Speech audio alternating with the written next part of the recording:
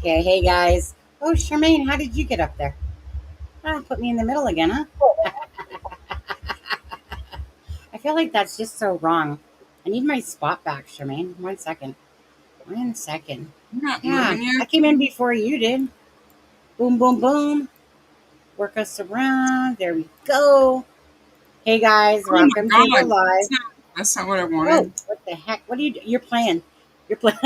Wait. Whatever. Sorry, It is sorry what. everyone. Anyways, Saturday night fun. Saturday. Yeah, is that what today is? Saturday? Okay. Saturday night fun. Actually, so this is the not live that I wasn't. Wait, actually, Charmaine, we're not in the right position. Let's. Oh, see, Charmaine, that's the one we want. Anyways, this is the non-live live. I said I wasn't going to do yesterday, and then somehow I, you know, coaxed you guys to come in and join me. Anyways, hey everyone, welcome to the live today. Happy Saturday. It's not, is there even a word like Sunday fun day, Monday fun day, Tuesday? No. Monday Oh is man. never a fun day. Yeah, yeah, yeah. And so we'll just say hi to some people here. Hi, Bugsy. Hi, Darlene. How are you? Hi, Cindy B. How are you? White Shed Recordings. Name doesn't look familiar, so if you're new, welcome. And if you're not, take that back. And then welcome again. Anyways, Renee, how are you? Stella, thank you. Nancy's in the house. Native Girls in the house. And Hannah. Uh, Carpet Door.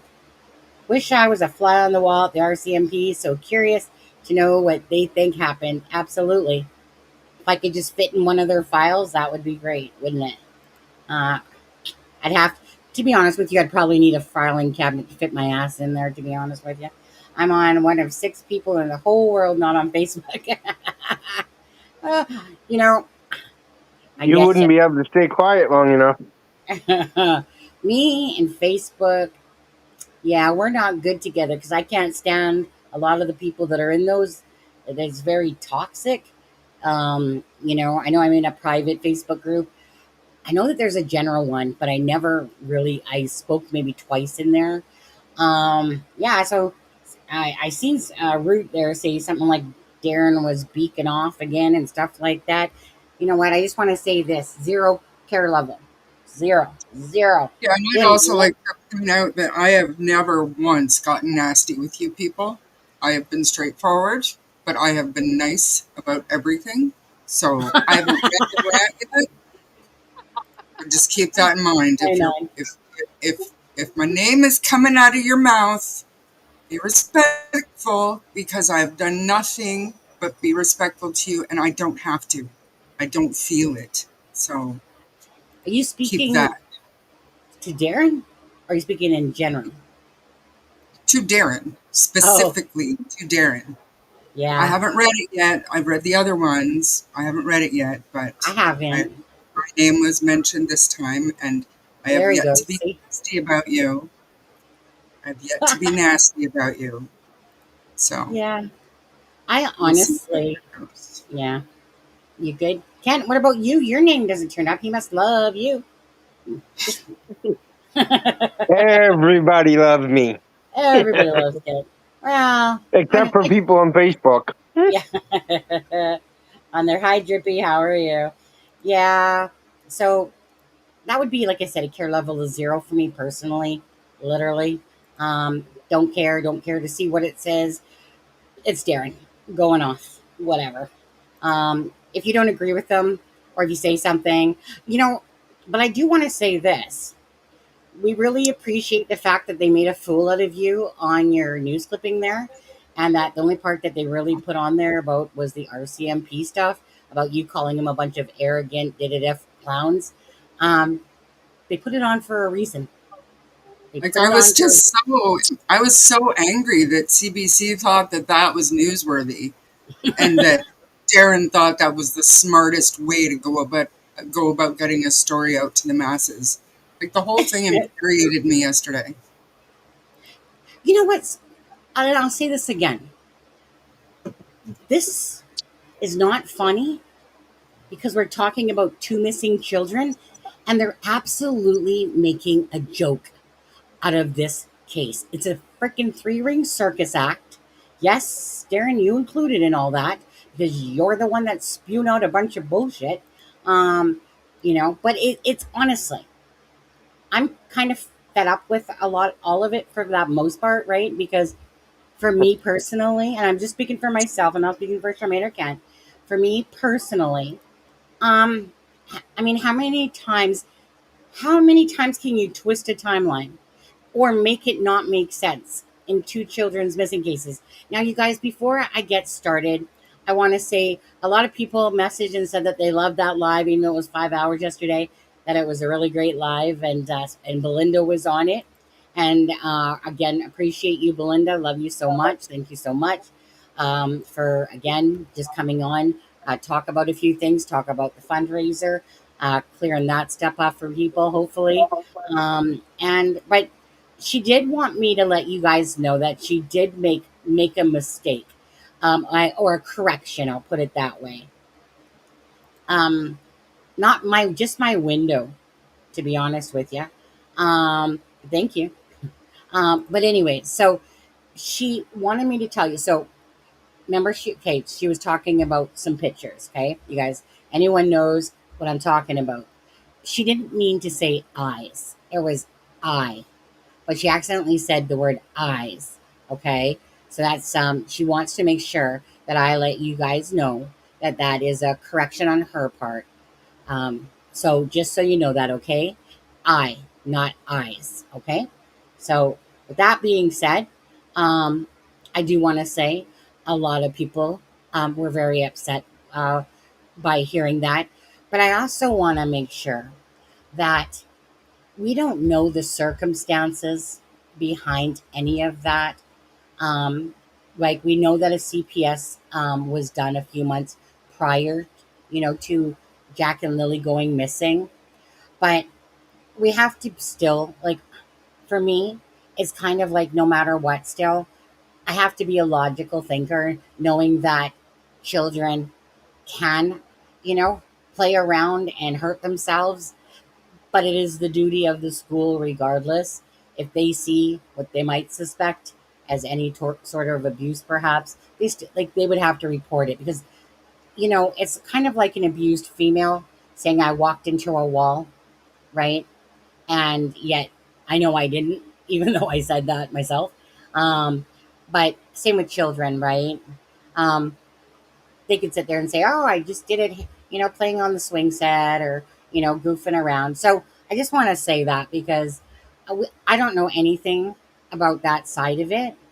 Um, but again, so it's not accusatory. We don't know what's behind um, those pictures. I mean, you could probably maybe speak on it better than I can. I think I said it okay, but Yeah, for sure. Like nobody, to me, nobody. I knew it was going to happen, and that's why I said it numerous times last night during our live stream that there is no proof that Daniel did anything to those kids. So please don't take this information and run with that narrative because that's not what was said. We have no idea what happened, who might have hurt the kids, or how bad it was. We have no idea. And the information that came out, we weren't expecting it. I'm sure Belinda wasn't expecting to share it, but it came out. And I think we were all taken back by it. And our reaction was our honest, true reaction. And that's just the long and short of it. Nobody here said that Daniel did anything to cause CPS to come in. You can you can make your own assumptions from the information that we provide, and that's got nothing to do with us. yeah. Um, but I do want to really quickly, because somebody asked earlier how the buddy bench is going, a little Oh bit yeah. excited because I found somebody today that can engrave in wood. So I have somebody that's going to put Jack and Lily on the front of the top of the bench. So tomorrow I'm going to start staining and varnishing, and yeah, and then like being Monday, I'll start like looking around to figure out how to ship it. But big thing is getting it built and then on to the next step. But anyways, back to Belinda. She shared it. Some of you Uh, ran with it. And I saw it. I did. I saw it all over. Everybody's talking about the abuse of these little kids. We don't have any proof of that. yeah. So, Um, and absolutely behind that one. I mean, I get it myself that Jack and Lily are missing, and then we're hearing this news, but we still have to be cognizant of the things that go out there, because you never want to accuse somebody, right? Speculation, but you know, like I said to Belinda yesterday, I had come across that information, but I really didn't overly pay attention to it because it was like it was it was a message and it showed like the teacher's name on it. But it was something like there's certain things sometimes I stay away from when I don't have information to back something up, and that right there was you know, it's a topic. Absolutely. Like, so for Belinda, she got pictures, right? And she said how she got them or was shown pictures. And she said how she got them. Um, that's information I would have never had back when I saw them. I totally forgot about it myself, to be honest with you, up until Belinda brought it up yesterday. And then it reminded me of that post that I had seen. But there's so many rumors and stuff going around, and it wasn't something that I could sit there and verify anyway. So if I can't, then I'm not going to sit there and talk about it, especially a topic as touchy as that one is. Um, because we don't know what happened. We don't know why, like what, again, um, kids. so yeah, like my grandson, when he was 1.5, 2, he went through this phase, and it actually made us think he might have been on the spectrum or something, and we took the steps to have him diagnosed, whatever. But the time, like he would bang his head, his face, as hard as he could off of any hard surface. We had to put pool noodles on his crib. Um, he banged his head so hard off of a wall himself one time. I think for his first two yearly pictures, he's got a shiner. And I'm telling you, my daughter would never dream of hitting her son. Never, never, never. But it looked terrible. It doesn't look good, right? He had a shiner, and I told her, like, we have to figure this out. Like, there's no there's no way you can allow this to go on, because not only is it bad for him, but it looks terrible. That poor boy is going through something. So anything can You know, happen. And if they were on the spectrum, maybe that was something that happened. Like, we don't know. yeah, and I want to say this again, um, because with the case going on, and then for Belinda to even have to look at these pictures, regardless of what happened or how the cuts and the black eye happened, Jack and Lily are missing.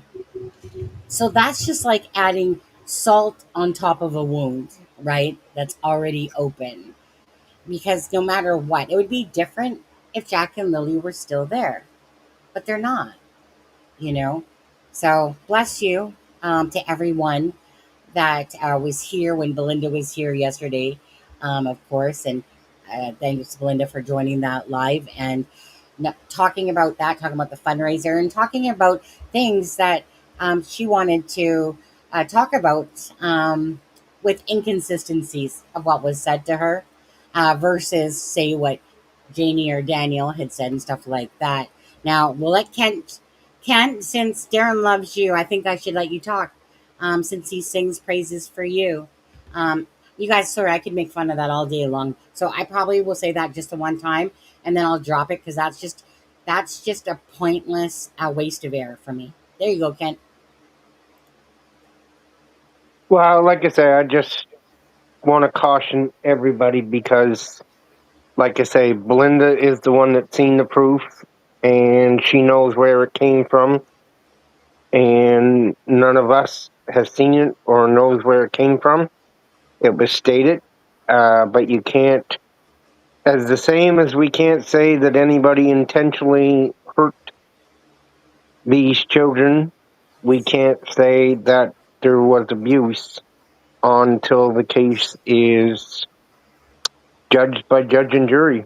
Um, if there was, what I say is, if there was, and CPS didn't do anything, then they have some questions to answer. Because that was several months ago, is what we were told the school report of CPS was. It wasn't like it was last month or last week before they went missing. It had been several months ago. So if there would have been anything sufficient of charges, why wasn't anything laid? Because that would have been out in the public by now for sure. If any of them had any charges like that, somebody would have leaked that. Yeah, agree. I didn't. I just want to say I didn't realize I had it at 3 minutes. In my head, I had 180. I mean, I do want to say this though. Yesterday it was on 2 minutes, and you guys are relentless for chatting. So trust me, as a creator, if you're not a creator, you honestly don't see how still fast chat moves, and it moves rapidly. So it's kind of one of those things as a creator. So it not telling you to get a membership, but membership people don't have to deal with that. Okay, it's $1.99 if you do want to become a member. But the bottom line is, when there is a bunch of people in chat, whether it's 350 or whatever, and people are going, it just rolls from my end. It just rolls, and then I have to start scrolling down because we're doing a live. Plus, I'm sitting here trying to talk, and then of course, then the chat is just keep moving and moving, and I got to keep scrolling, and then I start missing tons of comments on there. But anyways, I put it down to 2. Okay, so let's see here. So I'm going to scroll down to the bottom. Thank you, everyone, for being in here. Again, the purpose here, you guys. Let's just get this straight right off the bat, okay? It's about Jack and Lily first and foremost. I say that to Belinda all the time, and any other family member that knows, and Belinda, of course, agrees, right? Jack and Lily are first. The family members that speak up and talk, again, that will come secondary. Well, let me put it this way: the RCMP will be more important. You have bills to pay. Uh, oh,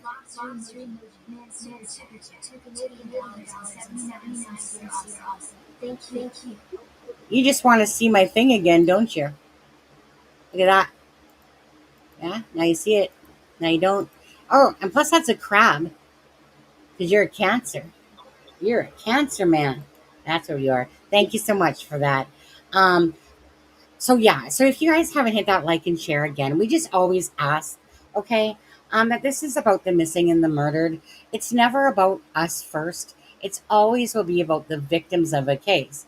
The most important information in any sort of case whatsoever is, of course, a timeline, and it's when the RCMP are talking or the LE in the United States, since we cover a lot of cases in the United States as well, and some of them over the pond, but and then after that, then it's going to be about the family members when it comes to information. Other than that, anything is way less of a grain of salt, and it's just hearsay. Darren, you would know about hearsay. When you're repeating something from a third person and how it can get twisted, right? Um, and that's kind of when Jamie said to you that Darren got some things wrong. But the thing is that once it's out there, it sticks, and then not everyone realizes that it had changed, right? Um, so when it comes to other people talking for somebody else, again, you do take it with a bigger grain of salt. Obviously, Darren still is a family member, but he's not speaking for himself when he's talking about Janie or Daniel. He's speaking for himself when he's talking about having a conversation with Cindy, if he's had a conversation with Malaya or any other family member like Patty, which is the grandmother of Malaya, Cindy's mom. So, huge difference, right? And All I look for myself is a timeline of the incident or the case that's going on. Um, just why? No different than Sebastian Rogers' case. Child goes missing. It's a puzzle, right? 3 days has gone by. No Sebastian Rogers. Wait, what? No Jack and Lily. Wait, what? Like you think that this is just going to be find them type of thing, and families all back together and happy and stuff like that. And then no. So when it comes to cases like this, what people say is very important to build a timeline, because these type of cases very much attract people, because they're just weird. Okay, it's weird when children disappear, especially um, babies, younger children, because usually a lot of times that's some sort of sinister shit going on, to be honest with you. Usually when it involves children that are very young. Teenagers, not so much. Teenagers, a lot of them make it back home. They ran away for the day, few days a week. But when it's the babies that are involved, like the Orrin and Orson case out of the California there, you guys, if you're from Canada, you might definitely not know about that case. And that's when the parents, right, adoptive parents, literally stood in front of their freaking podium. Thankfully for them, in a sense, it was during the C word time, 2020, right? So they could kind of mask their expressions, and but they were sitting there just bullshit after bullshit right in front of the camera. We could just use your support, anyone. And it was a joke. You could see it was a joke. It was a joke. Sebastian Rogers case, same thing, right? The mother, the biological mother, the stepdad. The stepdad's too busy playing games on YouTube channels and stuff like that, talking in Facebook groups. Oh my God, sounds so familiar. Anyways, playing games. The mother's barely doing any interviews. Meanwhile, Seth, the biological father who lives an hour away, who works for like the correctional center of Davidson County, up in there, Tennessee, Hendersonville. Okay, but he was working in Clarksville. Works in Clarksville. Well, no, sorry, he lives in Clarksville, but of the Davidson County there. But anyways, so over 1.5 years later, there's no answers for Sebastian Rogers. You would think that the mother, okay, in this particular case, I'm not speaking about Jack and Lily, but you would think that the mother would have put herself out there, done interviews more or less and stuff like that. No, everything that we say here that a mother should do is not happening. But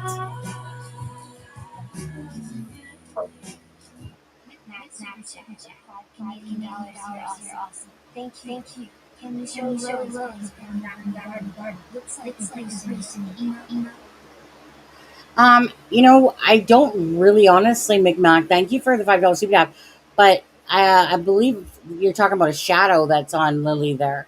I think me and Charmaine were looking at that before, weren't we, Charmaine? We actually were looking at that, but I prefer not to do stuff like that. I don't want to feed in, because the reason why is Sebastian Rogers' case, McMac, is the same thing.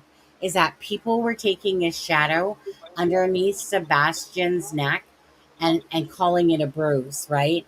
And so I don't like to be careless like that when it comes to showing something that I can't confirm at all is a bruise, but especially when it comes to shadowing. So please, no disrespect at all. I just prefer not to do something like that. But because me and Charmaine were looking at pictures and stuff and looking and going, is that a bruise? Right? I mean, to be fair, doesn't matter if it's this case or any case. We get a picture, we are zooming in on that picture. We are Yeah. we are studying everything in that picture, from the garbage bag in the background to the yard outside the window. Everything in that picture is getting scrutinized by us. Just because we don't say it, Doesn't that's mean we're just what we not do. looking. We're just nosy. We are nosy, of course, because this case is weird, right? It's Yeah. strange. And it's ridiculous that this is a three-ring circus act. And why? Because of family members that are speaking, that can't build one timeline for Jack and Lily properly. And that's what we're going to be talking about today is the bunch of different inconsistencies that have been going on. And okay, we all know. I don't have to say this 100 times. We can just cut the crap with that stuff, right? We know that the timeline that's out there, it's like pulling teeth. And not only that, but the zigs don't zag together. Yeah? They just don't zig and zag. It should be a flowing course of events. We all know that. So what happened to Jack and Lily? Why are we getting inconsistencies from family members? Why is perhaps Malaya not saying anything? A lot of people keep assuming that, again, like if I was the mother, I was the mother. But there's always other sides to what's going on here for sure as well, right? We saw it in the Delphi case. So I'm not delusional to that stuff at all, you guys. Again, been in true crime for 5 years. We follow high profile cases in all the cases that we cover, not because we want to, they just turn into high profile cases, right? But so it's one of those things, again, whoops. Oh, wait. Irish girl gifted a membership. Thank you, Irish girl. Who got that? Who got that? Who got that? 1 second. I'll find it. Studio. There it comes. I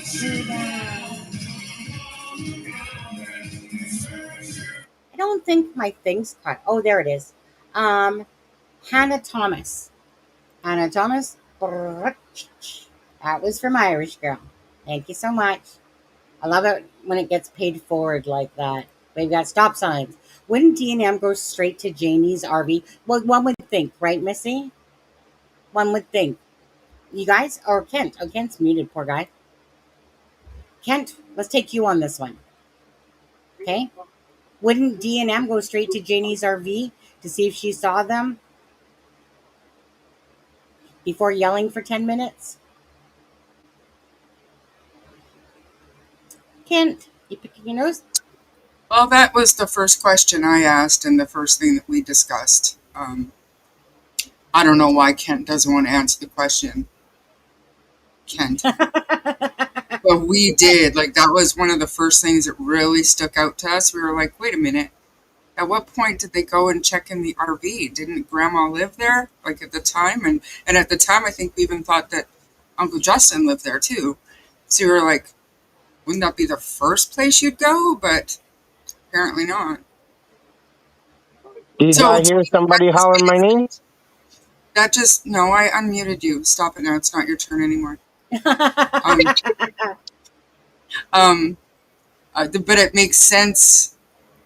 Now it makes sense because we know how quickly Daniel came out and was calling for Lily and Jack, and that woke Janie up, and she came outside relatively quick after, so that makes sense. But at the time, we were just like, did they check the camper? Like, who lives in there? You know what I mean? Like, I apologize, Kent. Go ahead. That was rude and nasty of me. And Eddie, I'll come back to you. I said I'd be back in a minute, so I didn't know what you're asking me. Yeah, we heard you when you were muted say that, Kent. No, I put it in the chat. Oh, I don't listen to you in there, Kent. You know that. No, but Charmaine reads it. Not when she's talking. So what's your question? The question is, what do you think about the fact that they went out yelling for Lily and Jack before checking the RV to see if the children were in there? Malay and Daniel? Yeah, like as a parent, that's there and the other buildings. I'd be checking to see if they weren't even playing with the chickens because they say they go in and play with the chickens all the time. So Janie said. Mm-hmm. You know what? There's enough bullet holes in this story. Honestly, it's just a joke. That's all I can say. I can't say anything better than that. It's a joke, regardless. It should. And how can I put it into words how disgusting this is? That we are sitting here, a grandmother Belinda is trying to find out answers. Daniel, instead of being nice to Belinda, he makes that comment about Cody, and it's just again, why is this going on? Like, what is going on? This is not only is it absurd, it's disgusting, it's sickening. These are two children, and these people are playing games and telling BS stories that don't make sense, including Janie. Including Janie. Janie might think it's her truth, but come on, it doesn't. Well, basically, she blew her own kids' stuff out of the water by her theory or by her facts, truth. But even hers doesn't make sense at all. And that's why, because the truth is being hidden about Jack and Lily. You guys know it. I know it, right? Truth is being hidden. Because when you have lies, what would you need to lie for? Quote from Daniel, by the way, 5 times at least, maybe 10. But anyways, so it's just ridiculous that we're at 2 months and 17 days, and they can't answer just straight questions. But you know what? My belief is this: the RCMP got the number for all this stuff, right? And that's what we're waiting for. We're literally waiting for them to. They can keep telling whatever inconsistencies that they want, but the truth is going to be told in this case. I rest assured on this one. That's how I see it. How do you see that, Charmaine? RCMP, they're on it. Absolutely. The truth is going They're to come on it. out. Like if we can take our little pea brains and put them together in a little pod and come up with our own spreadsheets and stuff like this, I am sure that these paid, trained, professional law enforcement officers, and don't come at me. I already said my piece yesterday about them. Y'all have every right not to trust them, but I believe that they're on it, and I believe that they're close. I believe that they're close. You know what? I do too. And when I say close, it could be a month. It could be next I'm week. I'm at the point now where I check first thing to see if there's any arrests. That's how close I think they are. Yeah. What about you, Kent, on that?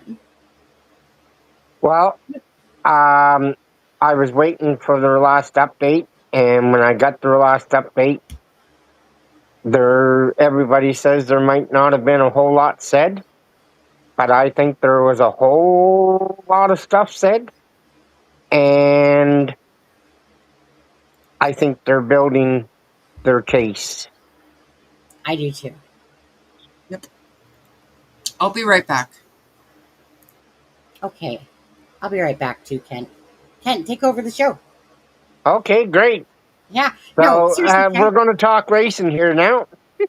Oh, wait a second, Oh, wait a yeah. second, wait a second. Didn't Darren say that Ken needs to man up and take over the show? So here's your chance. Make it Oh, good, Ken. oh, he needs to take over the show. You think so, Darren? Darren, why don't you come sit on my lap up here?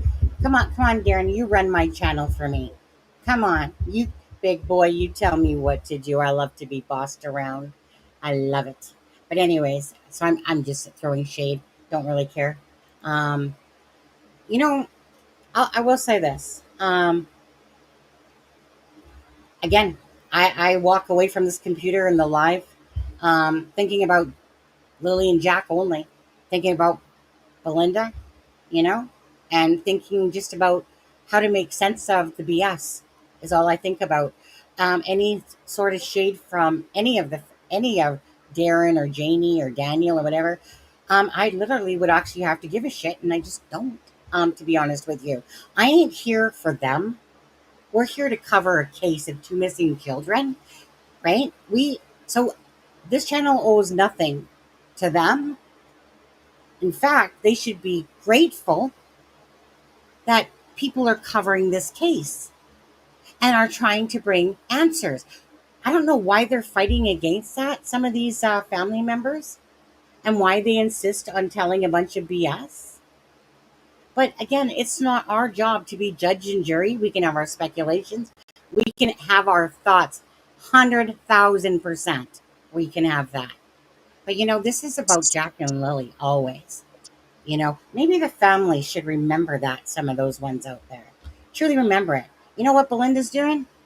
Fighting for Jack and Lily since the start, you know? So keep preaching it for Janie, for, well, I can't really speak for Darren on that one, but Janie, right? You guys have had over 2 months to sit there and keep fighting, especially if you believe that cockamamie story that they're hidden from Darren and Daniel, right? You guys, if they're so hidden that they need to be found, why aren't you doing your job? Why are we doing your job for you? That's disgusting. I'm just going to call it a spade as I see it now. I ain't taking any of the bull crap, okay? We're here for Jack and Lily. Okay, that's it. Jack and Lily. If people wanted to talk, nobody held them down and forced them to talk. If you guys want to have inconsistencies, own up to them. And if you can't own up to them, right, then it's probably best if y'all shut up, to be honest. But go ahead, keep talking. You will anyway, because some of you guys just can't shut it, Daniel. But go on.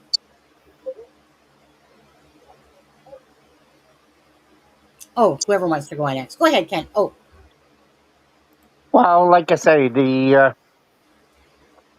I just think that we all we were all crying for information, and we received information from Janie, and then we got an update from the RCMP. And as per normal, if you look between the lines of what the RCMP doesn't say, um, I think it gives us hints.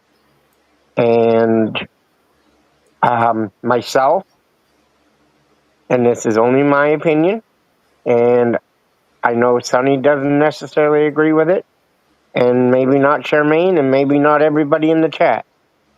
But the only hope that we have for the kids to come home is if they were sent away. So that's where my hope is at this point. yeah. I mean, And that, that's just stating the obvious, right? I mean, that is the only way that these kids, Jack and Lily, have a chance. are okay. And not even okay. Like, if you think about the implications of children being held somewhere and the reasons behind that, a lot of times, their mother can't see them, their mother can't. So, I mean, just the implication of that whole scenario doesn't mean that they're okay, you Oh guys. yeah, So, the effects on those children, like just because they come home alive, does not mean that they're not going to have long term memories and effects from this situation, especially when they get older and they get online as teenagers and they can say, "What? Oh, what this is all about us? Look at all these things that people were saying." That's where you got to watch and be careful, people. Absolutely. Absolutely.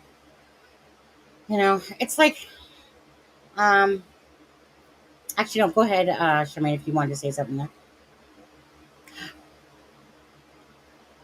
no, You know, I didn't, other than, okay.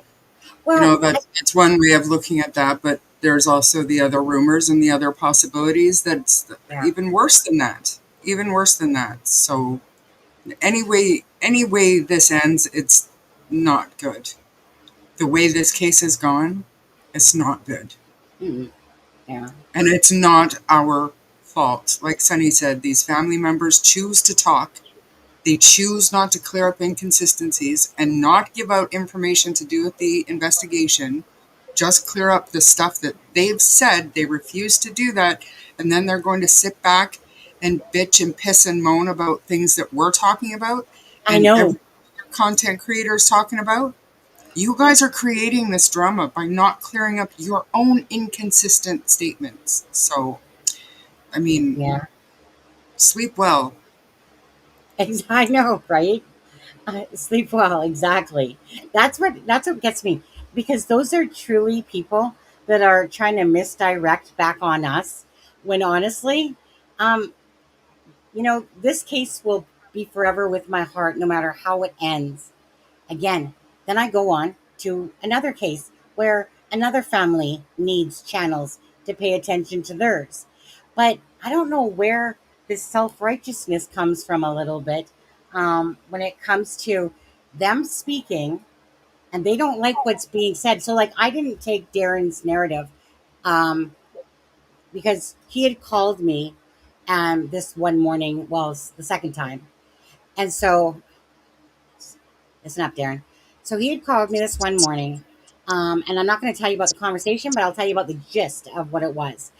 It was basically about having to bring friends, your enemies, close to you. So he was all about how that, Sonny, I'm letting you know right now that I think Daniel had something to do with this, but I need to talk to Malaya and whoever, right? So his whole thing that morning was that I have to be friends with people to keep my enemies close and my friends close, or sorry, my friends close and my enemies closer. Okay, I get it. I absolutely get that, right? If you're trying to figure out a situation and your family from the Malaya Brook side isn't talking, well, you got the Martell Mackenzie side talking. So I totally understand playing that game. You're trying to get information. You basically ask us where you need to, use them. But what happened here was then all of a sudden he got stuck and believed everything that Janie and Daniel were telling him. And that's his right. Of course, he can do that. But the whole gist of it was that he was supposed to stay neutral to Jack and Lily. But he has become so biased that Daniel and Janie's story, and what, sorry, Charmaine, I just want to say this. What was it that Janie said again, in the sense of that a light bulb went off? As if once Darren started talking Oh, to her, everything made that, sense. that Everything every, just came together. What? yeah, well, Janie, Like in what Daniel, way? oh, sorry, go ahead. No, no, Okay. I was But, just being an asshole. well, Not a but, nasty asshole. I was just being an no, you're asshole. being an angelic asshole. Okay. But Janie, Daniel, and Malaya and the children are on the property. So what the heck is Darren doing coming in, freaking changing the freaking timeline in a sense of Malaya being at the start? You didn't hear Janie going off with a bunch of that crap, but yet Darren put it out there that Malaya was at the end of the driveway, but that she didn't see her, Malaya putting the kids into a vehicle. She just saw her, and he started twisting this narrative Hmm. to the fact And that the children were hidden. right, and the thing that gets me about that whole piece of this puzzle is that Janie said that most of Darren's information that she told him was correct. But what I'm listening to and what we've heard from Darren, none of it matches. Like next to none of it Next matches. to none So of it. I want to know what part of Janie's information did he get right? Because yesterday on that interview and in the private chat last weekend, nothing Janie said matched up with Darren's story. So it's just odd. It's odd. Honestly, it just didn't. And not only that, it's like, so I remember asking him about, well, when was this? At one point he said 6 o'clock or something like that. Next time he's saying like 8 o'clock. Next time he's saying, no, Jenny said something about 9 o'clock or whatever. And I'm just like, holy shit. I still can't understand what's going on here. And it's because he inserted himself. But I still feel like he was doing it. Like, I still feel like he does things, even though if he's being, ignorant and stuff like that on Facebook, whatever. I don't care, honestly. But I really do feel like he still inserted himself for the right reasons of trying to help. But I feel like he's gone ape shit crazy. He's pissed off at the RCMP calling him a bunch of arrogant clowns on the news. And he's going, the reason you guys all know this, right? They only showed this much of his clipping, like what, 32 seconds or something it was? Why? It Because was it was, almost to make him look insane. It mm-hmm, it didn't. it didn't do anything for the I case. can't believe that CBC chose that information to put out on a primetime news show, an interview about two missing children, and that's what CBC found newsworthy. I mean, I Okay. am rip roaring angry at that part. Like, if that's all he gave you that you think is good enough to use, then don't use any of it. Like, really, that's That was, newsworthy in the case of Jack and Lily's disappearance. Really, CBC? yeah. Really? Hmm. What the fuck? Well, the thing is, so, and, and maybe just Darren's, I mean, this whole family, all the families, it's not like they've been in this true crime spotlight before. Darren, he doesn't understand how it runs. He's getting a taste of it, but he's not getting a full picture. Again, it's like having a bear cub coming into a bunch of lions and stuff like that. And not just Darren, but a lot of the family members, and then going, oh shit, like we're getting attacked, we're getting this, we're getting like just it's everywhere, right? And unfortunately, that's life on the YouTube land. It is. It just is. Doesn't matter what case you go to, it just is. Now, we knew, okay, that if Darren went in there with any of that speculation bullshit that he was spewing to us online to all you guys, right? And it might be a good theory or a scenario that he believes in, but the news don't care about that crap. They don't want to hear, oh, I think that they're hidden on a reserve somewhere or something like that. They're not going to play that crap. The news is about the facts of the case. That stuff belongs on YouTube. That stuff that he went there for, that's why. So, like Charmaine says, they pretty much put him on there to show that little piece of him, basically calling the RCMP a bunch of idiots and clowns out of all the 2 hours that he spent there, or 2.5 to 3, whatever it was for him. And I knew that the news wouldn't play that. So I wasn't shocked when I saw this little blurb of a clip because they don't care about that type of speculation. They just want to report on things that are actually credible, hence why Daniel's saying something or whatever, regardless if you believe it's credible and stuff like that, you Yeah, know. but Sunny, Mm, that, I mean, I'm not ready to just excuse CBC because I don't think Darren's story is credible. I don't either, and you know it. But having him on there saying, and I quote, the RCMP are a bunch of arrogant, conceited, incompetent clowns. How right. does that help find Jack and Lily if you're not going to follow it up with any of his theory? And I understand why they didn't, but then leave out his insults too. But that's what we Like were he just saying, lost Charmaine. all credibility. Yeah. I mean, we're saying the same thing. I don't understand why they aired that little blurb. Like keep They were it to just, the fucking article from the morning. honestly, like, that's something you would see on YouTube. That clipping right there of Darren. That's not something I would expect a news channel to put in that. Like, if it was overall about a, 5-minute piece of Darren talking about, certain aspects. Because, like, there's points where he could have been talking to somebody, but at the end of the day, the news channels will decide what they're going to use. But they went ahead and used that one. Uh, to us, to me, it makes them look like a fool that that's the only piece that they played out of anything that could have been more important But here's a with spin for you. Here's a spin for you. What did Darren tell Kent? At the same time that he said that that interview would be coming out, what did Darren tell Kent? And I'm going with this because, not because I believe it, but because this is what Darren is going to start pushing.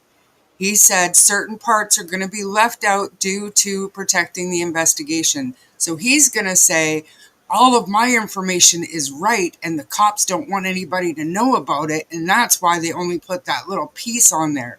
Yeah, No, that's not what just happened to you. You got steamrolled by mainstream media. it's true. It's It's so true. true.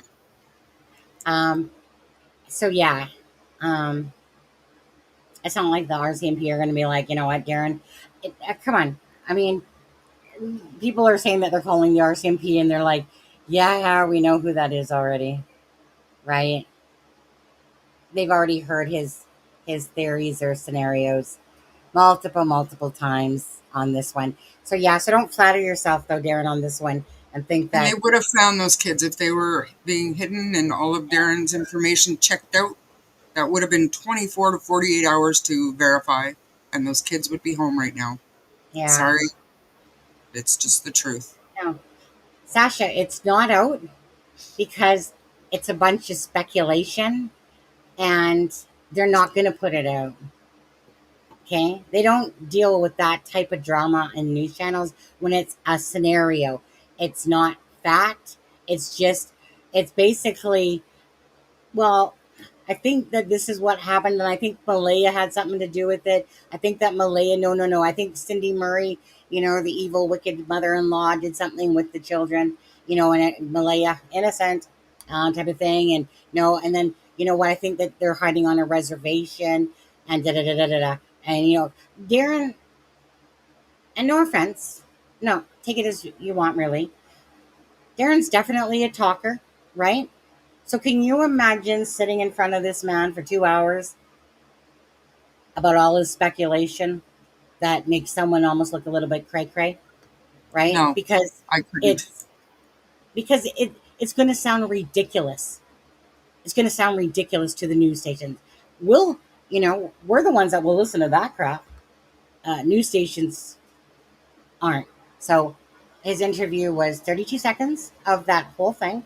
Janie's, however, was 8 minutes and 38 seconds of that 3 hour interview. So I always know full well that, of course, slicing and editing happens. It just does. It just happens. But the thing is, this in true crime, like I said, we're not newbies to this. We're not rooks. This isn't our first time, second time, third time, fourth time, fifth time, sixth time at the rodeo, right? So these are things that we know, and this will give Darren and Danielle and Janie a lot of insight to how things work. It will give you a taste. It's not going to give you the full thing unless you've been in true crime for quite a while, but you're getting a taste of what does happen, right?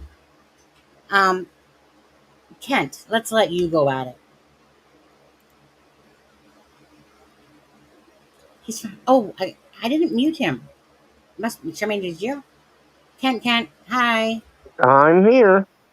Hi there. How are you? For anybody, I was just getting ready to type, but for anybody that's looking at it, it's in the 6:30 national news episode of Janie's. They had about a minute and a half of Janie's interview from that morning that they released, and in that was the part where Dan was talking about the RCMP, and like Sonny says, whether it's true or not, being an alternative scenario, which could cause, and I'm not saying it would cause harm, but could cause deflection in the investigation, unless they already had evidence pointing them towards that direction, then they would take it. But we don't know which direction that they're going. All we know is in their last update, they said it's still a missing persons interview. And that's what I said on the live the other night. It would be and would cut down an awful lot of speculation online if they would come out and they would say, okay, this is a missing persons case, but this is what we think, or this is where we're heading, or come out and make the statement that it is a criminal investigation. And that's what they haven't done, and they won't do that until they have the evidence to back themselves up, because they don't back themselves into a corner. Exactly. Kent, I'm just gonna play. I'm just gonna play the one that you sent me. I haven't searched out the other one because it doesn't matter to Yep. me really. But so you guys, for all you guys that haven't seen it, what we're talking about, we'll simply just play it. It's out there, but hey, we have it here. So we've been talking about it. Might as well play it. Okay, so it's a little bit glowy because Kent's screen recording it there. Ontario are now involved. Hold on. The search turned on. It's really low at the start, so let me turn that. Let me turn that up.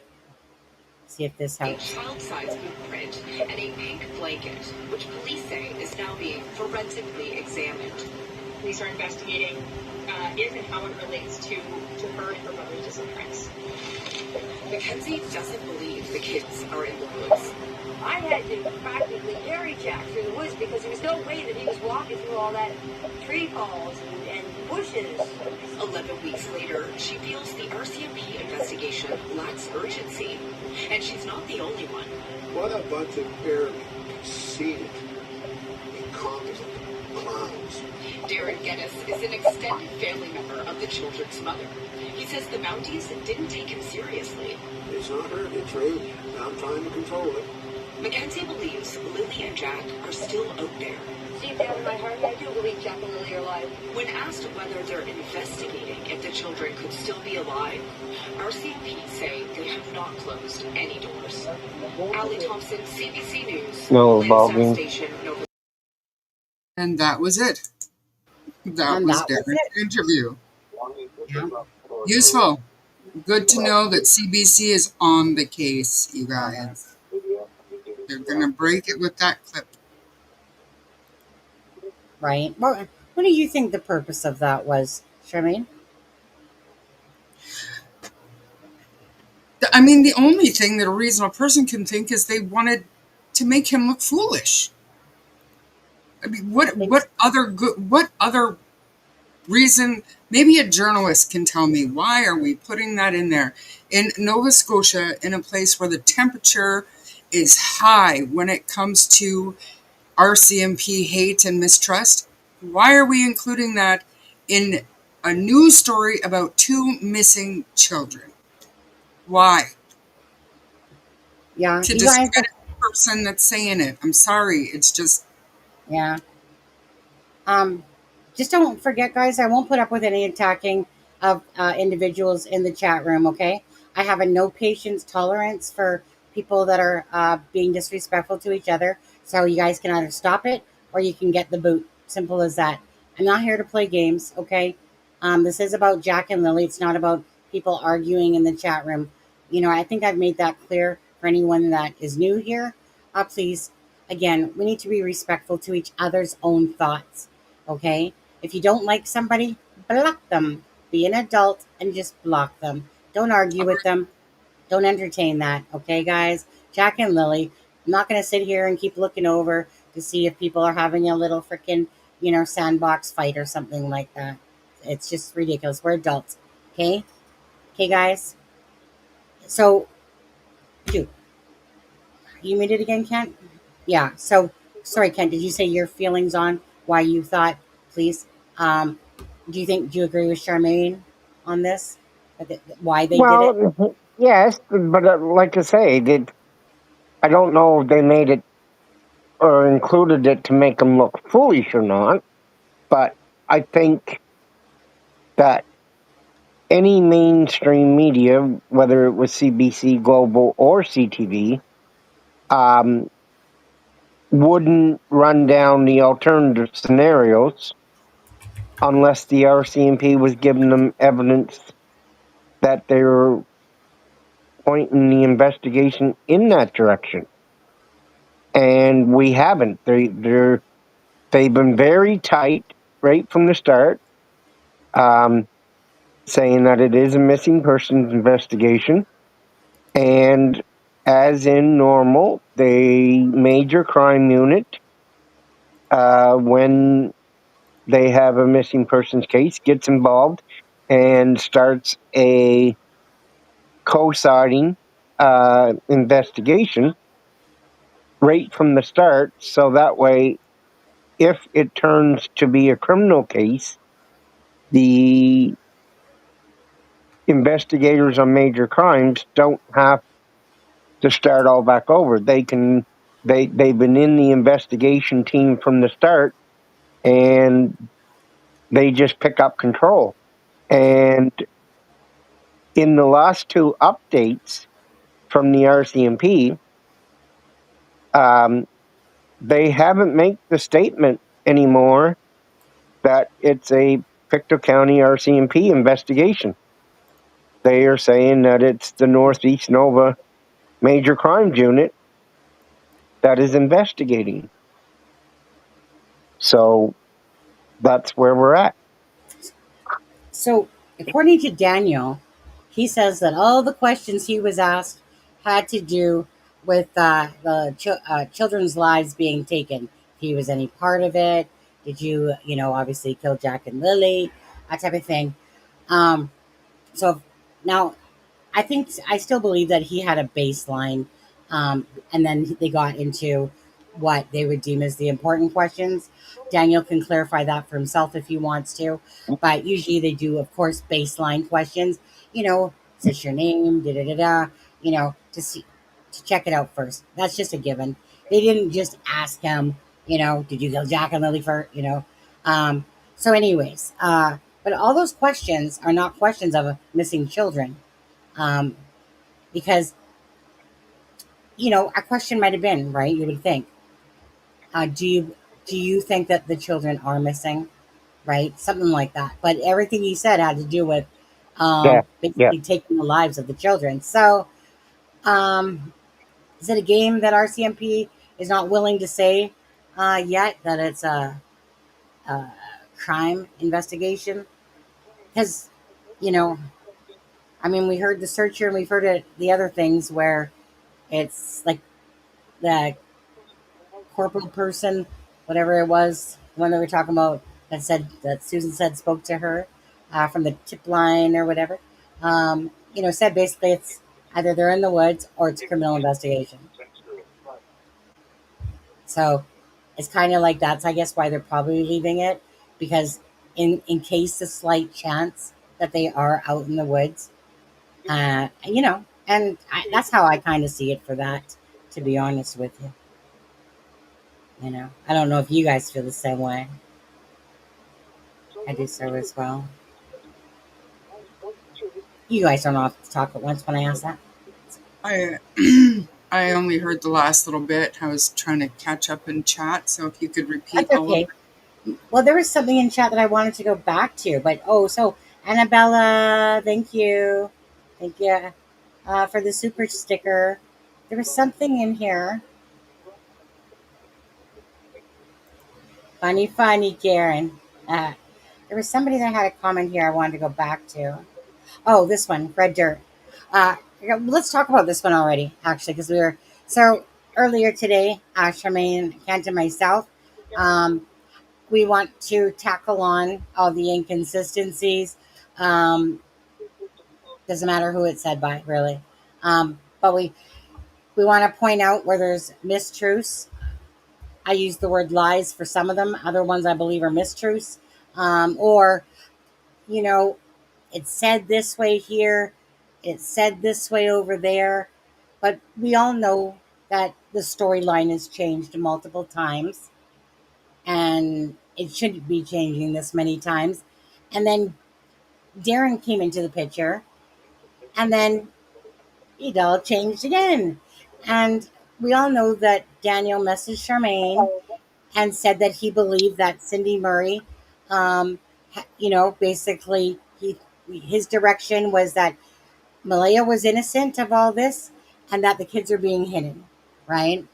And then that just fed in to Darren joining forces over there and turning into this whole twisted other story that Janie didn't even claim to on her live, or if she did, it was in every other clip that they cut out of hers or something. I don't know. Um, but either way, her storyline doesn't make sense. Daniel's and Malaya's storyline don't make sense. It could make sense depending on how we look at it. Well, not from Daniel Daniel's side of you, more like Malaya's, to be honest with you. But anyway, so did Jamie ever say she saw the kids that morning, or is Daniel still the last one confirmed to have seen the kids last? So I'll start He off said with in the chat, though, that Malaya put the kids to bed. I'll just say that, and then you can continue. who said that. Daniel did in a chat. It was one of the things that I came across. I believe I sent you the Yeah, timeline, but he when did we say were that. working this afternoon, I He did say found it. that. And yeah, so that's the last sighting of Jack. Um, Yeah, Last confirmed sighting of the kids, though, remember, is it's what can be proven Thursday. by something other than family, was CCTV video on Thursday afternoon. So, Yeah.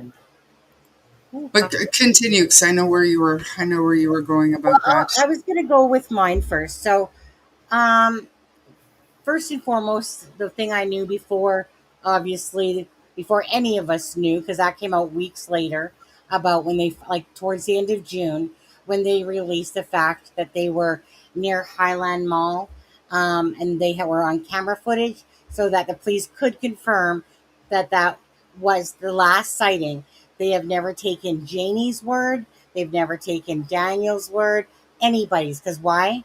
Because these people are a part of an investigation. And so, of course, mother can lie for son, and boyfriend can lie for girlfriend, and vice versa. Um, so, the first time that I personally was in a conversation with Belinda, again, right? It's Belinda telling me this, what Daniel said to her. So I'm only repeating what Belinda said. So it is, obviously third hand information. Belinda's and Daniel's conversation, obviously, is a direct conversation. So the first time I heard of it, Daniel told Belinda that Janie didn't hear the children. And so, or the dog barking or whatever it was, but definitely didn't hear the children. So that's what Belinda had told me, like, quite a while, like right near the start, right? As we were going over. And so I'd say within the first couple weeks.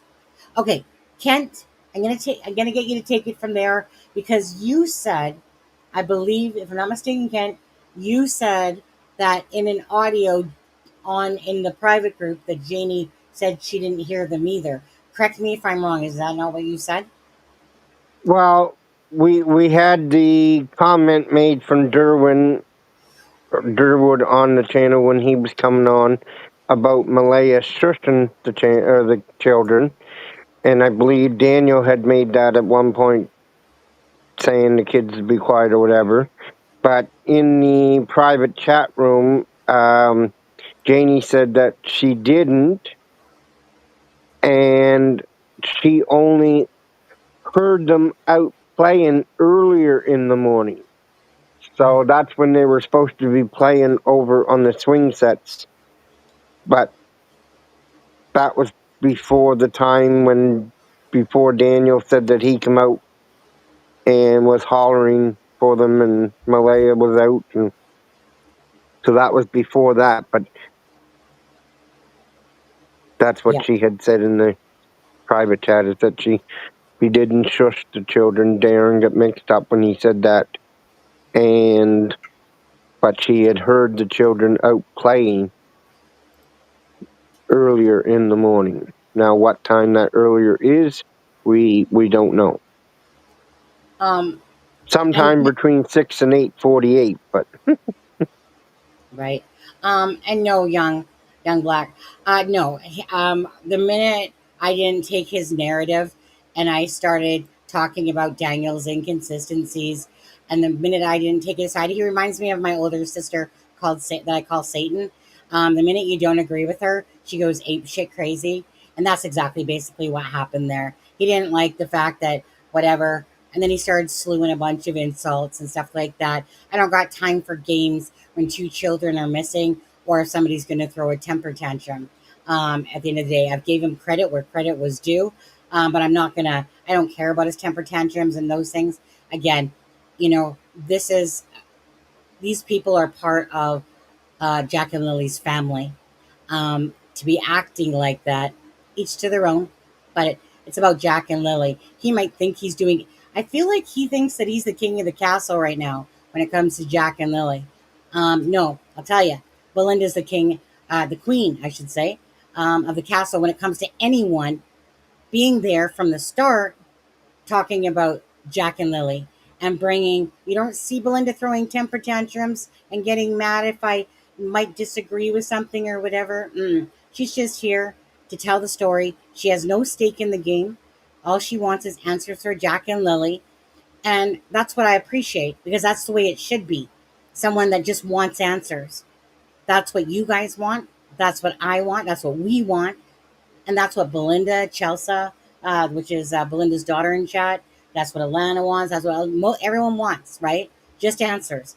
Throw your temper tantrums all you want, has no impact on me.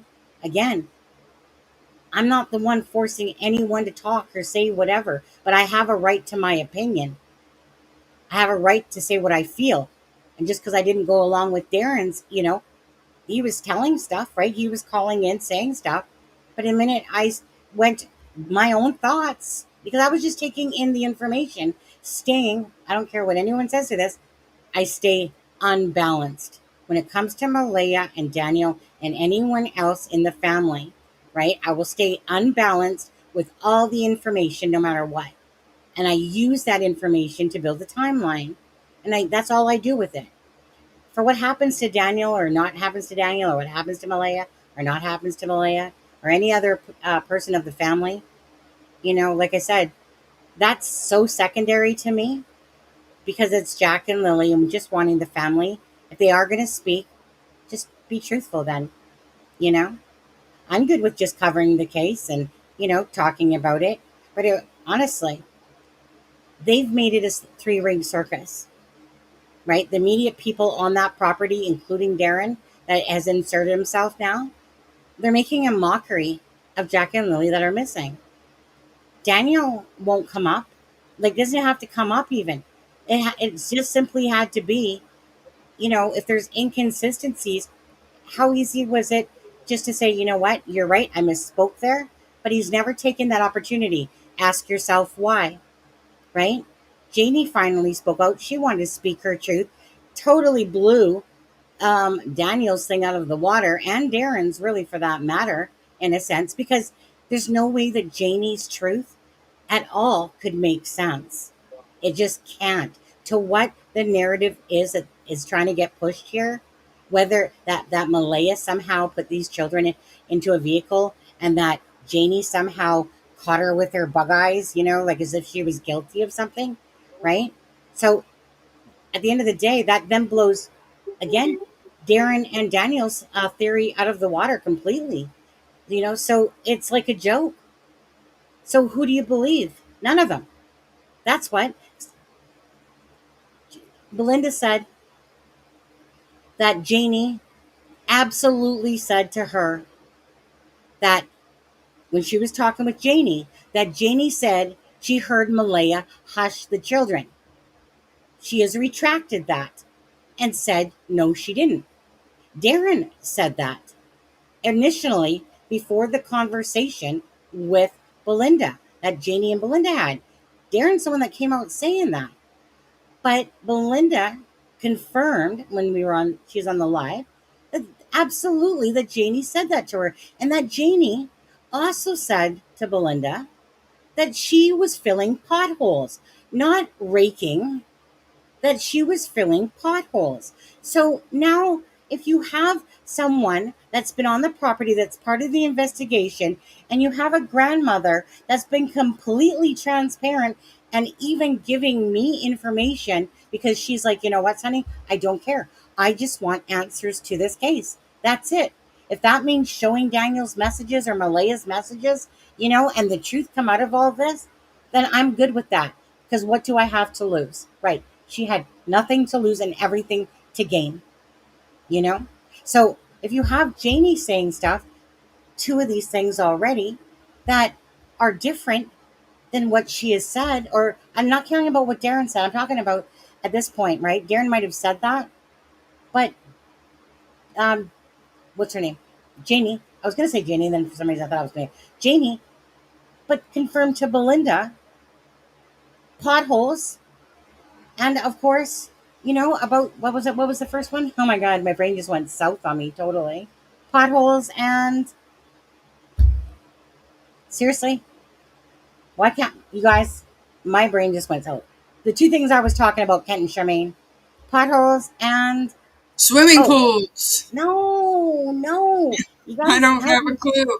I am too You weren't busy. even I'm listening. too busy refereeing your My chats. brain literally went so freaking south. It's not even funny.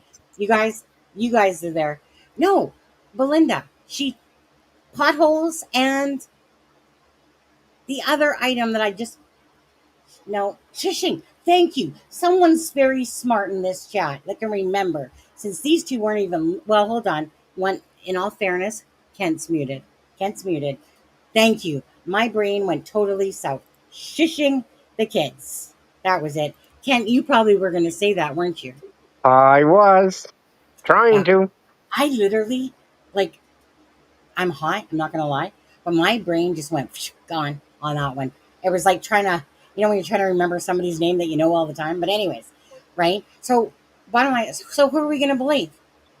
Belinda or Janie in all of this? So then that makes Janie not credible no more. If we believe what Belinda's saying is true, and I do, you guys have listened to Belinda. What does she have to gain? She's not the one that has to prove she's innocent, or be a suspect. So that means that Janie's credibility goes out the window, along with Darren's, along with Daniel's. Malaya's, we can't really say too much yet. We really can't. Because there absolutely could be a reason for what Malaya's doing. Right? We know that she was there. We know that the children went missing underneath Daniel and Malaya's care. She was on the property. We don't know the answer there because she's not the one speaking out, right? So what are we supposed to do? Just, keep blaming Malaya for all these things about lies or inconsistencies? We can't really, because she's only given one interview and two times, May 2nd, and then the other time was probably near, when did she share that with me? But her Belinda. story doesn't match up either. And that's the problem. Well, no, you're right. But it could. It could.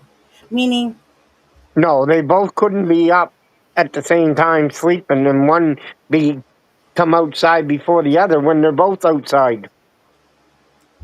true. Well, but if you looked at it possibly, Kent, from the angle that, But if you take what they said in their first interviews, yeah, Daniel told us that she came outside after he was already outside, but she says that she was outside, and then Janie says that they were outside together. So the three of them have three different wait, recalls of the same situation.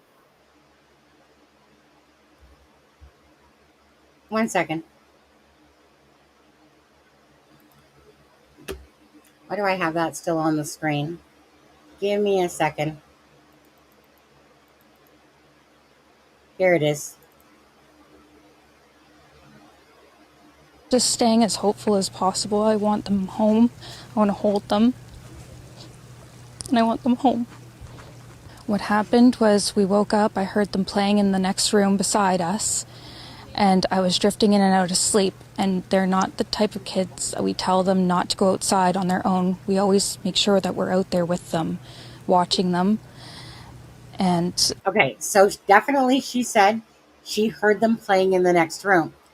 Now, she sent Belinda a text saying 8 to 8:30, right? Was the last time that they heard them for that. Okay, Yeah, so but I'm talking about when she said to Belinda that she was outside when Daniel asked her, should I call the Mounties? right, right. Right? That's what I'm saying. Well, The three of them are saying they went out at different points and none of them make sense. her right. No, no, no. Her timing is that basically both of them is the fact that I tell Daniel, "Do you hear the kids?" His is I asked Malaya, "Do you have the-" right?" It's scripted. Now, hypothetically, allegedly, is it Daniel's words that are entering her mouth in a lot of points because Daniel is saying because she's sleeping or something like that, possibly. I believe that Daniel, myself, hypothetically, allegedly, of course, Daniel, I believe that Daniel actually made the phone call to the school um, he says that Malaya did it on the Friday at 6:18. I actually feel like Daniel did that because he says he has the emails on his phone. I do recall, but I have no receipts of this unless somebody else does. But I do recall it being said something about that Malaya used his phone because her phone was dead or something like that. But I definitely remember about the Malaya using his phone. Um, so there was a post, and I shared it with, and I could be wrong. This is just speculation. Um, well, anyways, I can show it later. But so basically, there's this person that there goes that whatever works or whatever Jack&Lilly'S school or whatever it was, that says that when you call in, you don't get an email back. Um, now he says she called in school. Um, so if when you use the app um, to say that the kids aren't going to be in school, you get an email back from the school. Now he says that he has the emails on his phone to prove it. So I wonder if that's an inconsistency, or that he is telling us. Um, but Hey, that's Sunny, still what. the prof is paying you a visit and throwing a nice little threat. I put it on the screen for you. Oh, the prof. Oh, yeah, that's a Delphi loser. I'm going to Nothing but start report Sunny's channel every day starting today. Go back to Delphi, get yourself a life. probably Don't be, can't figure out how to read the transcripts for himself, so he's bored. I think so. Bye bye.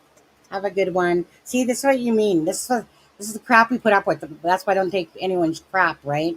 Because we put up with that crap from Delphi, those freaking losers. But anyways, um, online you deal with a bunch of stuff, right? That's why stuff like Darren and his little idle Facebook things and stuff, they mean nothing. Trust me.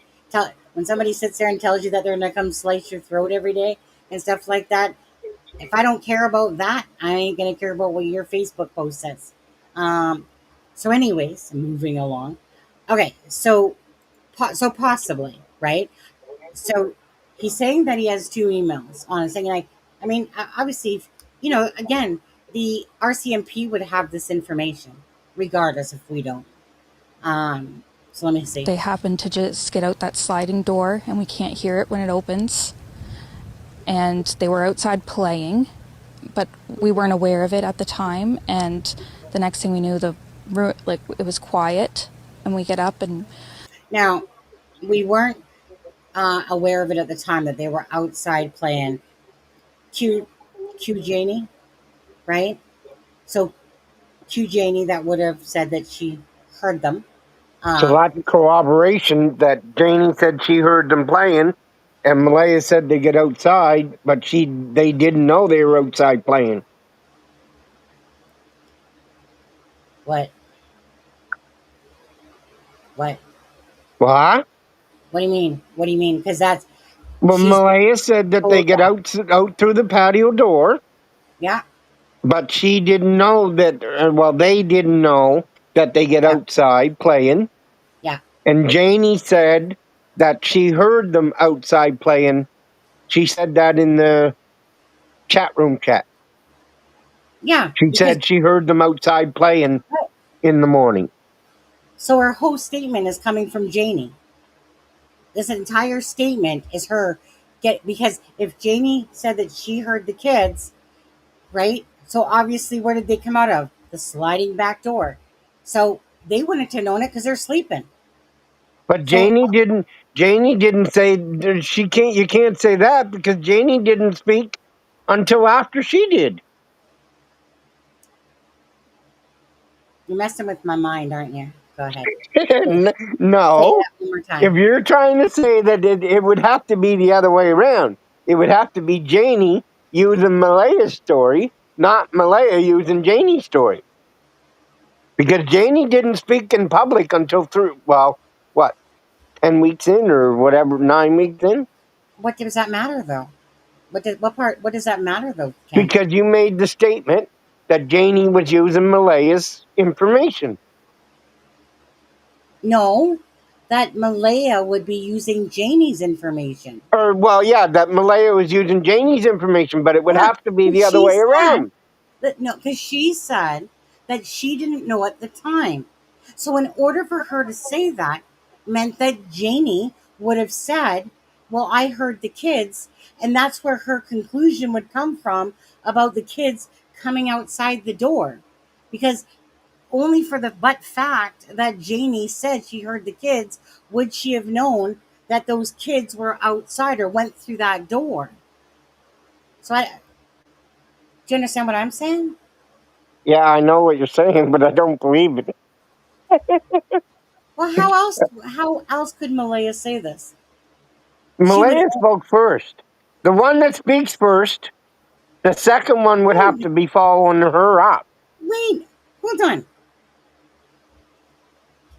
Just because she spoke in public first, then Janie, how does that have anything to do with the price of tea in China, though? Ken, seriously, obviously on that same day, that same May 2nd, just because Janie didn't go on no interview doesn't mean that Janie didn't tell her, I heard the kids. Just because we didn't hear that publicly, right? That's what it sounds like you're trying to say. I'm not speculating that. If I seen Janie's report to the RCMP because she said she spoke to the RCMP day one, then I could believe that. But if you're saying that Janie copied Malaya, I could believe that because Malaya spoke first. Yeah, But I can't see Janie copying, or I can't see Malaya copying Janie because Malaya spoke first. that you're not making sense. Tremaine, be our referee. Make that make sense. Because obviously she's talking about information that would have had to have been, right? Well, potentially derived from Janie in order to even know because they're sleeping, remember? Right? They heard the But kids. Parents. that's the cover story they come up with. Oh, That's what I'm right. saying. Okay, you're talking about a cover story. Gotcha. Gotcha. Okay. Whether it's a cover story or not, Or not. bottom right. There you go. Bottom line is that as we're hearing it, hypothetically, allegedly, as we're hearing it, is that she is referencing knowledge after the fact, meaning Malaya, obviously. So because Janie has said she heard the kids, right? That's obviously But then. but you can't speculate that Malaya heard that from Janie. Malaya spoke Who the first. hell asked? Oh my god, you're gonna hurt my brain. What the fuck is Well, going you're on here? hurting mine. Charmaine, go ahead. I have no idea what the two of you are going on about because Malay, Malaya talked for 35 seconds, maybe. I haven't yeah, timed her, but not that long. But it is reasonable to think that she had a conversation with Janie before that. thank you. However, But we however, don't but we don't know that. That's why I'm We're saying I using have to take it. logic. I have to take it because she spoke in public first. I would think that she'd be the one that said it. And if you're saying that Janie was copying her, I totally agree. That's totally plausible. But if you think that Malaya is psychic enough although we never heard it spoke, to say something that Janie was going to say and she only said it 9 weeks later. But I you're can't. assuming, Kent, you're Yeah. assuming that they didn't have a conversation because this Listen. interview here was on day 2, right? This So was day It aired 2. on day 2. It aired on day 2, but it was from It day was 1 day because that 2. was the day the kids Last went night, missing. no. Last night was the worst night because I didn't have them in their bed. This was Saturday. this was Saturday. So there was all that time they probably had conversations. And I don't know what either one of you is Exactly. saying. I'm seriously Wait, not, let's because just. I'm having side chats and looking at It's this okay. You chat. go back. They might have, but I'd like to say Okay. that's So no. my opinion. Yeah, that was your opinion, but mine at least is. I'm telling you, we're talking about being logical here, regardless of the truth or all these people lying. Regardless, okay. The only Exactly. way that Malaya could make this statement, because of course they would have had a conversation on the second when the children went missing, and that conversation would have been between Janie, Daniel, and Malaya, and whoever else was there, and then obviously, if they're acting like woohoo, coming out, where's the children? Where's the children? And Janie's like, well, I mean, Malaya was like this, but I mean, I just heard the children. She says, and then, but I didn't hear this Jackie. So you're messing with my mind, dude. Because obviously, just because she comes out first doesn't mean that conversation didn't exist. So, regardless of if it's truth or not, she still would have had a conversation with But Jamie, because Jamie is the one that's saying that that's her truth, that she heard the kids outside, right? They're not claiming that they heard the kids outside on any interview. Only Jamie is claiming that she heard the kids outside. So, she's her- she's implying it that the kids were outside playing, but we didn't hear that. That's what she said. I'm gonna let this one slide right now. I'm gonna But let this one anyways, slide. to get away from that, there's Yes, enough changing and speculation of stories here. I don't think we have to create any more. I was gonna say. Well, at the end of the day, we don't really, do we? Um, because, but I mean, okay, Charmaine, did you have something that you needed to say before we go off again? No, No, I'm just, I'm sitting back listening to you guys completely scramble my brain. no, Good job. no. Ken scrambled mine. Mine was fine, and he scrambled it. Ken's. Okay, I'll take the blame, We but just Thank you. built a spreadsheet. Just built a spreadsheet, you guys, and you're fucking it up. Just No, saying. he's fine. He can't see. Okay, but anyway, so let me go back. Let me go back to playing this, okay? Again, fucking be up, Ken. I tell him, my partner, Daniel, Tell him. I tell him, do you hear the kids? And he says, no. And we get up instantly. We're looking outside. We're looking everywhere, yelling for them. And I instantly just call 911. I just had the instinct I needed to call. They're both really go-lucky children. They're so sweet. They talk to anyone. They'll talk your ear off. They will speak to anyone. And No, yeah. See, people, don't try to be twisting the date of this interview. It was the second, right, Ken? yes, exactly. It was the second. I agree with No, that. it wasn't. This was Oh, on the 3rd. This was okay. on Third, the third, Saturday. third, This was on third. day Yes, 2. yes. Yes, See, Sonny, you're frigging me up. Boom! You guys, day The two. third. Day stop. two. Day 2, May 3rd. Yes, Saturday. but you That's Yes. what I didn't go back just said. enough at the start. Wait, I don't understand. Jermaine, that's what I just said. You said that after you said this was on the 2nd. Oh, This okay, was the sorry. 2nd. And I was like, no, it wasn't. It was the I No, 3rd. but she was thinking the second day. But I Yes, said second second day. day. yeah, Yeah, But we know we have to be very careful of the information we put out because second day, and the blanket was found on the first day. Okay, so yes, May 3rd. still May 2nd.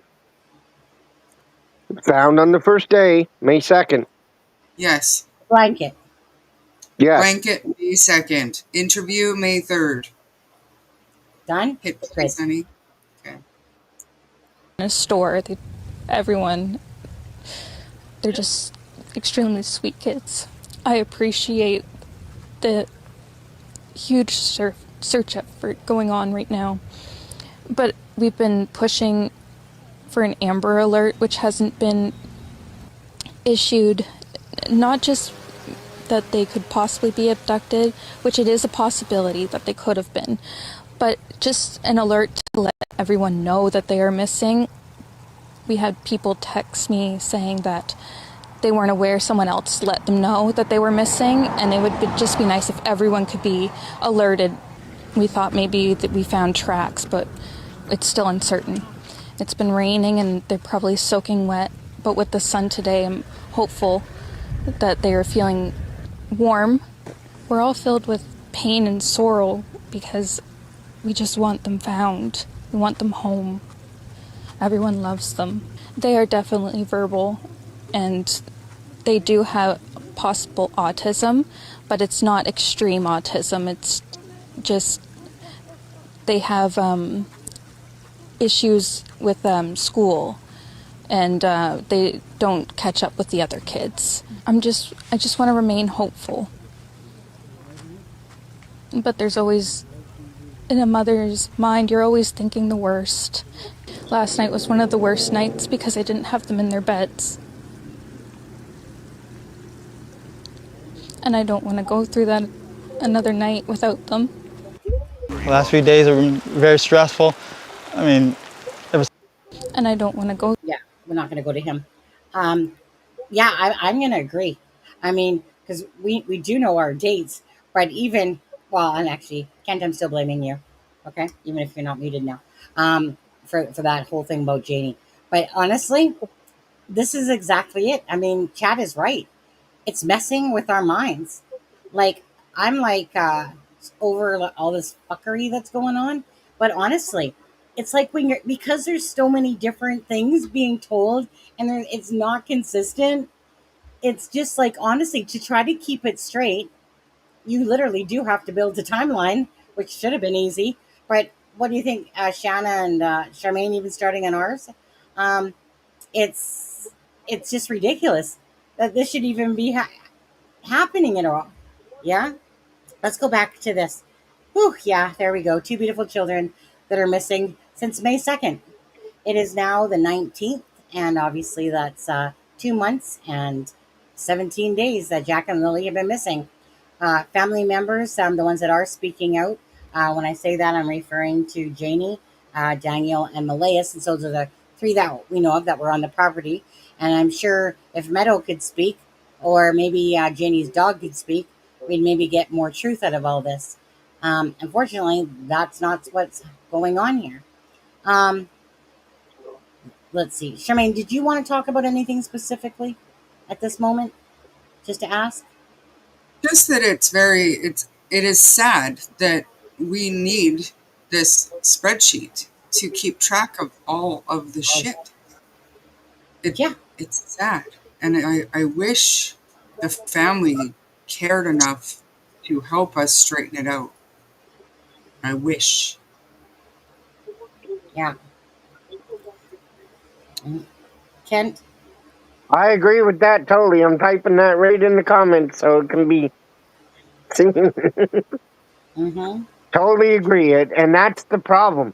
There, like I said before in my comment, there's so much different stuff being said at the same but different times Mm-hmm.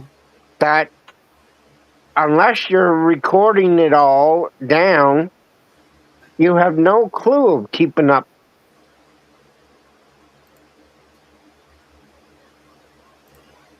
That's the truth. That is the truth. Fuckery. Drippy, I'm so glad.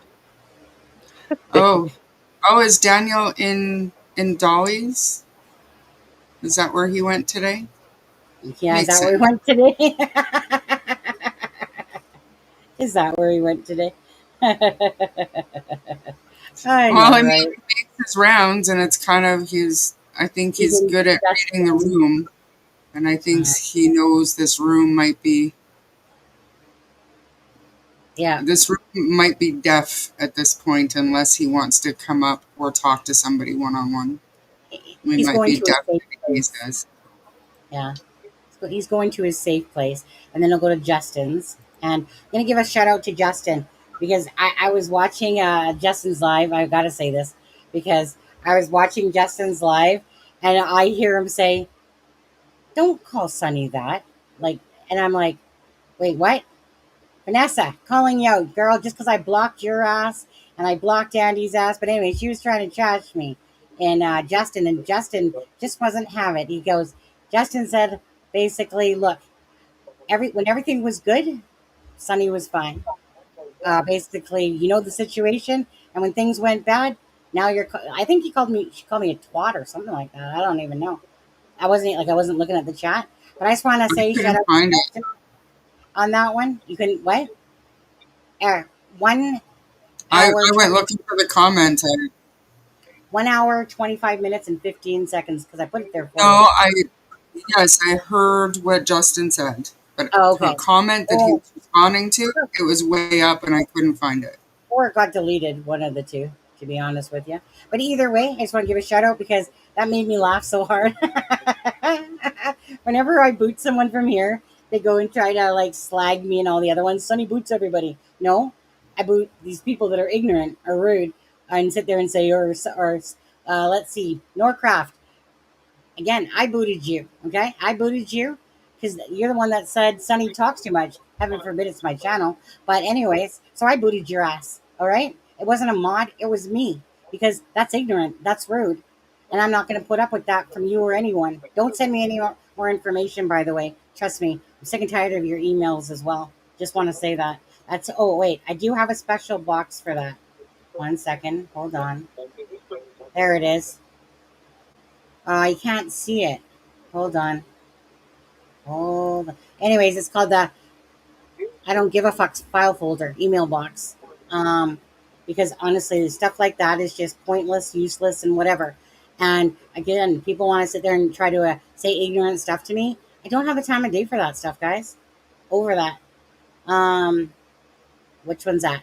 Go ahead, Charmaine. You put that up there. It's responding to Missy. Yes, it's like we're trapped in the funhouse at the carnival, and all those blasted mirrors are messing with our perception. I agree. That's a good point. And then the David and Catherine L family, nothing showing in this video showing his mother makes sense. Swing rope is clean, looks never used, and I noticed that too. Those swings are wrapped up. I mean, it's been a while, but are we not expecting them to come home, guys? Like, why are we buttoning things up like that? I don't understand it. A Well, lot that's of an easy one. kids, That's an easy one to explain. well, I mean, I'd like to finish saying what I was going to say, and then Go you can ahead. explain. Now I can't remember. You're talking about the swings being wrapped up.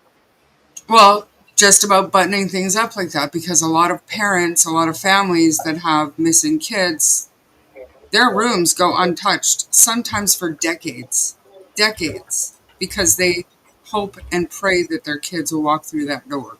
So it was just a little odd to me that the swing set was wrapped up. But do tell, Kent, why is that Well, swing set?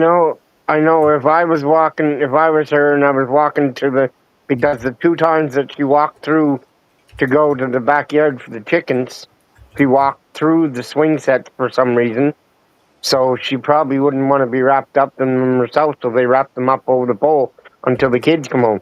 The other grandchildren aren't coming to visit until the case is solved.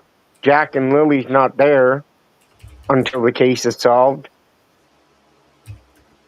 That's the only reason why I would see they would put them up like that. I mean, fair enough, but I don't know why put the I swing still set know there. what you're What saying came about it first, the being swing set? strange. What came first, the swing set or the chicken coop? And why put the whatever was there first? Why put the other one where it was? I mean, we were going to build a pool in the middle of the driveway, so I mean, just throwing that stuff out there. For anything you say, I can throw it back at you, Ken. So, with love I'm and just respect. saying, just pointing out the obvious. That's all I was doing. um, I noticed that a lot of people, by the way, so I stopped it on this particular part of the interview with Janie, because if you guys look right down there, that is Justin. And a lot of people are saying that that's his girlfriend and whatever. Um, Again, it's too far, but I don't know who that is, and I honestly don't even care. But a lot of people are claiming that that's Daniel's new girlfriend. Again, um, I, I thought we heard from that Luminous that she lived in Saskatchewan on a But reserve. I also, I've also seen today that Dolly had come out and said that he doesn't have a girlfriend. It was a hoax. But I Duh. mean, I haven't seen her talk to Dolly, but a few people in chat have said that. So. You know what? I called it anyway. I called it a bunch of bullshit anyway. Yeah, and I Um, mean, as far as that goes, I people are calling her foolish for dating somebody that's involved in this missing persons investigation, but and I agree, but to me, Daniel's also foolish for dating a stranger from the internet. Why would you trust somebody from the internet if any of that has any truth to it? It just doesn't jive in reality to me. So maybe they're a match made in heaven. I don't know. so wait, so we can confirm that Daniel said he doesn't have a girlfriend? Is that what That's you what said? Dolly said. That's what I'm hearing that Dolly said. I have not.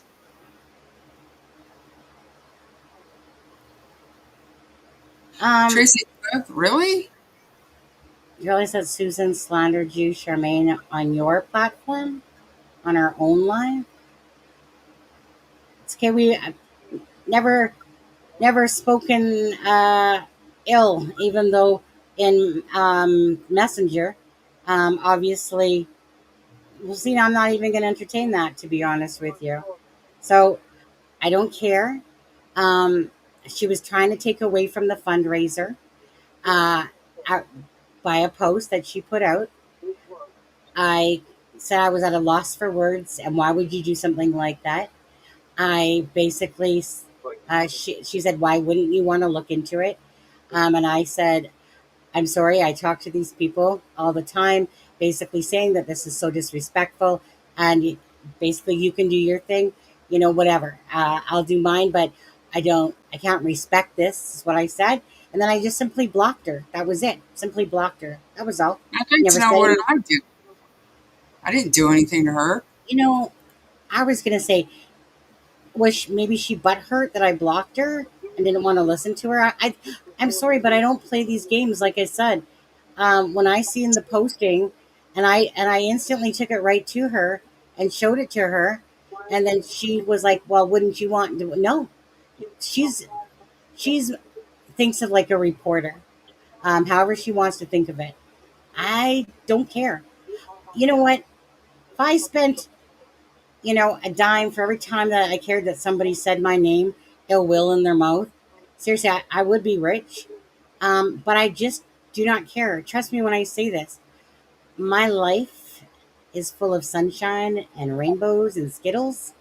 And I come on here to talk about cases. And I know that this stuff happens all day long, but I don't care. Honestly, I don't need it to be sent to me. I don't need it to be told to me. No disrespect to you saying that, of course, but I'm just saying it's because I just don't care. I don't care if Darren says something. I don't care if Jeannie. I don't care if Daniel says anything. The focus is Jack and Lily. It's not about the stupid drama, So if somebody says something like that about the fundraiser and tries to take away from it, like it was pretty just really bad post. I didn't say anything about it besides only today in the private chat as they were talking about it, and that was about it. But I wasn't coming on here to bash her or slight her.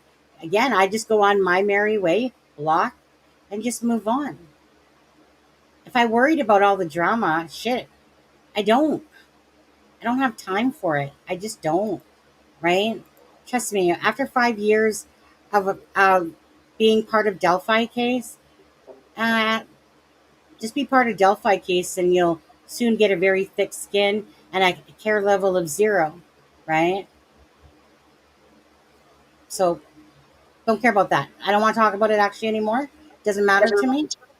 Um, we're just going to talk. Worry about the answers for Jack and Lily, and talk about this case. Okay. So anyone that does hear this now, if you have something that somebody said about us or this channel, I ask you, don't put it in here.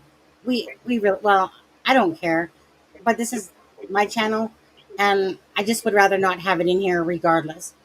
If it's of Kent or Charmaine, and something like that, and they want your message, I don't. I don't want it in here. So moving forward, people, moving forward. What were we talking about now? Now that, sorry about that distraction. And that, I don't want to call you out for saying that. I don't. I'm just asking from this point moving forward. Um, don't care. Don't care. Yeah. So what were we talking about, guys? I was talking about the lawn signs to Lobster Man. Oh, okay. Well, I was gonna say sometimes these things go sideways. Wasn't a planned live, but we're just gonna roll with it as it goes along. Okay. Um, But Sunny, you told me, and I have the screenshot to prove it, that you were going to go 1 hour tonight. 1 hour. oh my After God, day Charmaine. long, we're going to take the day off. We're Oh, going to work on the timeline and the spreadsheet, and we did that. And then you said 1 hour. I want to do 1 hour. I promise, 1 hour. yeah. Okay. You and Kent can go now. I'll take it over. Well, I got 15 minutes till my bedtime, so. That's okay. Okay, 15 minutes. 15 minutes to your bedtime. Kent, you leave this and then you're sitting there still in chat for hours. Yeah, Heaven, Wow. I'm ready to fall asleep anytime. Yeah. Okay. Missy, this channel was very open to her believing in Daniel, but she would trigger easy if anyone said something negative. This channel was very open to believing in Daniel, but she would trigger easy if. Oh, you're talking about Vanessa? I think is that what you're talking about? Doesn't matter. Doesn't matter. Those don't matter. Um, but I did want to give Justin a shout out for that, because I just really appreciated the fact that he had my back on that one. I don't see that too often, so that was nice. Okay, I want to go back to this. Okay, I'm gonna dip. I'm gonna go have my supper, and I'll be in chat. Bye, all right, everybody. all right. Bye, See ya. Shemaine. Bye. Bye, Kent. Yeah? Do you need me to kick you, or are you good? No, I'm good right now. Not you, not you, not you, Shemaine. Oh, she brought herself out of there. Okay, sure. All right. Now we can argue together. Let's see. Okay, I'm going to go back to this video, Ken. You get rid of a referee. Right. We don't need one now. We're good. Kent, where's my Oh, trying to find. Oh, here it is. Found it. Moving it over. Okay, so we're just going to start from the start, and we're going to stop and start, you guys. Why do I feel so close to you guys all of a sudden? And we're just going to go back to the start. Um, Again, inconsistencies in this entire timeline. So basically, as you guys heard, Daniel and Malaya had both said that they each asked and one told, "Do you hear the children?" Um, Basically, that was the gist of it. Next time, kind of the story was told was that Lily was in coming in and out of the bedroom 3 times. Um, that Malaya had called the children into school at 6:18 on Friday, according to Daniel. Again, these aren't Malaya's words; these are Daniel's words. The only thing we have from Malaya is the interview and the 2 times that she spoke to Belinda, May 2nd, and then the other one was like I want to say it was about 3 or 4 weeks ago now that Belinda had sent me that other conversation. But anyways, so they both claim to have come outside at the same time Now, then it starts getting mixed up. Doesn't mean that this storyline is true. Okay. Um, Blue Jay, I don't know about that. That's more drama. Um, and so basically, Malaya sends a text on the second to Belinda, and it says that 8 to 8:30 is when she last heard the children. Okay, so that's when they last heard the children. Now, Malaya claims that she kind of was in and out of sleep. Daniel, in that recent interview of the polygraph, says that he wasn't in no deep sleep at all. Um, don't understand that one. The Janie pointed out where the bedroom window was. That door to me is not silent at all. The door, Daniel says, was closed, and that he's always harping on the kids to close that door. But somehow today, I don't know if that's a narrative of spinning this, timeline, or if it's truth. Again, we can't trust any of them, okay, when it comes to their own words, because there's too many inconsistencies and lack thereof with this timeline.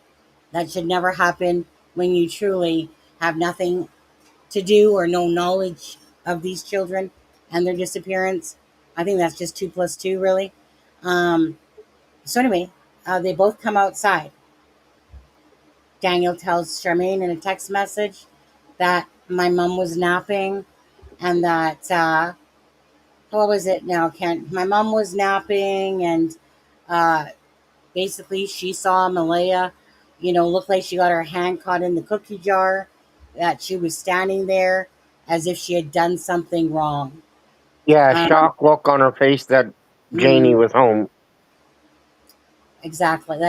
That Janie was home even, right? So there's this portrayal of everything guided towards Malaya in this scenario that they keep pushing, that Malaya did something. But if Daniel, according to Daniel in his own words, right, and both Malaya, is that kids weren't there. Do you hear the kids? Do you hear the kids? No. They go outside. Then Daniel says that, Malaya's not, like, this is what's strange about this. Daniel's telling the story, right, on on the news, audio, news clipping, and stuff like that, that they both go outside. Like, they both go outside, like, together, right? So, at what point could Janie have seen Malaya um, on the side there, like, so she keeps saying, like, near the top of the driveway of her trailer? So she says, I'm getting myself mixed up now because I'm Yeah, talking. but the only time that she could see her without seeing Daniel would be if it was when Daniel was up around the forts for Right, the 30 seconds. right, Because exactly, for that's the a 30 tight time seconds. frame. So Daniel says that Malaya was on the phone, um, and she wasn't yelling the kids' names or anything. Now, Daniel said that Malaya had asked him, should I call 911? And he basically says, well, fuck yeah, the kids are missing, right? Okay.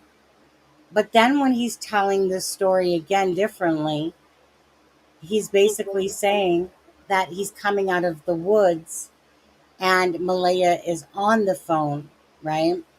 Then the one that we heard yesterday, he says that Malaya asked if she should call, and I said, just give me a minute. And then he runs up to the woods there for 30 seconds. He said, took no longer than 30 seconds. Now, Janie said when she heard Daniel calling the kids that she came out because she just thought he was calling the children, right? Like, basically, come back inside, whatever, da da da da.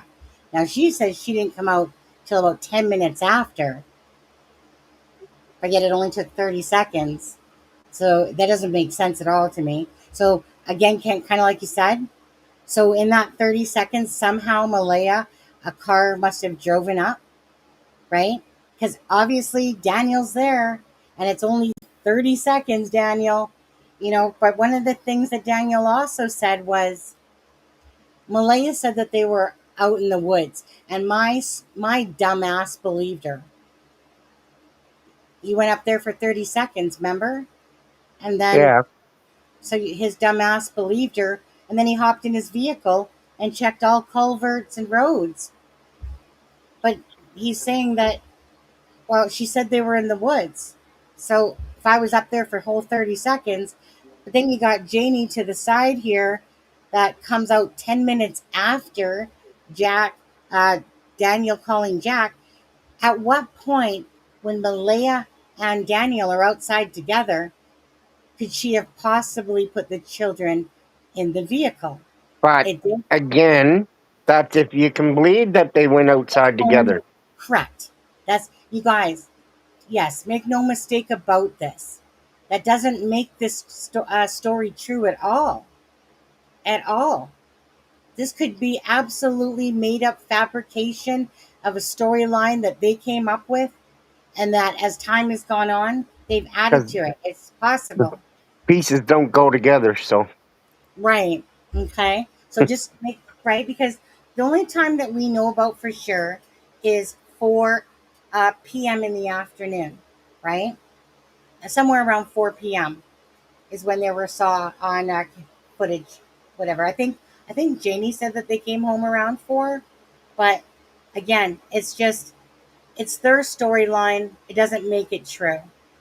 So, bottom line, according to their storyline, still, according to theirs, Daniel and Malaya came out at the same time. So how could possibly a car have pulled up right in front of Janie's trailer, and somehow Malaya managed to put these two children in a vehicle, and that vehicle was stealth mode and snuck on out of there in the 30 seconds that Daniel went and checked the woods? Not possible, right? Hmm. Go ahead for a second. I just need a drink. It's so freaking hot. well, like I say, that if you're thinking she got them to the car in that time frame because they come out together, then yeah, that disputes the theory. But like I say, I can't believe that they come outside together because Mm. Daniel also said that, and Malaya said it too, but both of them had said that they checked the rest of the rooms in the trailer. Well, which one did it, Mhm. Yeah. Answer right? Ronnie here, Kent. Oh, go ahead. Can you see that on screen? Yeah. Yeah. You want to respond to that? Why doesn't Kent come up? No, why doesn't Kent? Why not Kent? It comes up a fair bit. And Daniel is on camera saying someone came up all the way from Sheet Harbor to pay respects. Everyone thought that was an odd thing to say at the time. Yeah, well, I answered your question, Rhonda. I said yes the next time I'm talking to him. On the, but What did my fingers push? Because that's what I meant. I said yes, I'd ask Darren to ask him the next time I'm talking to him. okay. Um, so going back, you guys, to the timeline here, right? So there's no way possible that Malaya at any point in time, not even with Janie's rendition of her story, right? Maybe, so even like, let's just say that Janie's whole 9 o'clock somewhere, right? Her brother Ron calls it 8:48. So this is 8:48. Now don't forget, the children were last seen, according to Malaya. Sorry. The children were last heard, according to Malaya, at between 8 and 8:30. That the next thing Malaya says, and this isn't when 911 was called, the next thing she says to Belinda is that around 9:40 they disappeared. So we know that the phone call to the 911 was at 10:01. Why ever did Daniel tell, because maybe he didn't expect it to come out, I don't know. Why ever did Daniel tell Charmaine that it was not 10 o'clock and we'll just leave it at that? It's 10:01. Is he going to be technical on that? Because he said it was before 10 o'clock. But that phone call, as you guys saw, was at 10:01, right? And it's coming from Malaya's side of the family that sent it to Alana and got me to post it up here. Anyways, the police officers, RCMP, says, oh, 10 o'clock. That makes sense. 10:01, 10 o'clock. That's when the call came in, right? But Daniel, he says, Malaya's time of 10 o'clock was false. Let's leave it at that. Okay? Okay, great. Children were last heard by Daniel Malaya, apparently in the next room, and whatever other time that Lily came in and out of the room, who knows, because they couldn't tell a timeline if her life depended on it, and that Jack was in the kitchen. So I wonder where the kitchen is in that trailer. The kitchen would be in where that patio door is. That would be the kitchen, and the living room to the right of the patio door, Okay. like So into the end of the trailer, or the left of the patio door, I should say, the end of the trailer.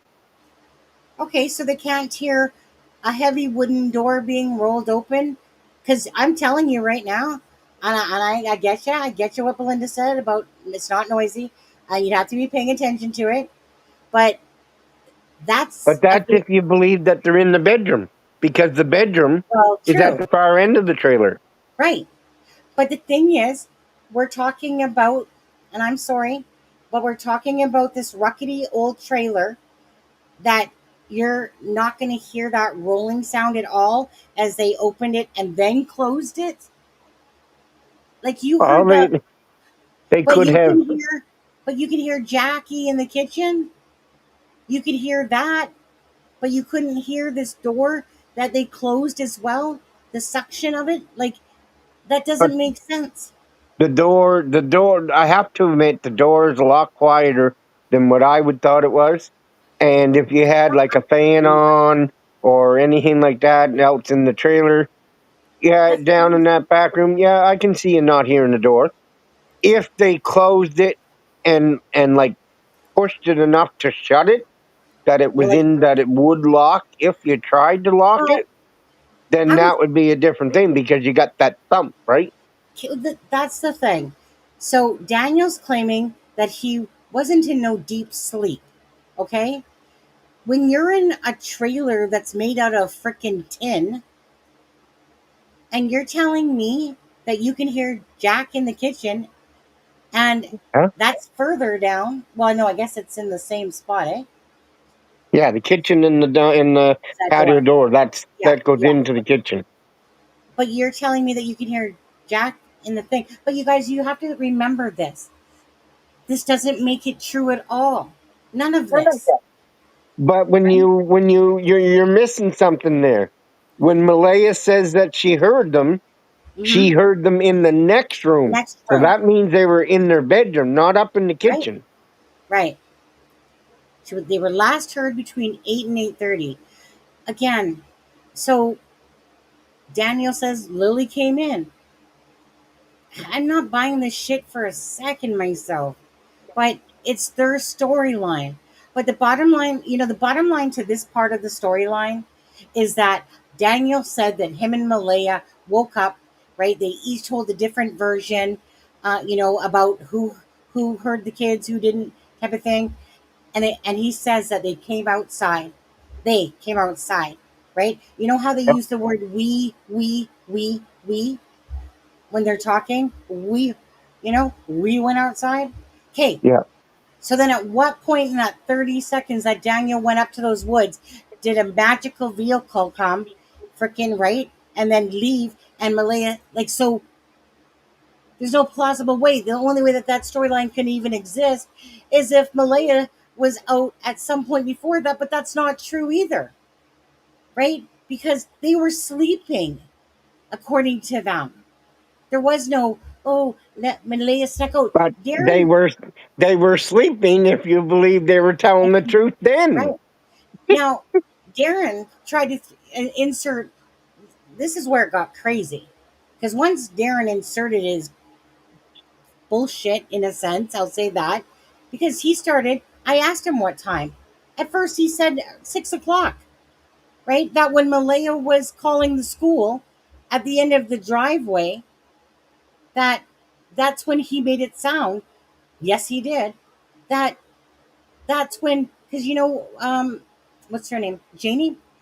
Janie was up at 6. Remember, guys? She was up at 6. You know, and so Janie's going through her storyline here, and she's up at 6. So if Malaya's there at 6:17, right? It's not possible, because then their story keeps freaking ass changing. Then it became 9 o'clock. But Darren inserted these weird times in at the front of the driveway. And what he, I don't care what he thinks. He thought he was probably getting things right. And instead, he got things ass backwards. And it created even more BS to the timeline. Because he's saying he's speaking for, Janie and Daniel, which he did a lot of. Because they obviously, at the time, couldn't bring their butts up to tell the truth that their life depended on it. They couldn't do that. They couldn't just straighten it out and speak. It's Jack and Lily, right? Remember you guys? Remember family? Jack and Lily? Remember them? The two children that are missing? Well, all three of you were on the property, and then you guys can't even tell just a storyline properly. So let me play the clip. Let me just play Janie's interview and start. We'll stop. Anyway, I'm gonna drop off here, Sonny, and I'll probably stay in the chat for a bit. But Nope, I'll boot you. All right. bye. Thanks, Kent. Kick, boot. There we go. I got room. I can breathe.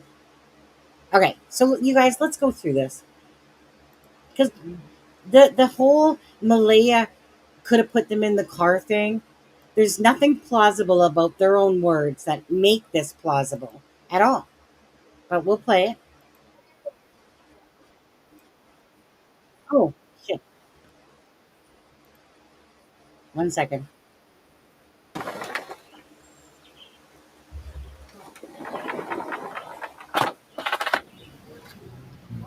So Here, let me play that part the morning again. of May that Jack and Lily would have. That Jack and Lily came out of. Where are Jack and Lily? Where are Jack and Lily?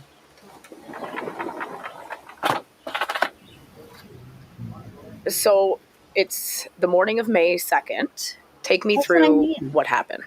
Okay, I was up at 6 o'clock. Okay. Sat in there and had my tea. Like, for me personally, and I don't know how you guys feel, when I heard the doors, that's what I think about when I think of an old door and how it sounds.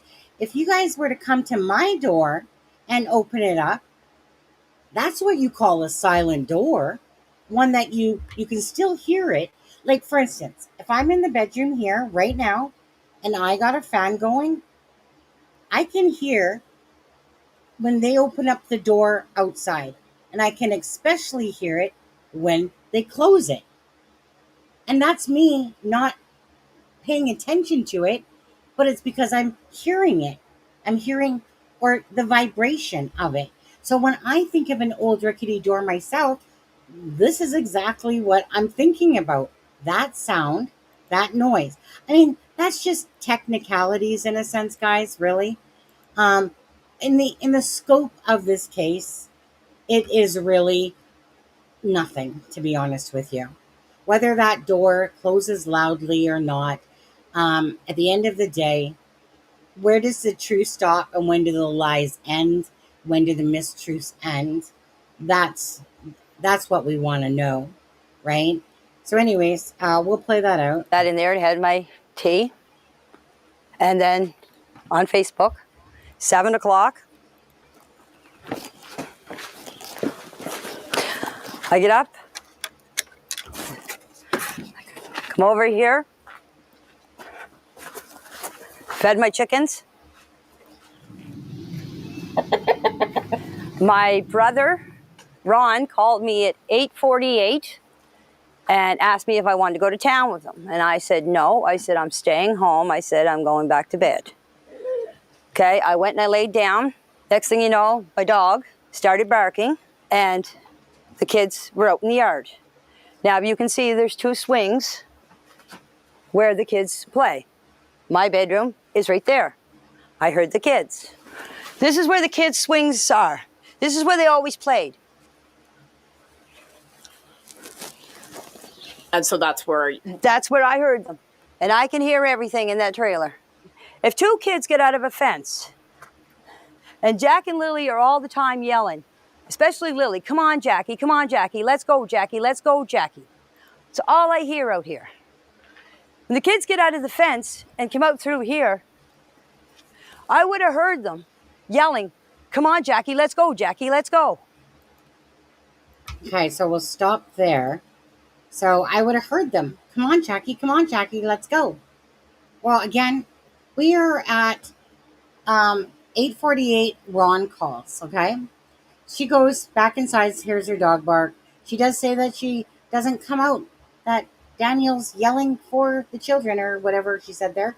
And all of a sudden, it's like, okay, wait a second here. So you're saying that you heard them in the backyard, at the swings, that you heard them, didn't see them, but heard them, even though you told Belinda, or Daniel told Belinda that his mom didn't hear nothing, right? And she didn't see them, but she heard them. But now we're past 9 o'clock at this point, okay, guys? So, Malaya, good for you for waiting till, instead of doing it in the midst of the night, good for you for doing it past 9 o'clock. First of all, thank you, Malaya, for taking those kids. But it's implausible. It's impossible from either when Daniel says whatever time Daniel's talking about, because he can't be consistent on that, it didn't happen because Daniel and Malaya are together. It's 30 seconds, he said, right? Fast, 30 seconds. So there's no car that could have came that Malaya could have put them to in that time. We're going to ignore anything that Darren has said about this whole situation because honestly, all we want to hear from when it comes to this particular situation, we don't want to hear shit about Darren's theories and blah, blah, blah. It's Daniel's, Malaya's, and Janie's. That's all we want to hear about that timing, right? Not Darren's. No offense to Darren. Well, no, taking offense to it, I don't care.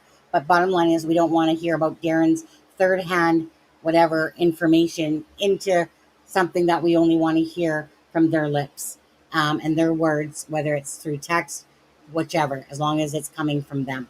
So Daniel runs up, she says, right, for 30 seconds. So at what point again, even during her timeline, which doesn't make sense, well, I mean, it could make sense, but I mean, the kids suddenly went missing while you were outside with them then, Daniel, Malaya? Is that when the kids went missing? And that an invisible car came up right in front of Janie's trailer? Janie, did an invisible car come up in front? Because Janie made a comment, you guys. Janie said, and sorry, Janie, but this is what you said. Someone asked Janie if a car came up to her trailer, would she hear it? And her answer was, not if it was a new car. I don't think if it was a new car.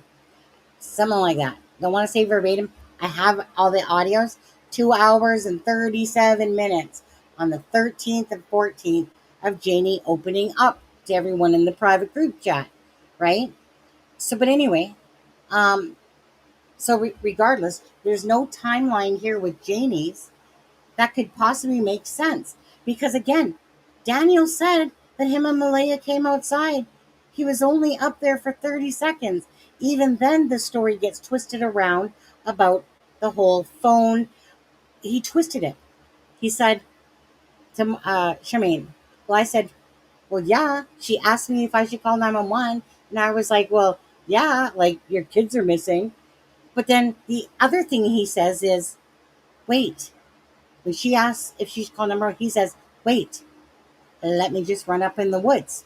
Then there's the other version that he was up in the woods, he ran down, and Malaya was already on the phone. Which version is it? Which one? Out of all of that, which one? And Daniel could have cleared that up himself easily, right? If it got twisted around, it could have easily, okay?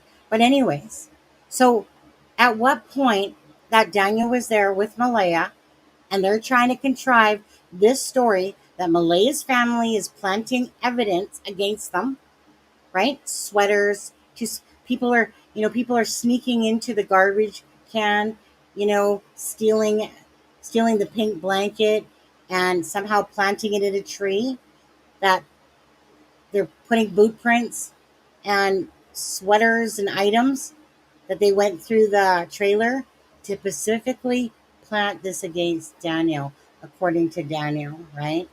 Right? Hypothetically, allegedly. Like I said to people yesterday, you tell me one time in this crock of crap that Malaya could have ever handed off the children where a stealth car came up right to the trailer, because remember, Malaya was right there, just in front of the trailer, with Meadow in her arm, right? Clueless. Now, could possibly something could have happened to the children, perhaps in the middle of the night, perhaps while Malaya was sleeping, right? Perhaps Daniel made the phone call to the school.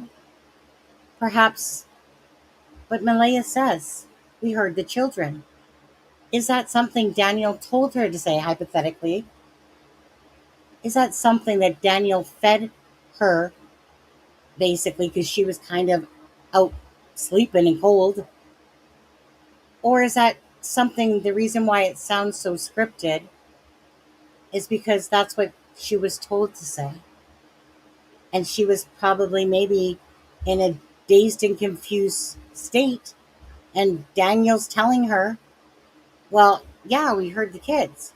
That's all she's saying. Daniel is the one saying that Lily came in and out of the room. At no point is Malaya saying, yep, the kids came in and out of the room, or that Lily came in and out of the room. Daniel's telling you that. Daniel's telling you about Jack in the kitchen.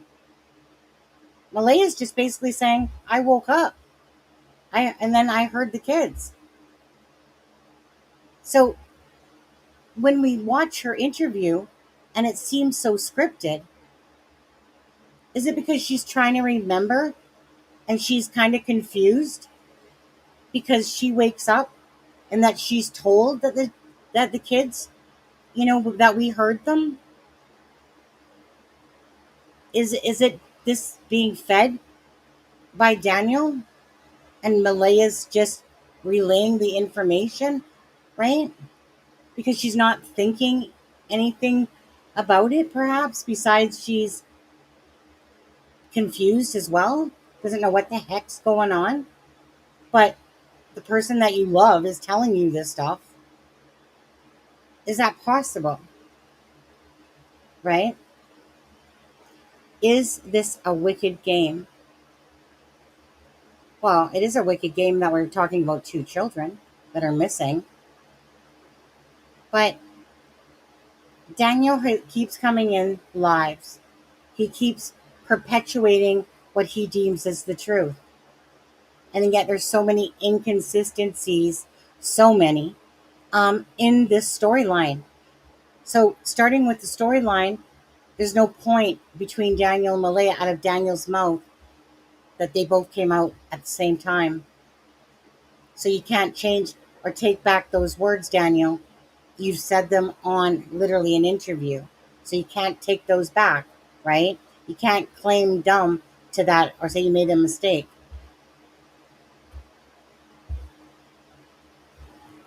Malaya couldn't have done it at that point in time. Neither during Janie's timeline could Malaya have put kids into a car. So I don't get where, like, Janie makes that comment that just, like Charmaine said, like, well, after talking to Darren, everything just clicked. because Janie's being fed not only what she feels is the truth, but at what point in time that Janie is outside past 9 o'clock that this all could have happened. Then the kids would have been there. But she says she heard them playing and that she didn't hear them playing, or she didn't hear Jackie boy, as if they just magically disappeared. But they couldn't have magically disappeared unless someone's feeding you a crock of crap. Because at what point, when you came outside, Janie, that Malaya could have been standing there with Meadow and that you wouldn't have heard a vehicle or your dog bark? You don't think a dog's not going to bark when a vehicle pulls up? So what is this dumb statement of, well, if it's a new car, I probably wouldn't have. But if it was parked on the street, yeah, the street is way down there. Way down there. Right? That's what I'm saying. Darren, the way he was trying to tell the story was that Malaya was out at 6 o'clock and Janie saw her standing there because he got everything all twisted ass around, and that she was at the end of the driveway. That the pothole, I mean, I remember it being near the trailer and stuff like that. But what I'm saying is, because none of this makes sense, that means this whole timeline is nonsense. That there's no truth to it that we can find in here. Because if you already catch them in lies or mistruths, and you can't believe any of them, then Tess, this is just a fabricated bunch of events. Janie never could have seen Malaya putting kids in a car. But she probably is getting fed a bunch of shit and story. Where are two kids going to go in 20 minutes time? From 9:40, even though they were last heard at 8:40, right? But she's saying that she heard the kids past 8:48, right? And then crickets. Crickets. Her dog didn't bark. A car didn't go up there. That's just ridiculous to even think that a vehicle would slide on up there through the air and put two kids in it, right? Like Back to the Future shit going on. Not going to happen. So it becomes, what is your thoughts? Do you feel like Janie herself is fully ass lying about all of this to protect her son? Is Janie telling the truth? Or at least believe she's telling the truth because she's believing in what she's being fed along with her own truth? Right? Because remember, it all clicked once Darren put it together for her. At what point in time, Carol? At what point in time? They both said they were sleeping in the bed. Right? So if they both say that they're in the bed, that means that they're together. That means there's no way that Daniel would have been like, oh, like if you're trying to perhaps insinuate, Carol, that Daniel together with Janie and perhaps Malaya, that they went and sold the kids, put the kids in a vehicle at the end of the street and said, so long, Riverdale, don't want you here anymore. That's getting to the point of ridiculous, to be honest with you. Stuff like that, that's not how these cases go. Okay? Because that would involve Daniel and Malaya. That's not how this looks whatsoever at all.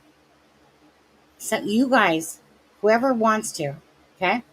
You guys can think whatever you like. Whatever you like. I'm going to put out there the information that they're doing to themselves. That's what I'm taking. I'm not taking my own thoughts when it comes to their own words. Their own words say that they got up together and went outside, and that Jack and Lily were missing together, right? Now, that's their own words. But then if people want to keep putting a spin on it, a spin, twist, and a twirl, and then say, well, you know what? So Malaya snuck up, took the kids to the end of the road, right? The dog didn't bark at all. Grandma here's already saying, I heard the kids at about 9 o'clock, right? Little after 9, 8:48. So that means that they're all involved. That would mean that they all just concocted this big R story. So that means then none of her timeline meshes at all, right? Daniel's and hers doesn't. So that means that they're all involved then if you say that. Yeah? I'm not looking for the side of conspiracy. I'm looking for the side of truth and what their own words are doing to them. Um, I myself can't buy into, well, first of all, I can't buy into the abduction, even though they were trying to put that stuff out there. I'm not going to buy into the in the woods either. Again, if they were found in the woods, I believe that they would have been found, absolutely. By this point, nothing was found. No knapsack, no diaper, no nothing, no nothing, no nothing on this.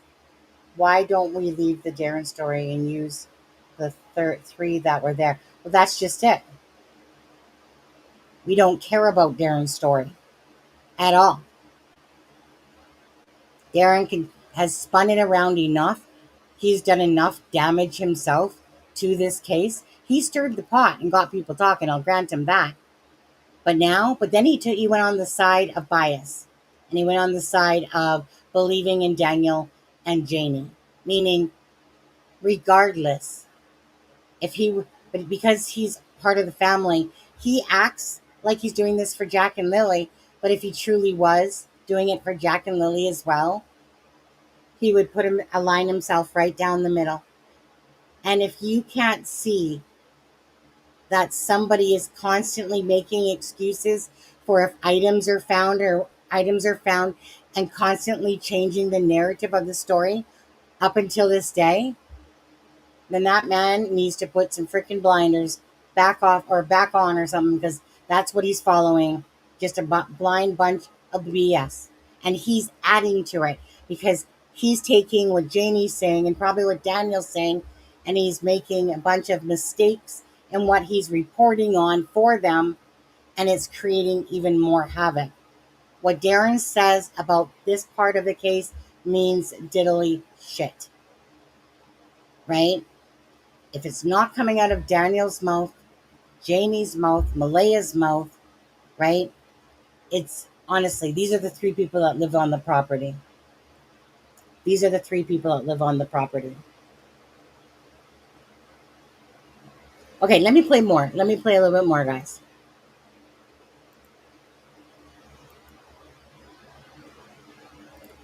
I didn't hear anything. The next thing I heard is I heard Daniel yelling.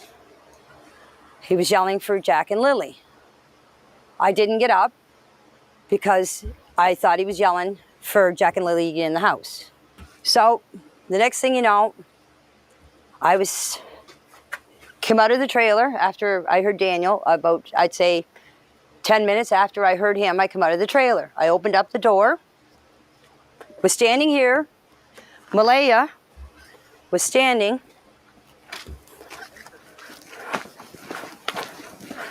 right here with Meadow on her hip.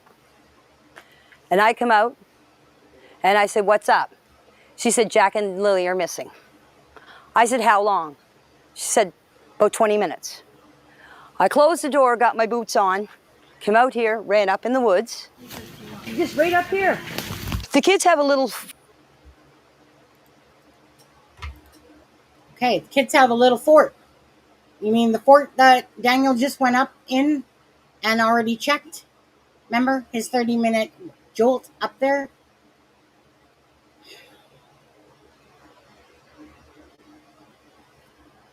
Daniel went up there for 30 seconds already. Janie gets on her boots, goes to the exact same spot that Daniel went to go look. You don't think Daniel would have heard a vehicle pulling up to whisk those kids away? You don't think Janie's dog would have been barking? You don't think Janie would have heard a vehicle? But no, she says, I don't think I would have heard it if it. I don't think, she said, I don't think I would have heard it if it was a new vehicle. I mean, how many times could I roll my eyes on that one? Right?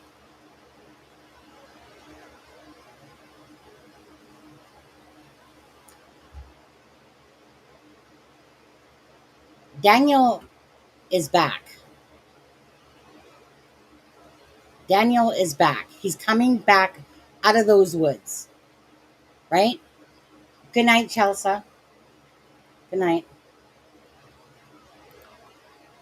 I get all that, Sonny, but have they asked Dan your questions with the polygraph about covering up the No. Well, again, take it with whatever you will. Daniel says that everything they asked him pertained to, did you do something to Jack and Lily? Did you kill Jack and Lily? Blah, blah, blah. That all his questions, that's what he says, okay? But you can't believe people. Like, there's a difference between small discrepancies, right? And there's a difference between those and okay, right? So if Daniel's story about the phone, even though he changed it, like he said it differently, again, Daniel is the one that said, if your story, if basically if you tell the same truth, right, then your story's never going to change. But it's changed multiple times, especially when Darren came into the picture.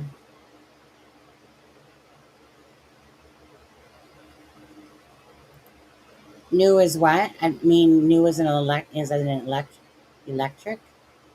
I'm not sure actually what that's referring to, Cindy, on that one. I gotta scroll down. Electric vehicles are quiet. No, no, no, no, no, no, no. Okay, right. She might have meant electric. It doesn't matter. It doesn't matter. Freaking that dog is going to hear any electric vehicle. The yippee yappy dog is going to start barking. The dog that sits in the window, and the dog is going to hear that. I'm sorry. We're talking about dirt with rocks in it, right? I'm sorry. I'm not going to even entertain myself some electric vehicle that nobody else heard, that somehow Malaya managed to put the children ever so nicely into booster seats, close the door in the 30 seconds that Daniel was up in the woods, and some electric vehicle, because of course, if we want to put our own spin on it and say it was an electric vehicle, right? Like, you don't, when it comes to timelines, you don't keep trying to grab shit that makes sense. It needs to make sense because it makes sense, not because you're trying to bring stuff in to make it make sense about what she's saying, right?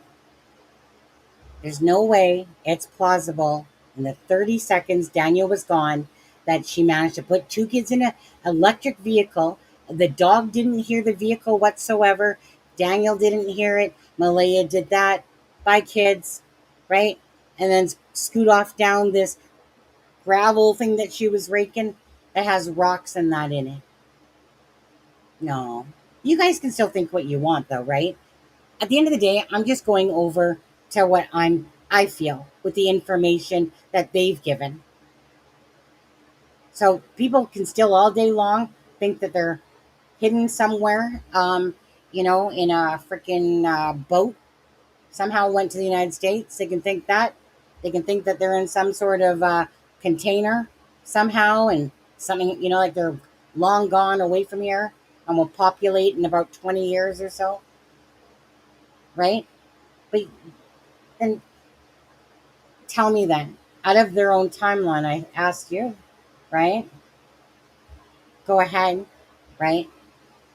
Tell me at what point that Malaya could have snuck these kids in the car to make it make sense. In the timeline of Daniel and her coming out, and he said 30 seconds.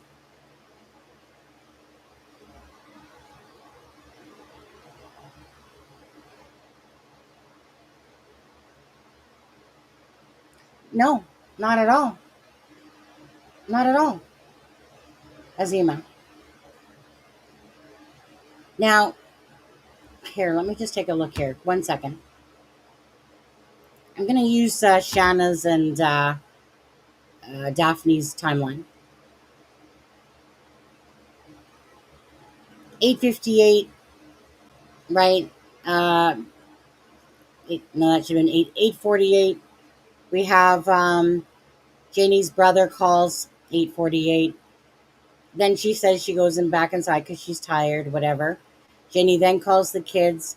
Janie then calls the kids. How long does this take? And who does she call for and who long?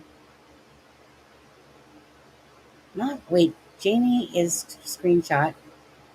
I'm not even gonna try to make my brain understand that one.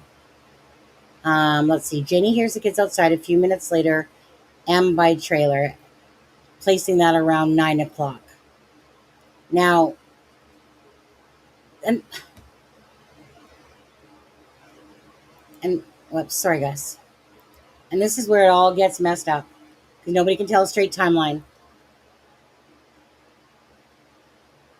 Malaya says that the children disappeared around 9:40. Okay. So again, not believing anybody, right? Not if we're not believing anybody. So that's the message that she sends off to Belinda, right? On May 2nd, 9:40. 911 call comes in at 10:01. That's I guess that's the 20 minutes from that they were last heard by Malaya and Daniel, right? Because that's according to Malaya's text again. So now we're at 9:40. It's pretty much what, an hour? An hour. Janie says she hears the kids outside, which is again somewhere in the 9 o'clock area.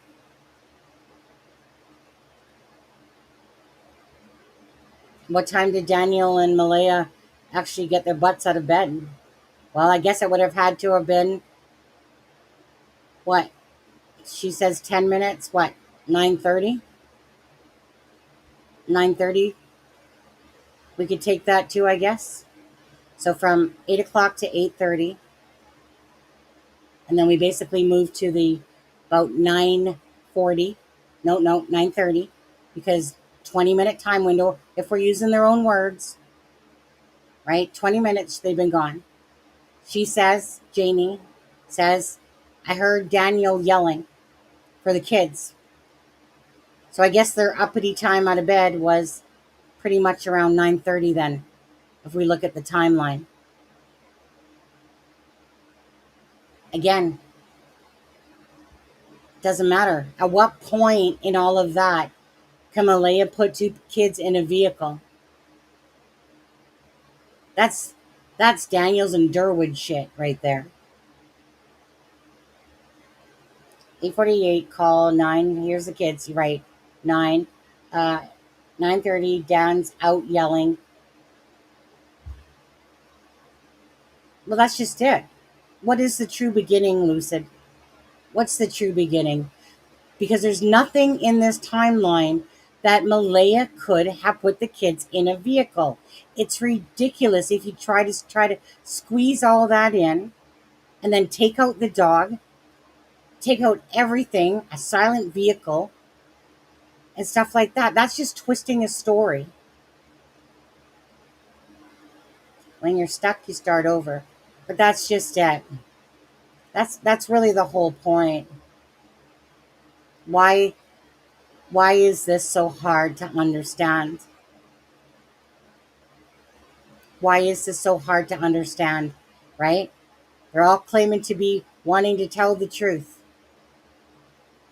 And yet there's this whole gap of, 6:24, whatever. What was that one? I'm on Facebook messaging my brother, 7 o'clock, I'm feeding the chickens, and then I think that they noted what? Didn't Was it Janie that said that? Or was it Janie that said that? Who was it that said about Malaya saying to Janie? I think it was Janie actually that said that. That asked her. Yeah, it was Janie that said that. That Malaya asked her if she should put the chickens back in the coop or whatever like that. Absolutely, things are missing from the timeline because it's all lies. It's all lies.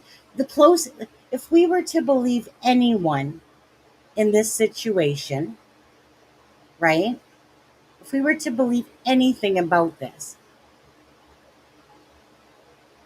it wouldn't be Malaya and Daniel. It would be Janie. If we were to believe anyone, Janie wasn't the one that was in charge of making sure the kids were okay and stuff like that. But there's no point in time. But that's it. Okay. Bottom line is, my thing is this, because I feel like this is a total distraction. And what we're witnessing going on with these games, Daniel's popping in and out. He's relentless. He doesn't matter. Oh, 1 second. I think that's my husband.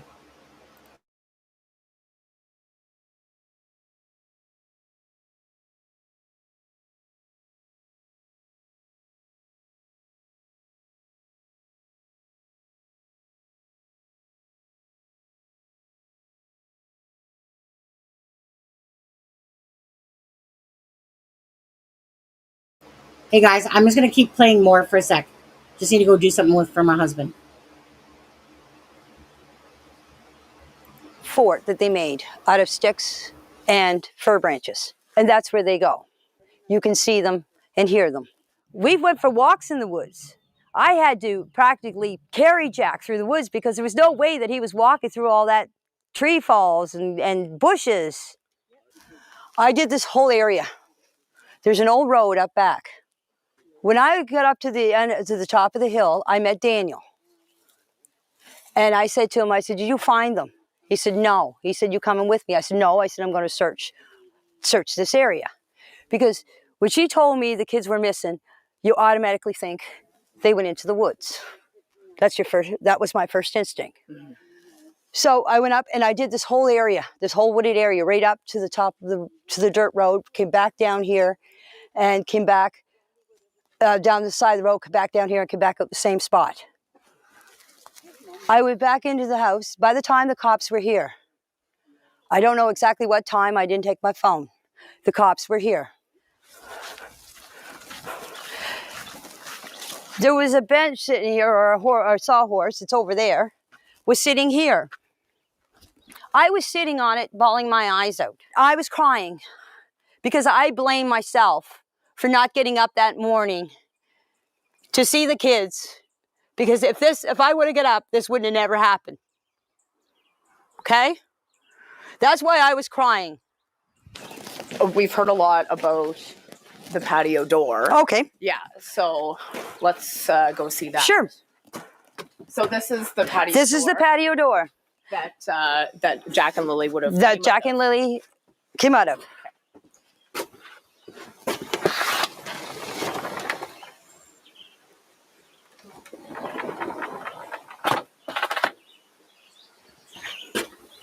And so tell us why we've heard about the patio door.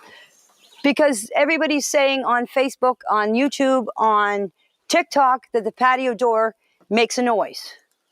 And why they didn't hear the door open. The bedroom is back there. Okay? That far window. The last window is the bedroom.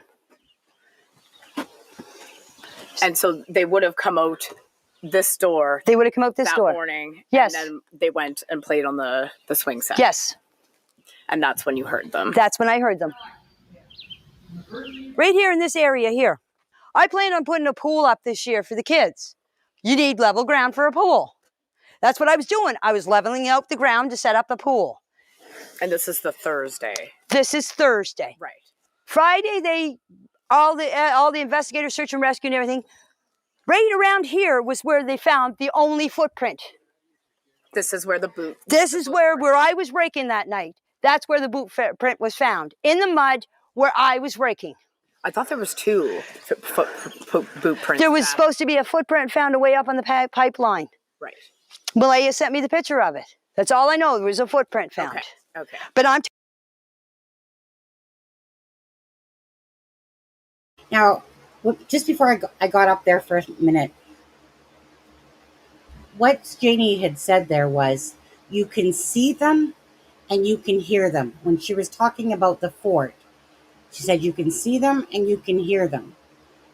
Again, we'll go back to this so-called vehicle that miraculously came, but yet you can see them and hear them. So Daniel would have been able to see them and hear them and go up there and know if a car came on there. Again, I can sit there and talk about that timeline all day, and I don't believe it. But even if we take Janie's story, right, or Janie's scenario, or her truth, whatever you want to call it, at what point then could the kids just have vanished and disappeared? It doesn't make sense at all. It doesn't make sense at all. At all. Like zero. At all. It's so funny, though, because you're listening to her with such conviction, and her basically like, I wanted them to come out here. I wanted them to see it. I wanted to show them exactly, where things were, etc., etc., etc. And yet these kids disappeared in 20 minutes time. 20 minutes time, right? Now, we have to go in a sense, based off the fact that major crimes did not put out an alert, did not believe that an abduction happened, because there's nothing to show. Like, there's no vehicle to talk about. There's nothing to show, okay? But it goes back to this. It still goes back to this. It will go back to the story, the timeline. And why is the truth so hard to tell? Why, like Janie's story, but we're talking over 2 months later, right? Can have a very easy flowing story at that point, for sure, regardless of who you are, versus the start. The start is where usually the truth will lie, even if it's amongst the lies, is where the start is. But when people have had time to think and to make shit up right there, add a bunch of shit that doesn't belong there, because they're trying to build it, that Malaya did this. Well, again, I do want to go back to this. If Belinda said that Janie told her that she heard Malaya hushing the kids, if we believe Belinda, right, saying that, which I do, because her and Janie had a conversation.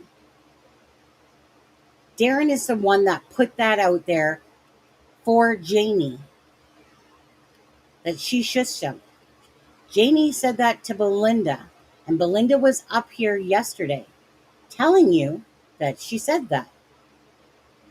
On top of that, Belinda says that Janie absolutely used the word potholes. She didn't say anything about raking, and yet Daniel said something about from the water falling off the trestle or something that made a hole there, and that's where the pothole was. But that Darren called it a pothole, but it really wasn't a pothole. But yet Jamie used the word pothole to Belinda. So it makes it all not credible at all. And it doesn't make sense, because where the heck are 2 children going to go? Freaking, they used the 8 o'clock timeline for the searchers, as you heard on the scanner radio.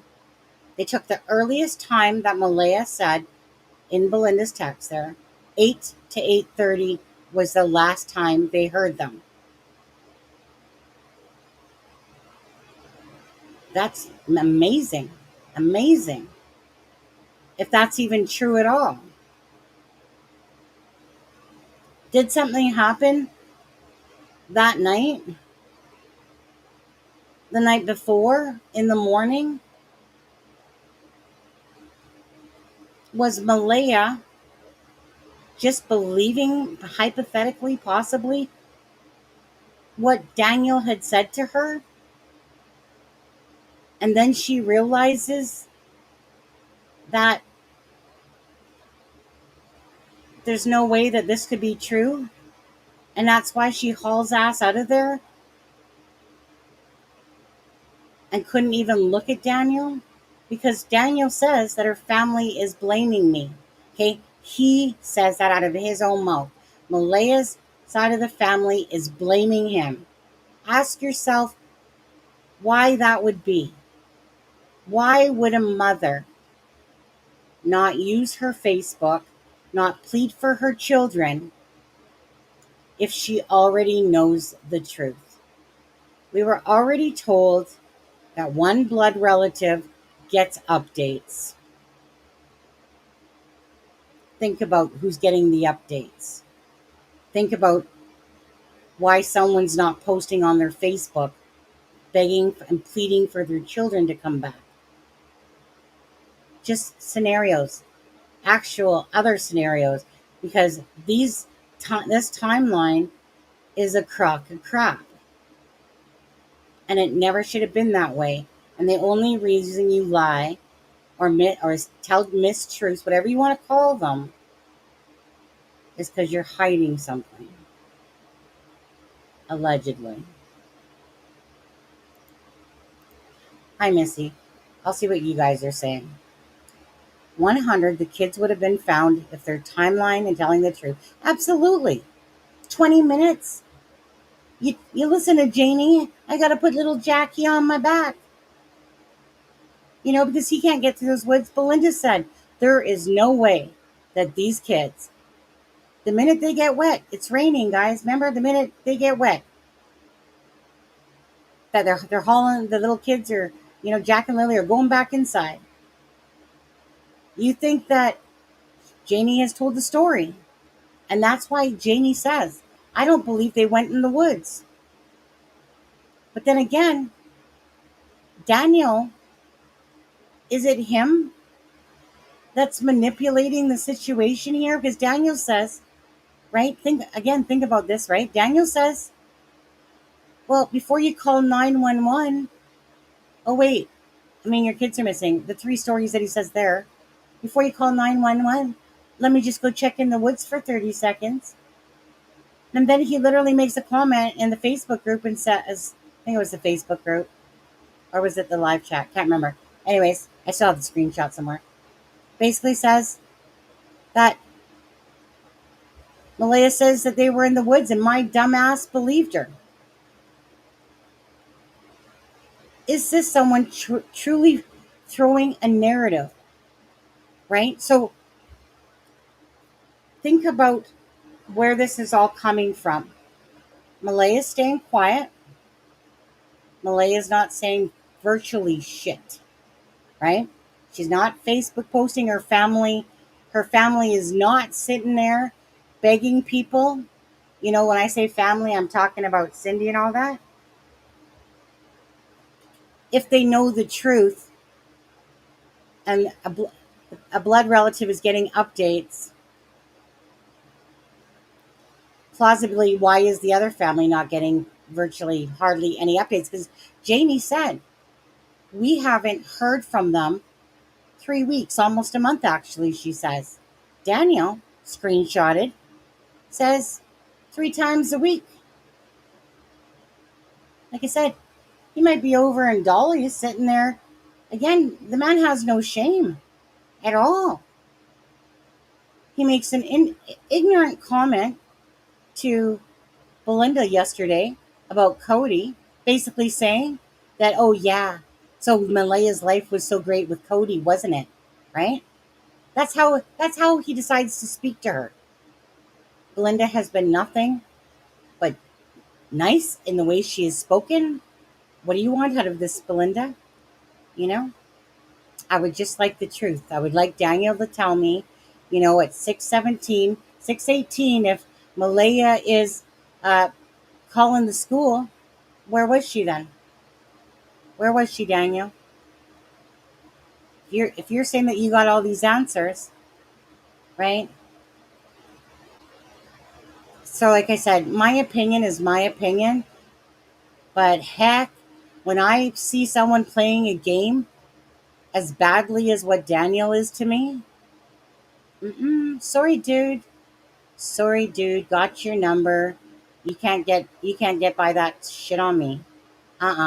You ain't playing word riddles with me. You ain't playing mind games with me. I'm just looking at what you're doing.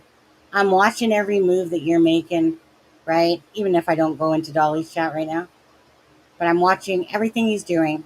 Just silently and vocally, just watching what he's doing.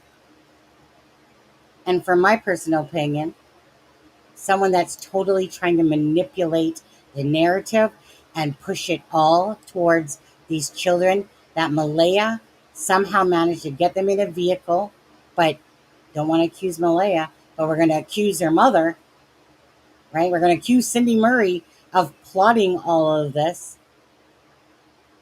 2.5 months later. Yeah. Okay. Those kids are not in some freaking somebody else's home somewhere.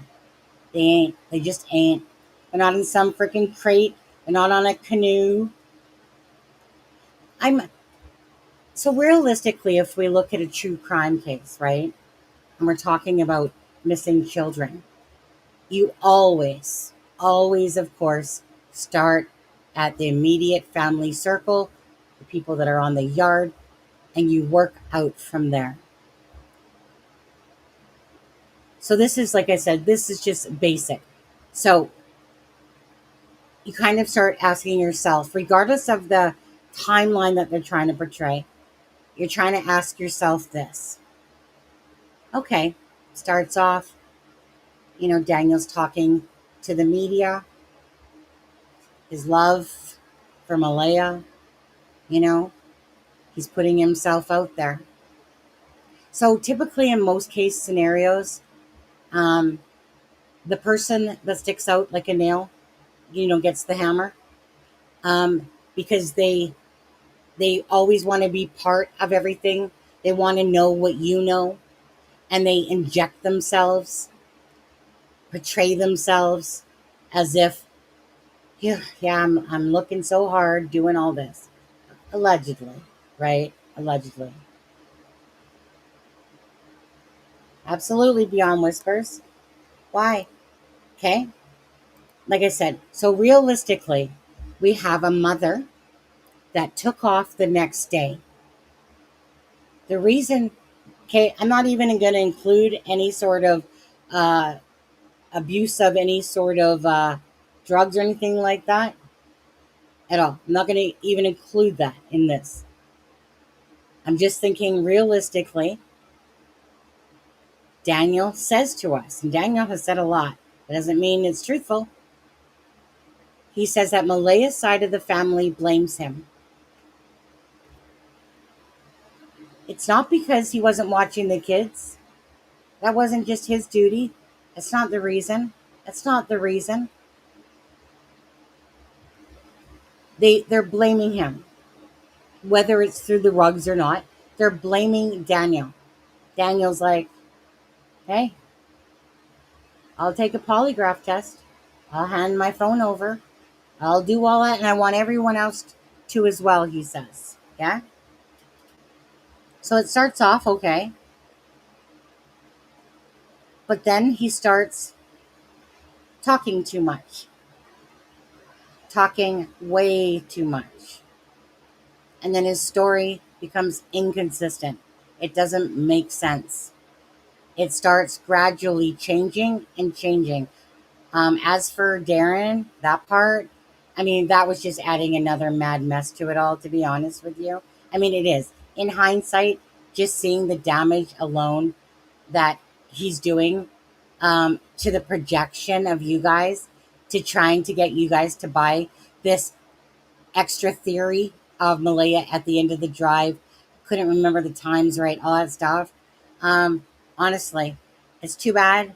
And because if he would have just stuck to his original plan of being on middle ground. But anyways, one family member is getting the updates. Malaya. Malaya's not pushing anything. She's not pushing anything at all. She talked on the second. She's not doing social media.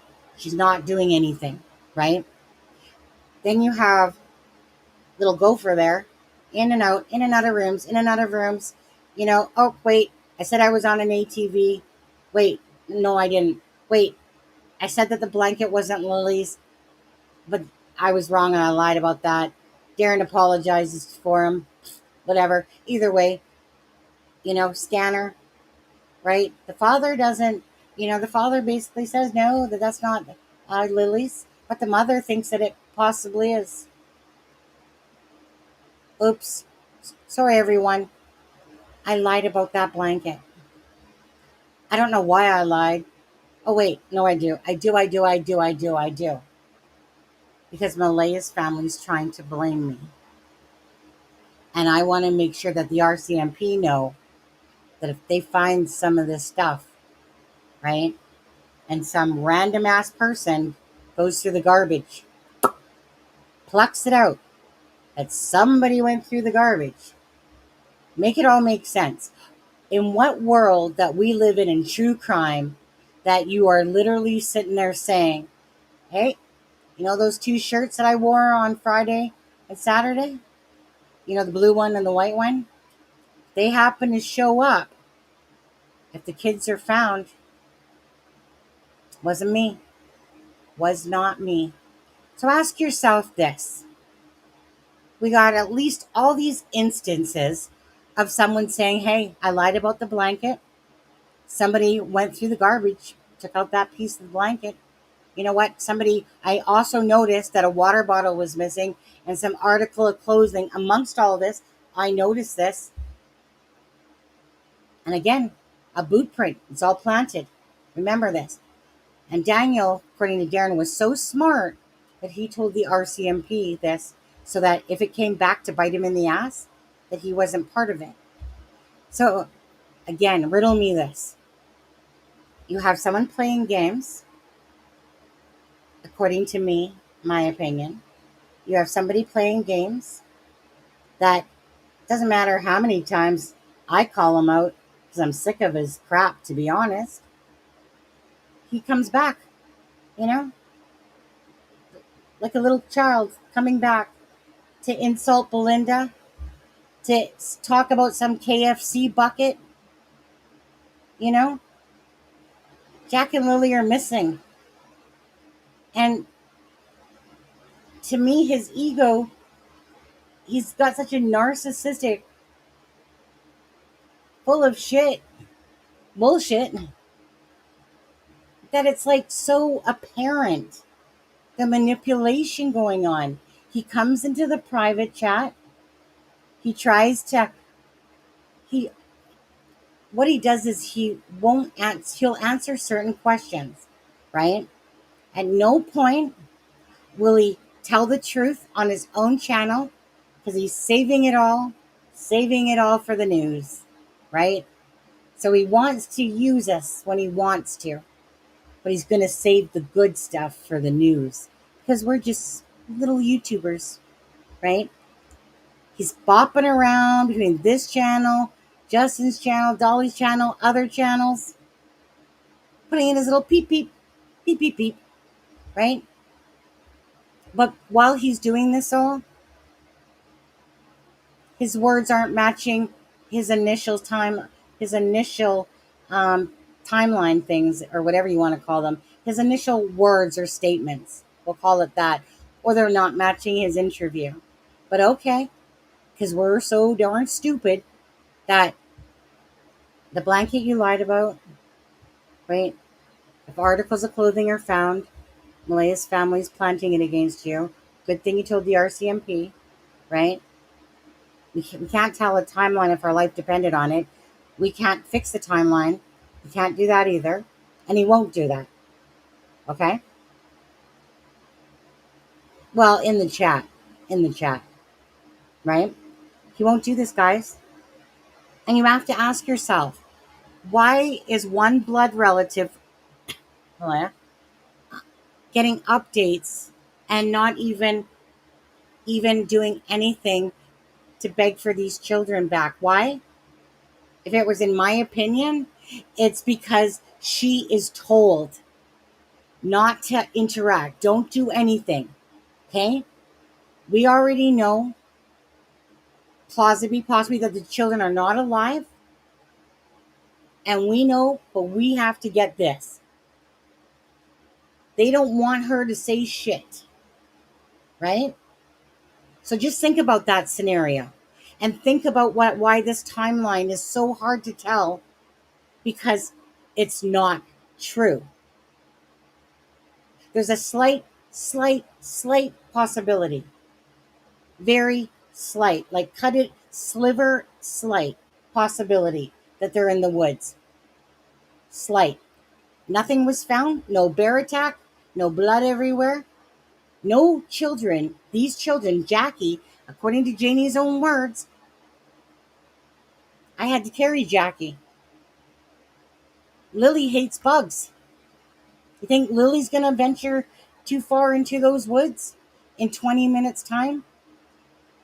Daniel says, I immediately got in my vehicle. Did ya?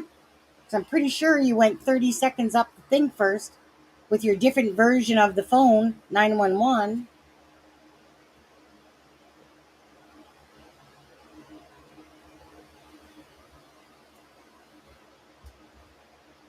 Lily and Jack are missing. And this is where we sit, like a 3-ring frickin' circus act. And you don't know which clown to believe.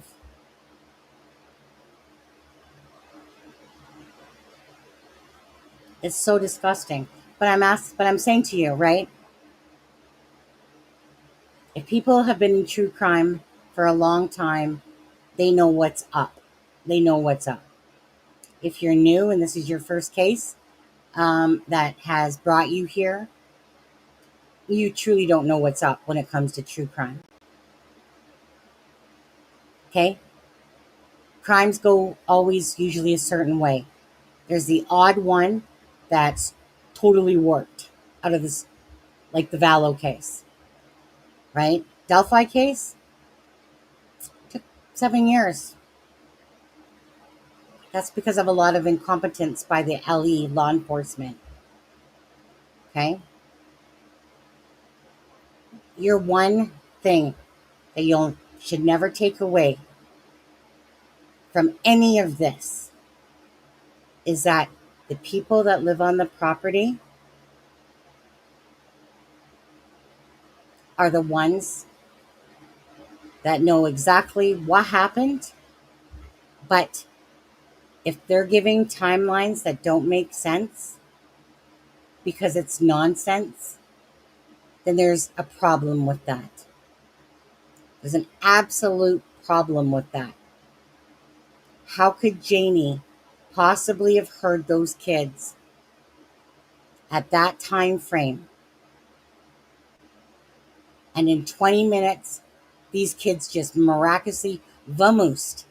But the narrative, you notice, like Charmaine said, though, maybe they edited it. But Janie's not pushing that same narrative as the ridiculous one like Darren's trying to push, right?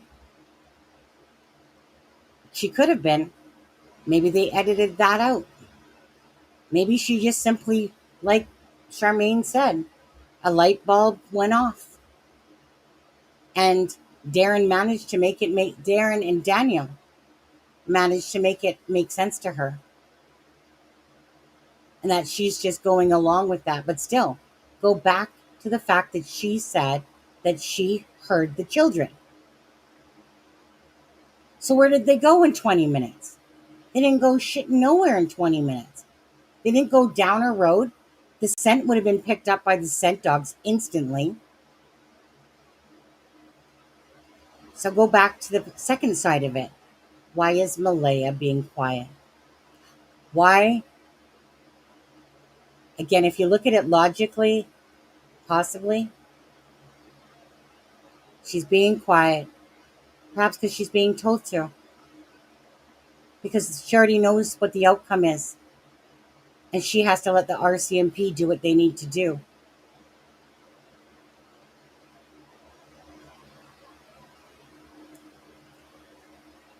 People are lying on the timeline. So that's why I say. I mean, let's see here.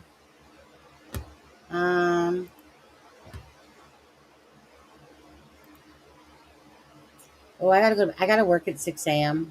Okay, 1 second. I already have these.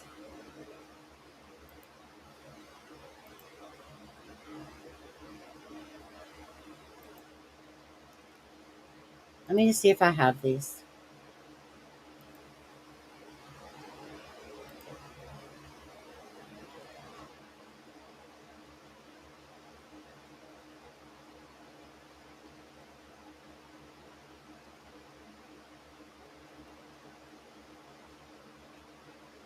Well, since I was gonna grab something else, but let me.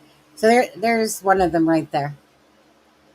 Martell confirmed it was a piece of Lily's blanket. Right. But the first thing he says, about an hour later, an officer arrived to show him photos, including the pink blanket found in the woods. None belonged to the children, he said. Remember? Oopsie. Oopsie daisy. 2 children are missing and I decided to lie. Now, Darren's excuse for that was he felt like it was another placed article. Remember? Being placed there because Malaya's family's saying he had something to do with Jack and Lily's disappearance. So he lies somehow. Like, this is what I don't get. I thought that pink blanket, and they could be playing word games with us.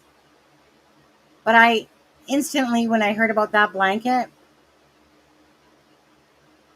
figured it was already underneath DNA testing, checking for all the different things on it, whether it's meth, whether it's, anything that could lead to somebody's placement, and, just whatever, DNA. I already thought that was analyzed. I just figured that it came back, maybe that they couldn't deem anything off of it.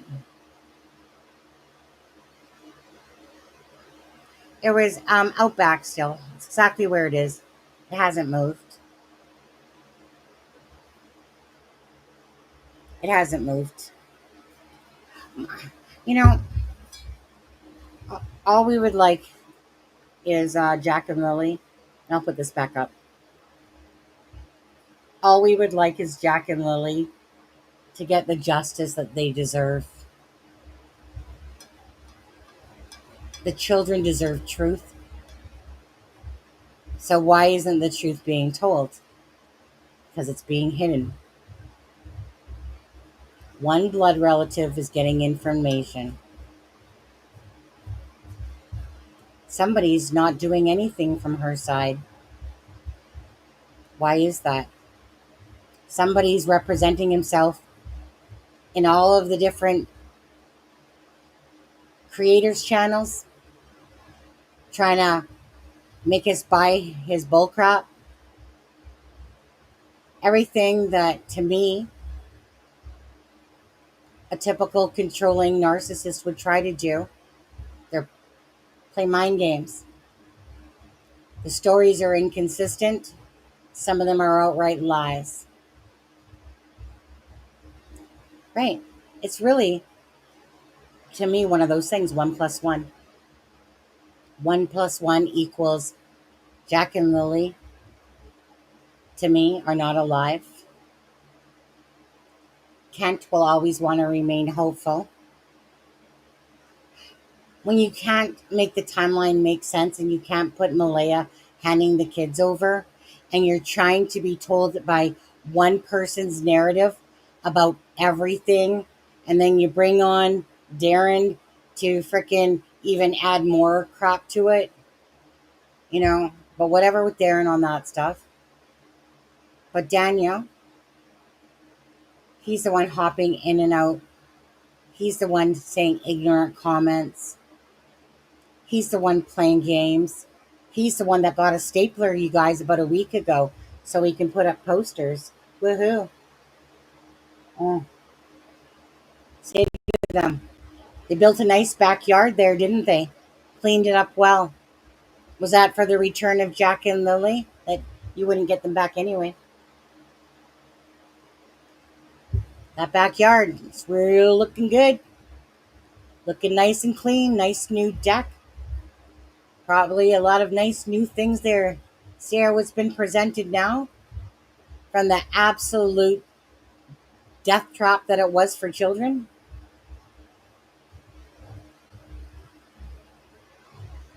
This whole timeline of whatever the crap they're trying to make it out to be. Make it make sense that a mother is not coming out. We've heard from Belinda. Okay? We have heard Belinda talk about Malaya. Even before we put any information out. Sonny.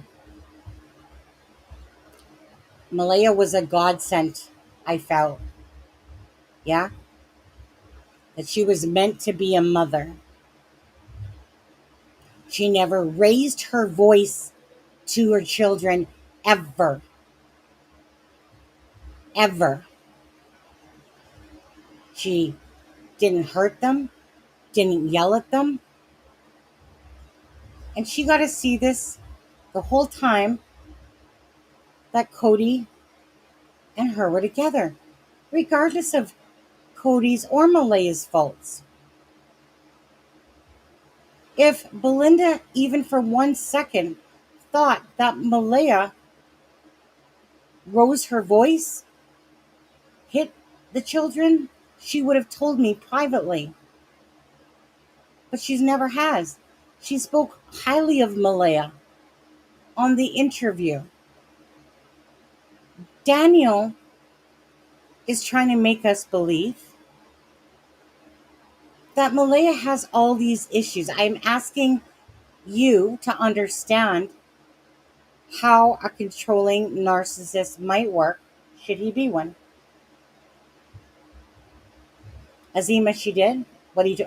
Just tell me what you're saying. And when you said she did. Okay? So I'll tell you, being from an abusive relationship, controlling, exactly.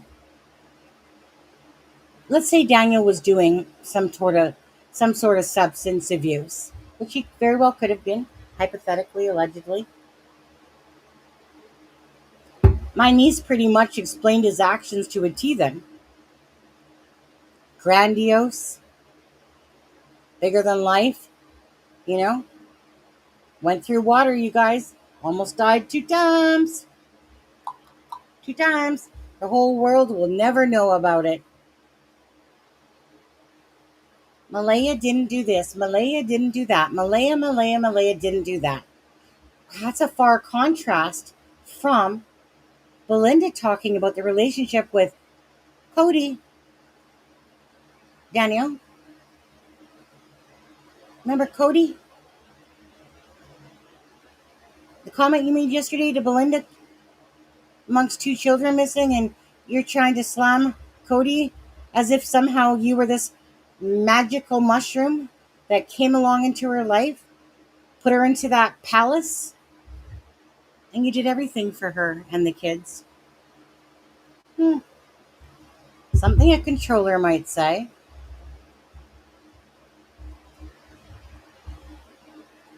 Malaya's messages to Belinda. She didn't have no clue that those were going to go on the internet. She didn't have no clue at all.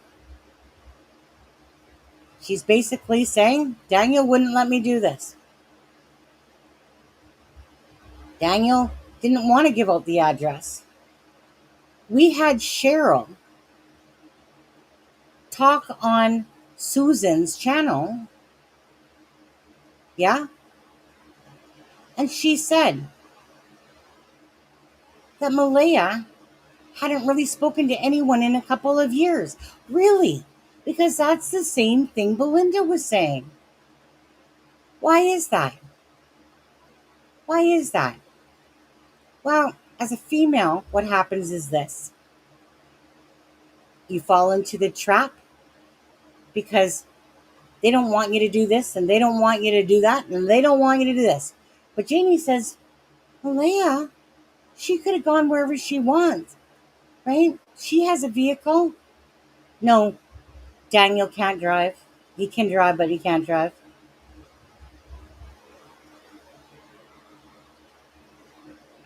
Hence why Malaya drove him to work and stuff like that. But anyways, that must have been really bad for you, Daniel. Malaya having to drive you to work. Tote the kids with her too. Just drive your ass to work. Where's the appreciation coming from there? But anyway,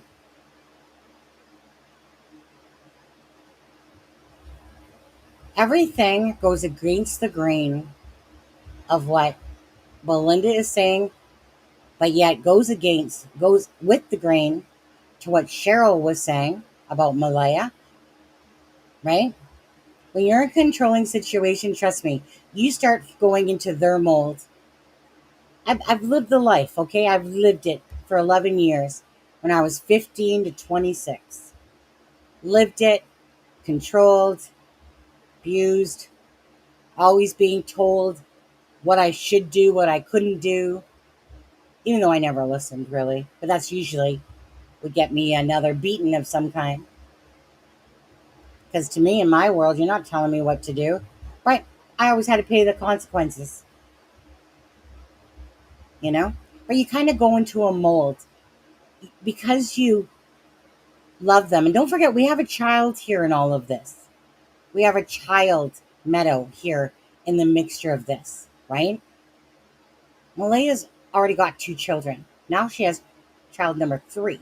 Hey, Jackson. What's a horrible excuse just to leave? Not sure what you're saying there, Jackson. But anyway,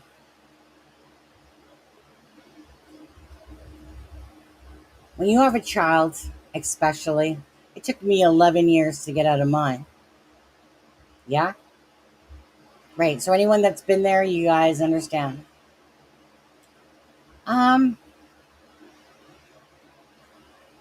I think I don't know the answer to that.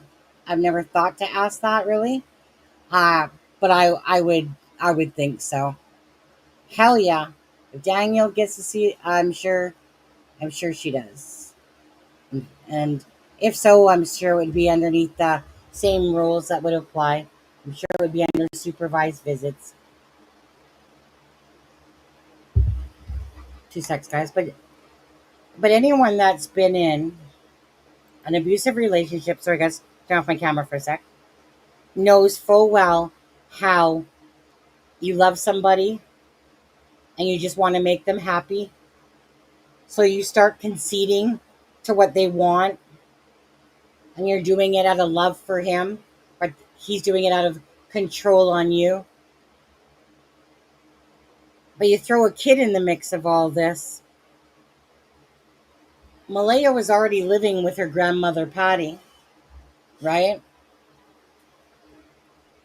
As we heard yesterday, which we already knew, was that Patty had asked Darren, and I'm not trying to tear down Darren on this one. I mean, it's one of those things, right? Is he truly responsible for Malaya? No. Mm. Patty felt that Malaya was in a relationship that she needed to get out of. And he wanted Darren to basically go help take her out of that situation going on. We don't know exactly because we don't live Daniel's and Malaya's life. But Malaya has projected through her own screenshots that she did not want to be there, that Daniel wouldn't let her do this, Daniel wouldn't let her do that. Cheryl said that about Malaya, that ever since she met Daniel, same words actually. Funny on that, right? Same words. That Belinda and Cheryl both said. That ever since Malaya met Daniel, downhill like a ski slope.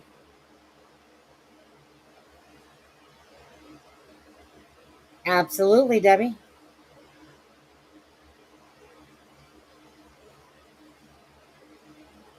Absolutely.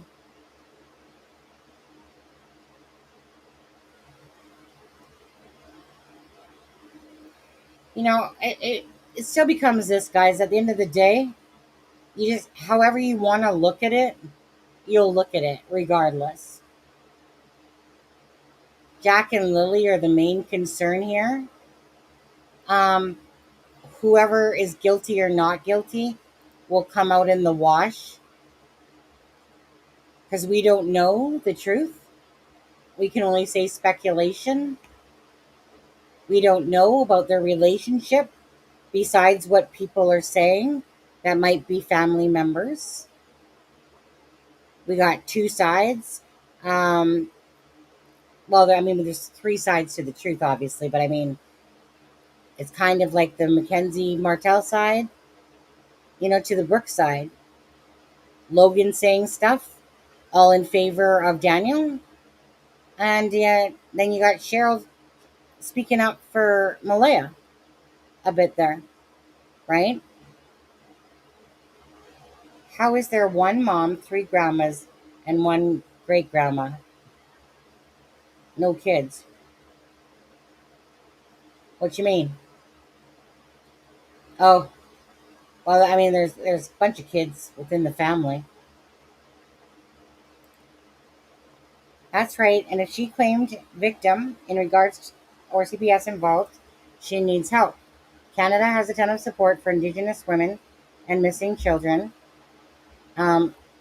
like big money for families. Hi, lady. On there. All I know is it's really sad that amongst two children missing, it's bottom line of this all, two children missing, the truth should be simple. It should be flowing. They should all just be able to tell the same thing. Simple as that. You know what? Great. You guys are telling a, concise story. What happened to Jack and Lily then? Oops. Couldn't find them in the woods. Now they're not abducted. Where does that leave you? It leaves you back on the property, right? I feel like they're saying missing, and for the fact of is that they don't have the full answers yet. They don't have. There's a reward for 150,000. That they need more information. They need, if they're building a case, they need a strong case because they're going to go for the maximum. They're not going to go for some weak case, right? And they have to get their ducks in a row if somebody is involved with the disappearance, but they leave it at missing for the chance for me, my personal opinion, because there's a slight chance that they could have been overlooked in the woods. So unlikely, to be honest, but there's still not the full answers. The next thing you'll hear, you guys, if you guys hear anything when it comes to this case for information. Like, I don't want to say like, besides when they do some updates, it will go from missing to instantly criminal and arrest if there's involvement. It will go from instantly that to the other, right? So they're going to leave it at this because, again, it's not like this is, we're looking for some stranger that picked up 2 kids, which Janie doesn't believe either. But it's not going to go from that. My question is this: how could Janie have possibly hurt the kids at all? At all? How is that possible with a storyline that their narrative is at that time in a 20-minute time frame that those kids got magically put in a freaking, right, vehicle? Let's just say the word, whatever it is, Elon Musk car, whatever. Daniel went up the, not now, come on. You can't try to make that shit up, to be honest with you. So either Janie didn't hear what she thought she heard, Janie is possibly part of a cover-up, because it's just not plausible that Malaya could have put 2 kids in a vehicle by their own storyline. It's just not, guys. It's just not. It's not there. Make me believe it is there, because it's not. You're not putting somebody in a vehicle ultra fast. Daniel's up there, because it's just a bunch of fabrication. The only person I would, you know what, to be honest with you, out of all of this, the only person's line of thinking I would even entertain at this point would be trying to make something out of Janie's. Because at least when you watch Janie, regardless, if you just saw Janie and you didn't have any other information, you'd be like, shit, yeah, Grandma. You speak your piece. You tell it like it is. Because her storyline, as this interview, is like, let me take you here, let me take you there. I'll take you to point A, I'm going to tell you the time, I'm going to tell you about the time of this. But where she gets wishy-washy is from the moment she comes out of the trailer. Everything else, 6 o'clock, 6:24, 7 o'clock, 7:15 Timu, right? She has all those precise. But the minute you get to the point of 9 o'clock, she can't seem to tell you a time anymore. There's no time. Anything after that, anything after the time of her brother, she can't seem to pinpoint a time. Or yet, Malaya was standing there awkwardly, weirdly, according to my mom with Meadow, as if she was guilty of doing something. Maybe Janie took it that way. Absolutely. But where did the kids go in 20 minutes if Malaya didn't put them in a vehicle at all? Where did the kids go in 20 minutes? Right? We still have the timeline in the sense we know that there was a phone call from Ron. That part's true. Other phone calls are on that phone shot that they show.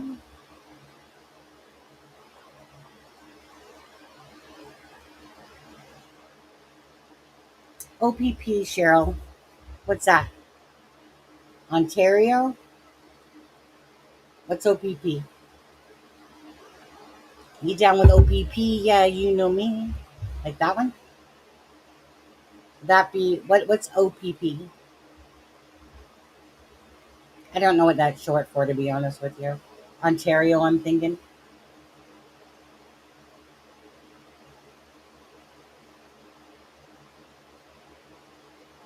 What'd you ask?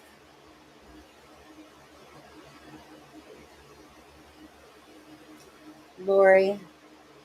Danielle. I'm asking something, Danielle. What'd you say, Danielle? Let's find it.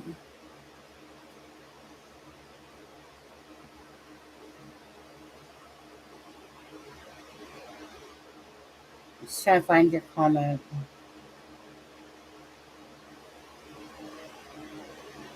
I feel like I'm scrolling really high.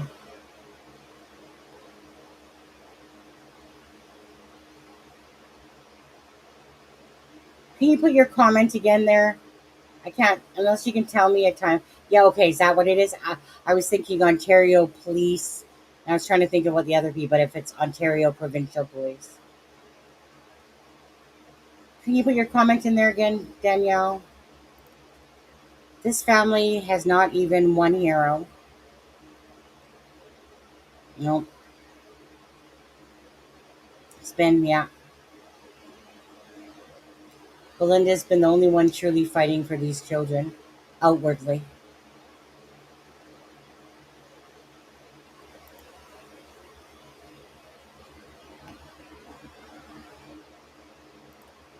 Yeah, I'll wait for that for a second. I'm just going to play this out for a sec more. Telling you the footprint was here. The only one that they can confirm that was Lily and Jack's was right here. So it was child size. Yes, a man, one of the investigators came in here and was measuring it all. Mm-hmm. I'm not here to lie. The reason why I wanted you guys to come here and do the interview here is to show you exactly where everything took place. Mm-hmm. Mm-hmm. And to show people that this is what happened. All the stuff that people, all the rumors and accusations about us murdering the kids and burying them on the property, this place has been searched thoroughly. The well has been checked, the septic tank, all the barns have been searched. My RV was searched 3 times. The trailer was searched. This whole place was searched. If they want to come back and search again, they're more than welcome. You've talked about drones flying over your property. You've Yes. talked about cars driving down the road and Yes. slowing down. What's that been like? I'm scared to go out sometimes in my own property. I mostly stay around back here. And if I do go out front for anything, I usually have my head down because I don't want people to see who I am. That is me myself. It's not because I'm hiding from anybody. I don't like to be on camera. I don't like my picture taken. I'm just a quiet person that just wants to be left alone, and I mind my own business. I'm just a hermit. Do you feel as if the finger has been pointed towards you and Daniel? Yes, I do. Because I live on the property. Come on. Do you think your son had anything to do with the disappearance of Jack and Lily? No, I don't believe Daniel had anything to do with the disappearance of Jack and Lily. Our heart don't lie, and my heart is telling me that my kid did not have nothing to do with this, and I had nothing to do with this. You know, if something bad happens, you get like your heart drops. Mine hasn't dropped. Deep down in my heart, I do believe Jack and Lily are alive. It's not because of what people are saying. It's my heart tells me that they are alive. I believe Daniel had anything to do with the disappearance of Jack and Lily. Our heart don't lie, and my heart is. Oh, if something bad happens, you get. Well, let me look at that. I want to go to the poll. Let me take a look.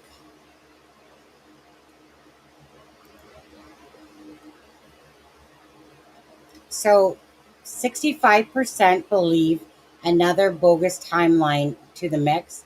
That's based on 423 votes. Believe all of it, 5%, of course.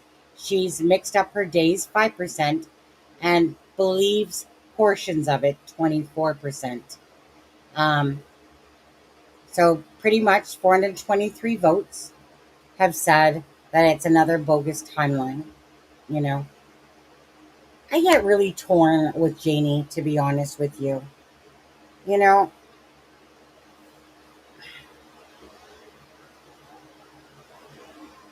I always look for genuineness whenever somebody's talking. I get the frustration. Like, the part that I'm not buying with Janie is that she was this warm, cuddly grandma that every kid just desired to be around. I don't get that feeling at all. I think of my own grandma, to be honest with you. My grandma, you know, come on, what are you doing near me? Get away from me. What are you, my shadow? That was my grandma. Hockey, fighting.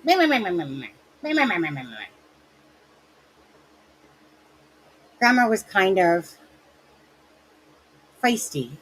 My mom was feisty. I can understand if she literally is clueless to what truly possibly could have happened. But the thing is that she's put herself with a timeline that doesn't make sense. So, regardless of the things that she said to Belinda that are opposite of what she's saying, I do feel that Daniel was sitting right beside her in the chat, and that's why we definitely heard all those bubbles. Those bubbles were not from chat, because the way that that private chat worked was that Lana and Bree would paste, um, would put the message out there. Okay, it wasn't the bubbles from chat. It was consecutive bubbles going off and off and off.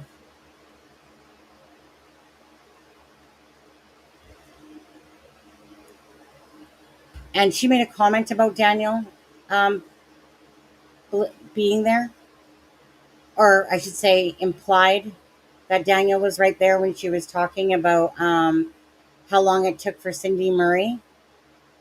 So what happened to that? What happened to that as well? Daniel said that Cindy Murray arrived a few minutes after the police arrived, and the police were called at 10:01. The police arrived there basically at 10:15, and that Cindy Murray arrived there wickedly fast from the fact that she lives in Wentworth. Again, that's not what facts present.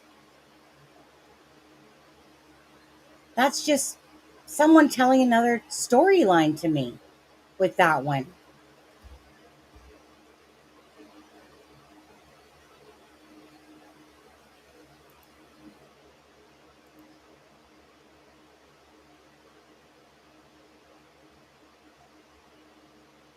One sec.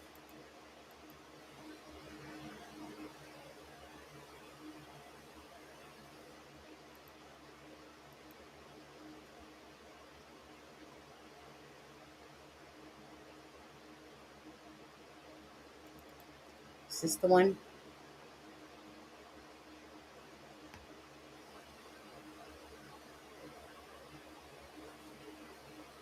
I know we don't see the phone number, but come on. This was given by Malaya's side of the family. Obviously, it would be from Malaya's phone. May 2nd, Friday, 10:01. Outgoing call, 9 minutes and 45 seconds. So that means that she would have been on the phone pretty much up until the children, or sorry, the police would have arrived within a couple more minutes. But Daniel said that Cindy Murray arrived at a couple minutes after the police.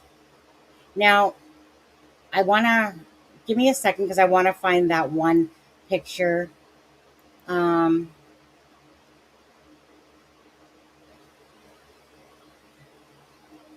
One second, is this it?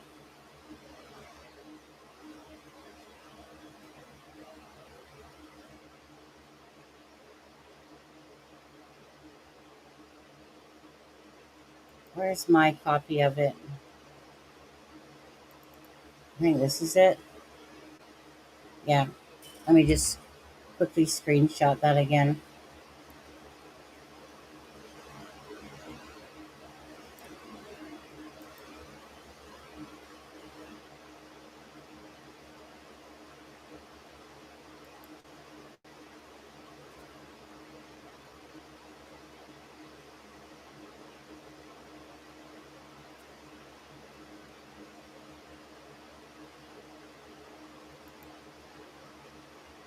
Let's make sense of this other one.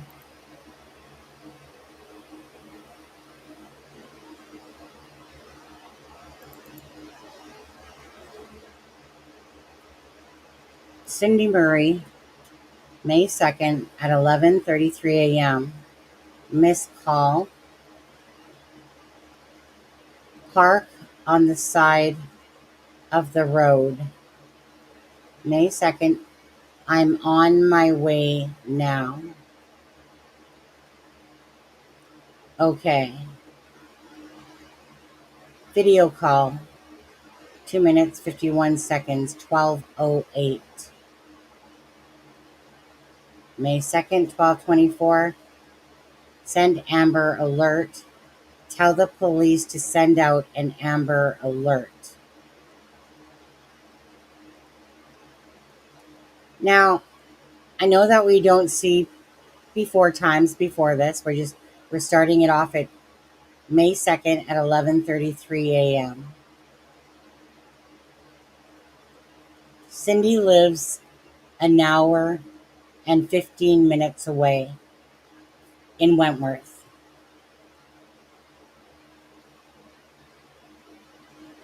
Daniel says that she arrived a couple minutes after. Maybe it felt like a couple minutes after. Who knows? He said, make that make sense. Cindy says, I'm on my way now. So everything, again, depends how you want to look at it. Everything he's trying to do is, he said, Daniel said, oh,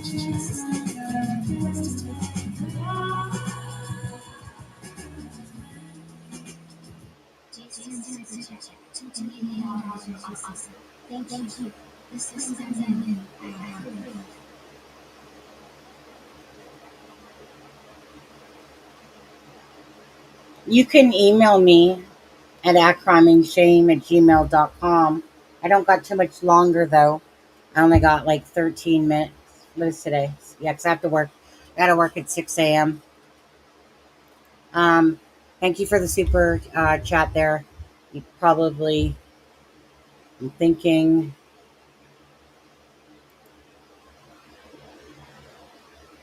edit.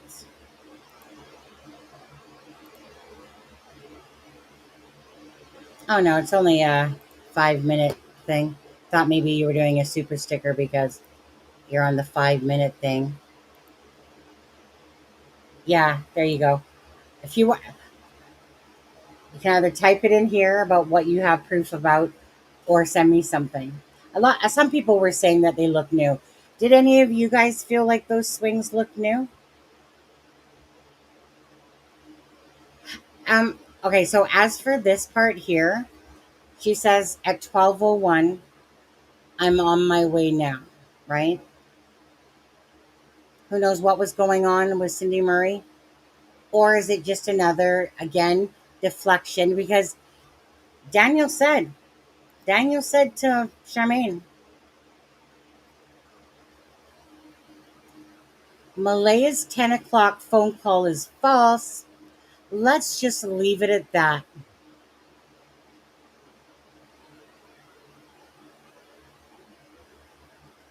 Did he say that because we had no clue?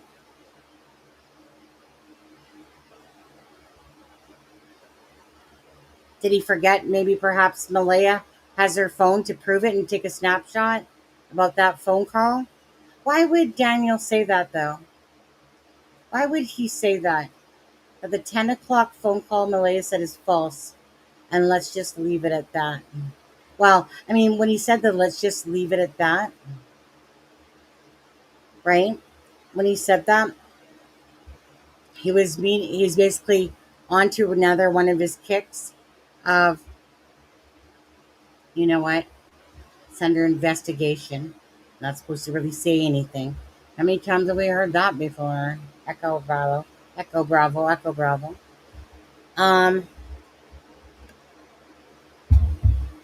So why did he say that about Malaya's time? Why is he saying it about Cindy Murray? Because there's more than meets the eye, Daniel says. More than meets the eye. Hmm. Pink lemonade, by the way. More than meets the eye, Daniel says. Yeah, because in those messages to Charmaine, he believes that Cindy Murray had everything to do with this. And you don't need to do super chats.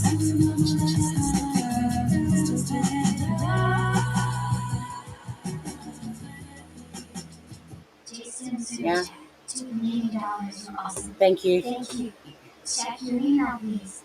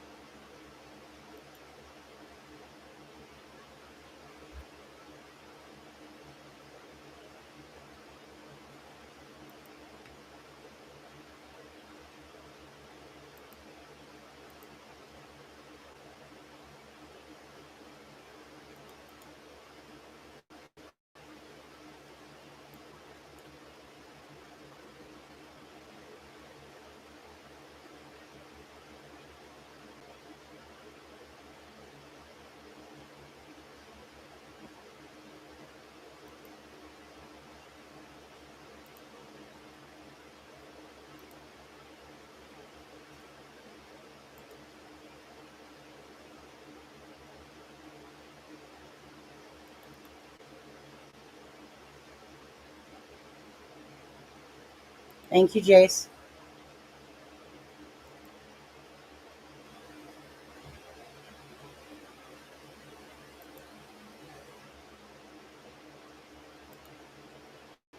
Oh no, I got too many pictures open. Shoot. Hold on. One sec. One sec. Too many screenshots. Give me a sec.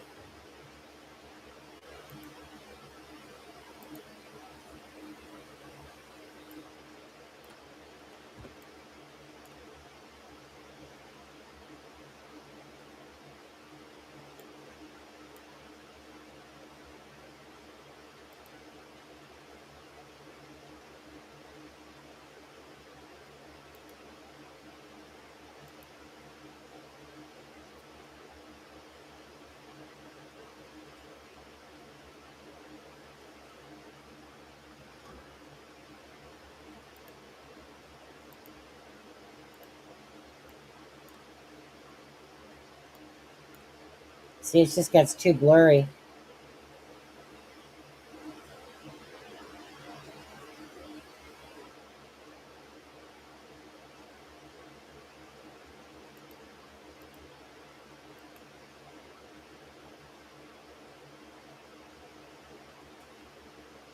What do you guys think just from looking?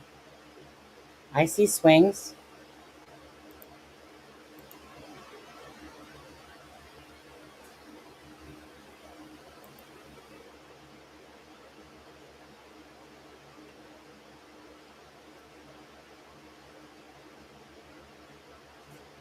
I think the bottom line here would be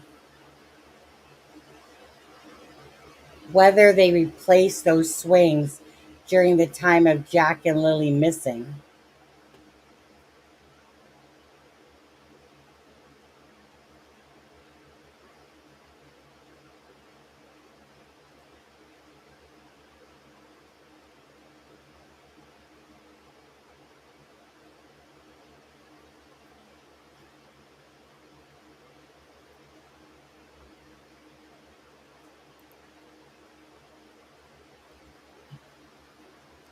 I think for me, if anything, the point of the swings would be, if I'm correct, well, I have to go get the other one, right? So it's, I think the bottom line here, guys, is that Jack and Lily are missing. They're building new decks, new swing set, making everything honky dory. I think that's kind of like, is that was the gist of it there, Jace? Like, so Jace, yeah, just go ahead and say why it is that like, what is it about the swings to you? What story is it telling to you about the swing set? Let's just say, if indeed. Who's being rude?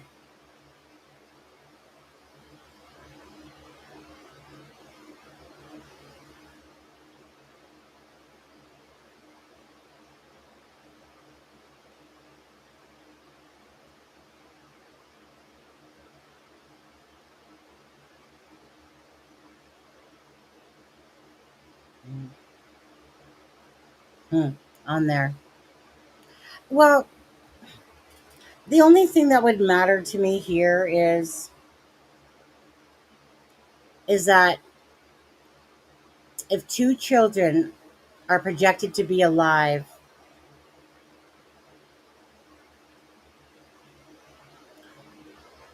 instead of being out there searching and looking for them, why are you spending your time building all these decks, finishing off the fence, doing new?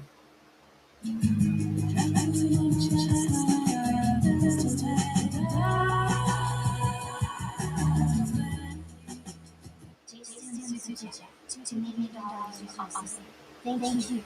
Jack&Lilly.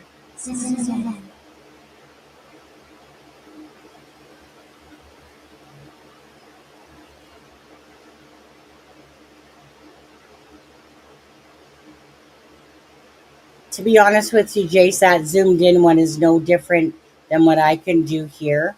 You don't have to keep doing super chats, by the way. Um,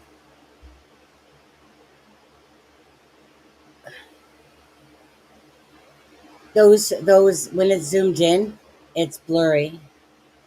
Um,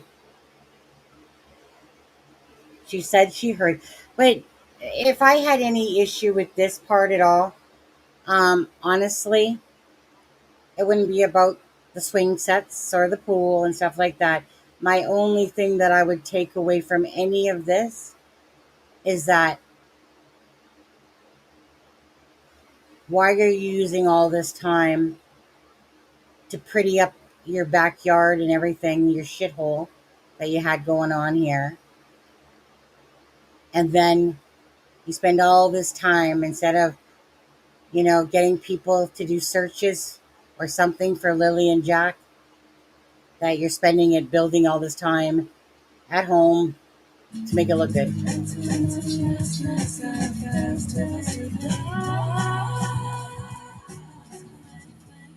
You know, Jason Super Chat. $2 You're awesome. Thank you. No yellow roads or update that even changed. Charmaine, if somebody asks you about the swing set, right?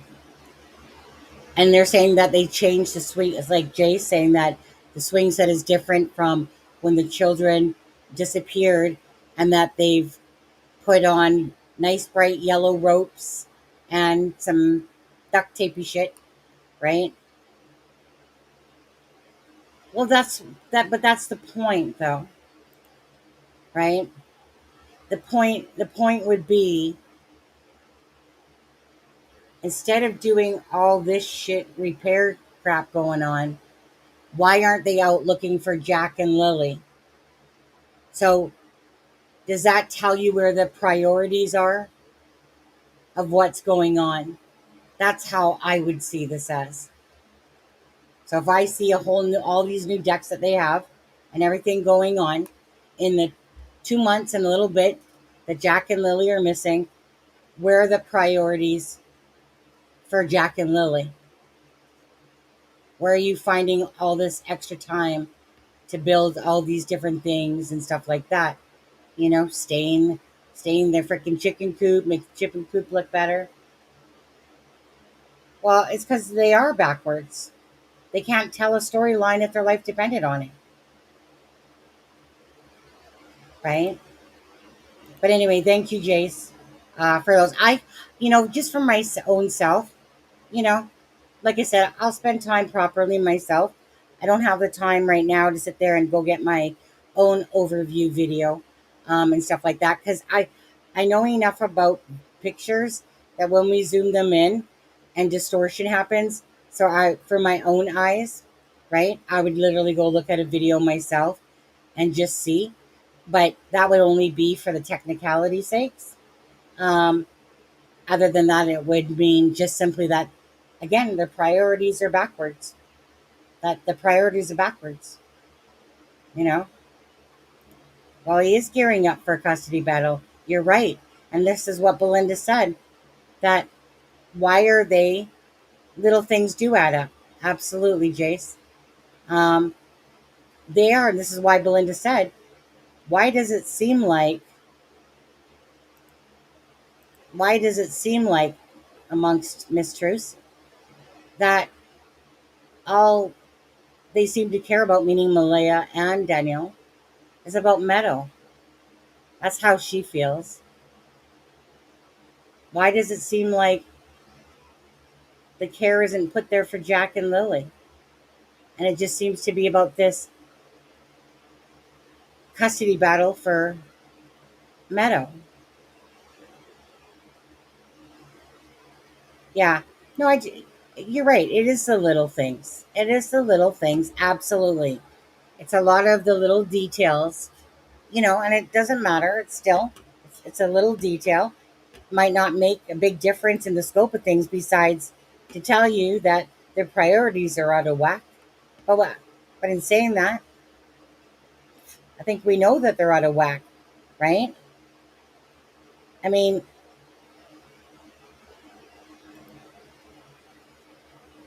Janie, whenever Daniel gets called out about him searching, so Daniel said that his dumbass, because Malaya said that the kids were in the wood and his dumbass believed her. Don't forget, you guys, he almost impaled himself and died 2 times, and the world won't know it. That he runs faster than helicopters. That if there's evidence found, nothing to see here, anybody, nothing to see. This has all been planted evidence against me. Gonna lie about the pink blanket. I'm gonna come in here with inconsistencies. That's what me and Charmaine and Kent are working on, is putting all the inconsistencies together to show you. This is what he said here. This is what he said there. It's his own words, right? Point is, again, this isn't about how much I hate Daniel, because I don't hate Daniel. I would have to care about Daniel first and foremost, and I don't. This is about Jack and Lily. So if someone's being inconsistent in the truth, right, and you can show, hey mama Janie, do you want us to, do up this wicked timeline that your son's being inconsistent so that you can maybe believe just a piece that he's lying to you or mistelling you stuff or something like that? Maybe Mama Janie doesn't want to hear it because it's her boy. It's her beautiful boy who would never have anything to do with the disappearance of Jack and Lily. Right? Of course, Mama's not going to want to believe that. But again, let's go back to Janie's timeline. Right? Well, the call goes in for 10. They say that there's 20 minutes. So that means that your asses were in bed, sleeping from 8:30. But of course, Lily came in and out Jackie was in the kitchen, and all of a sudden it gets up to 9:30 from 8:50. Do you know where your kids are? Who's taking care of Jack and Lily? Janie says, nothing burger, Sonny. Mm-hmm. Now you're making me want a burger. All of his comments on Jack can be used against him. Everything can be used against him. Absolutely. Well, whatever the judge allows. Right? I'm going to suppress this, suppress that. That's what happens in a lot of cases, right? There's a lot of stuff that they have and certain shit because of all the freaking bullshit of the court laws and stuff like that. Right? Watch this all the time with court cases because guess what? In the United States, we can watch court cases all day long and on double on Fridays. Oh, don't get me going. I love my Oreos. Do you like my milk? When you guys eat your Oreos, do you pop them open first? Well, exactly, Scorecard, exactly. Depends if the judge allows it.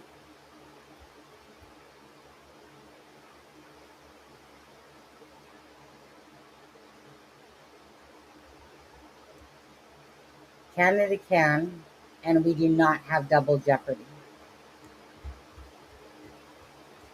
Thanks, David and Catherine.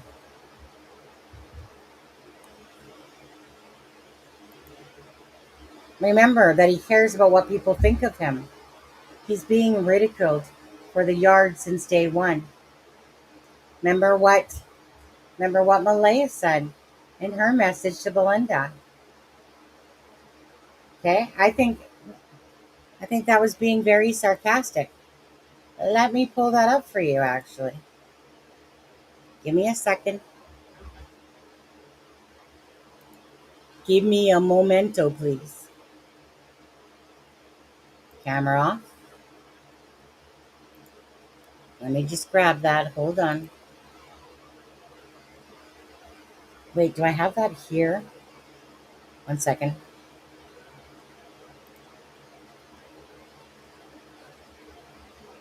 Definitely going to have to go soon because I don't want to be sleepy. Whose messages is this? I got a bunch of different ones here, so.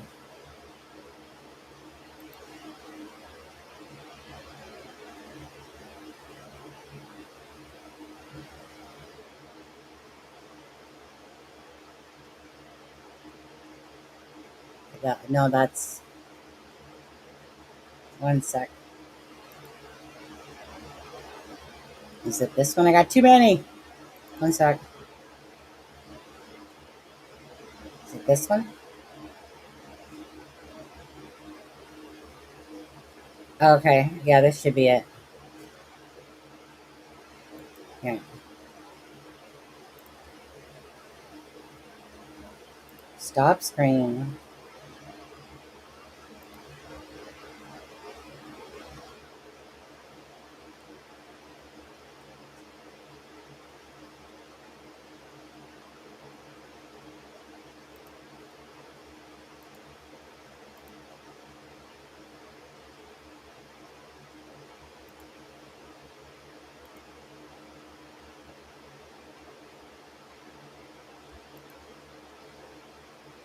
We'll go through this one. Malaya, you can see it up here. Male. And then, of course, right, it's a screenshot. Okay. Thursday at 7:25 a.m. Oh, I should have probably put the date down there. It was about a month ago, guys. Okay.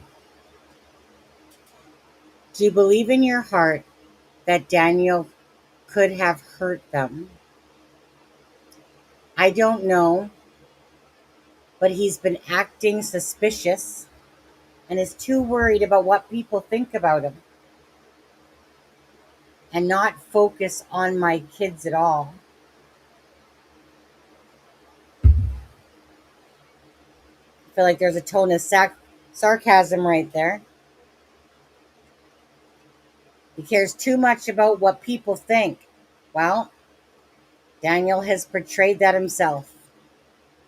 He cares what people think about him, in my opinion, and not focus on my kids at all.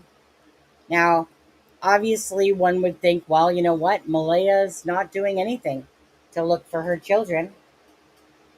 But if she knows the truth, perhaps that's being facetious and not focus on my kids at all, right, Daniel? Like, this is just hypothetically thinking, right, Daniel? Because you know what happened to the kids. So why aren't you focusing on my kids at all? Mm. Daniel does seem to care what people think. Anyways, let's go on with it. Everything he's doing is odd, and the police advised him to stay away from the media, to stop contacting me, and he has also tried to he's also tried to steal money from my account through Timu, because my credit card is attached to his. And you guys know that Janie was talking about her Timu as well. You know, I forget, I've done my share lately in the last few months of Timu shopping. Oh, I've done more than enough. Probably about $5,000 enough. So everything is not right. My main focus right now is to protect Meadow and find my kids. Okay. So, obviously, those words right there is to find her kids. Is that portraying alive or dead? If I would take it anyway, I would take it as being alive. What do you guys think about that? My main focus right now is to protect Meadow and find my kids. Right?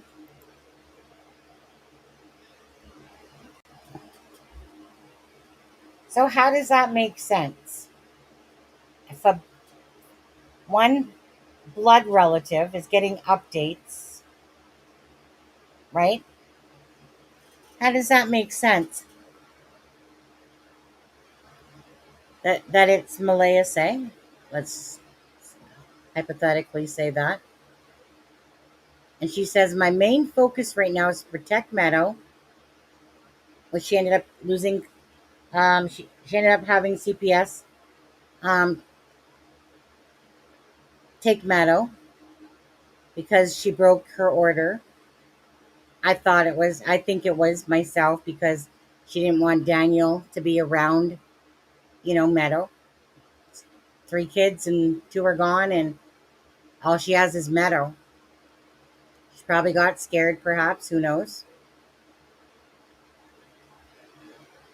I broke free at Timu. Yeah, I ordered for about a month and a half or 2 there, and then I just stopped. Didn't need anything else. I got my Christmas stuff, my Christmas clothes. Interesting. My main focus is to protect me. Right. Now, right here, you guys can see. Okay, let's just go through this, okay? Let's just read it all. So, Daniel has been saying to YouTubers, this is from Belinda, that he believes you have the kids taken that morning and he woke up when you came back to bed. Right? That's another thing there, as a matter of fact. So Daniel's saying that you came back to bed there, Malaya, when he woke up. That's not the story that they told, though. Malaya says, let them say whatever they want. Or let them say, yeah, he wants. I can't say anything to anyone anymore. Your lawyer can speak for you? Yes. So Daniel is putting eyes on you? Seems like it. But I'm not following the media. And I've asked people to respectfully Sorry, I'm yawning. Not send me things to me, and if they feel it's of concern, to send it to the police. Good advice. Truth always comes out, Malaya said. Well, Daniel said the same thing. Telling the truth isn't hard, the truth will come out. Yeah. Belinda says, I'm not so sure anymore. That morning he woke up when you. Oh, wait. Did I have this one backwards? Did I have this one backwards? Let me see. That morning. Yeah. And he. Yeah, I did. I did have this backwards. Because this one's over here. Okay. And he woke up. Okay. Your grandmother's cousin has been thinking the same thing, meaning Darren. He too has been on social media. Who Then she says, who are you protecting Meadow from? And then she's basically saying, oh my fucking God, I can't even listen to that. I've heard all of this. And that's about Darren. And then who are you protecting Meadow from? She says CPS.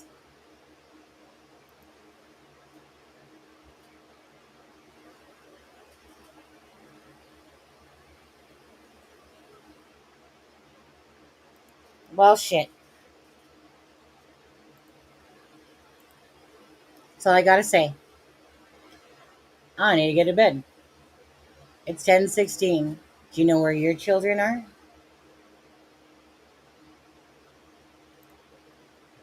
I know where mine is.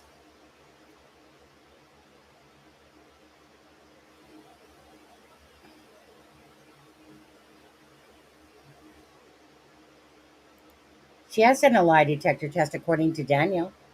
Daniel said that. Kaika.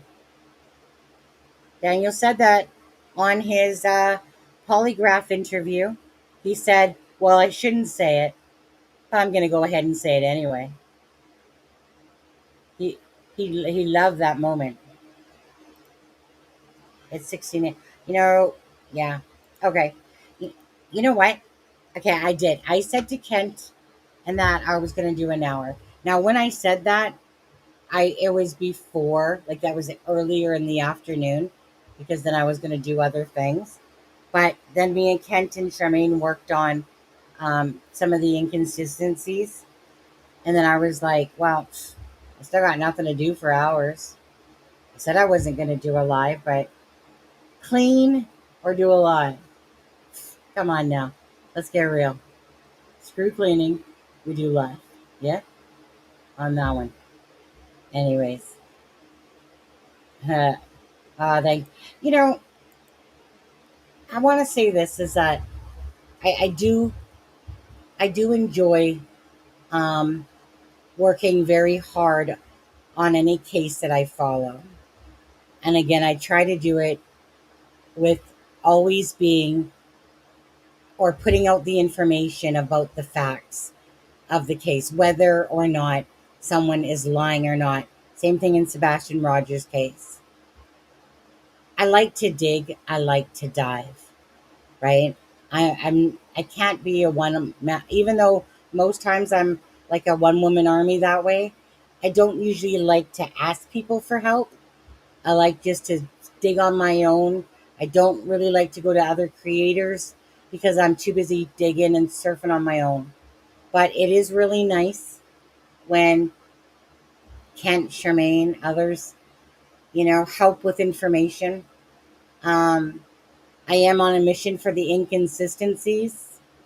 So if anyone, has the two inconsistencies put together, I have the ATV, I have the pink blanket, but if anyone does have, screenshots of by chance anything in any of the, Dolly's or Justin's of Daniel's screenshots, I'm just trying to use his own words to match them up to what he said. Again, I didn't force Daniel or any other person. I didn't force Janie. I didn't force Daniel. I didn't force Malaya to say anything. The words that are out there are because those are their words. And for me personally, like I said, it's not about the speculation part, is just, well, what can we make out of this, right? How do we see this case? What's going on? Why is there lies? Why is this happening?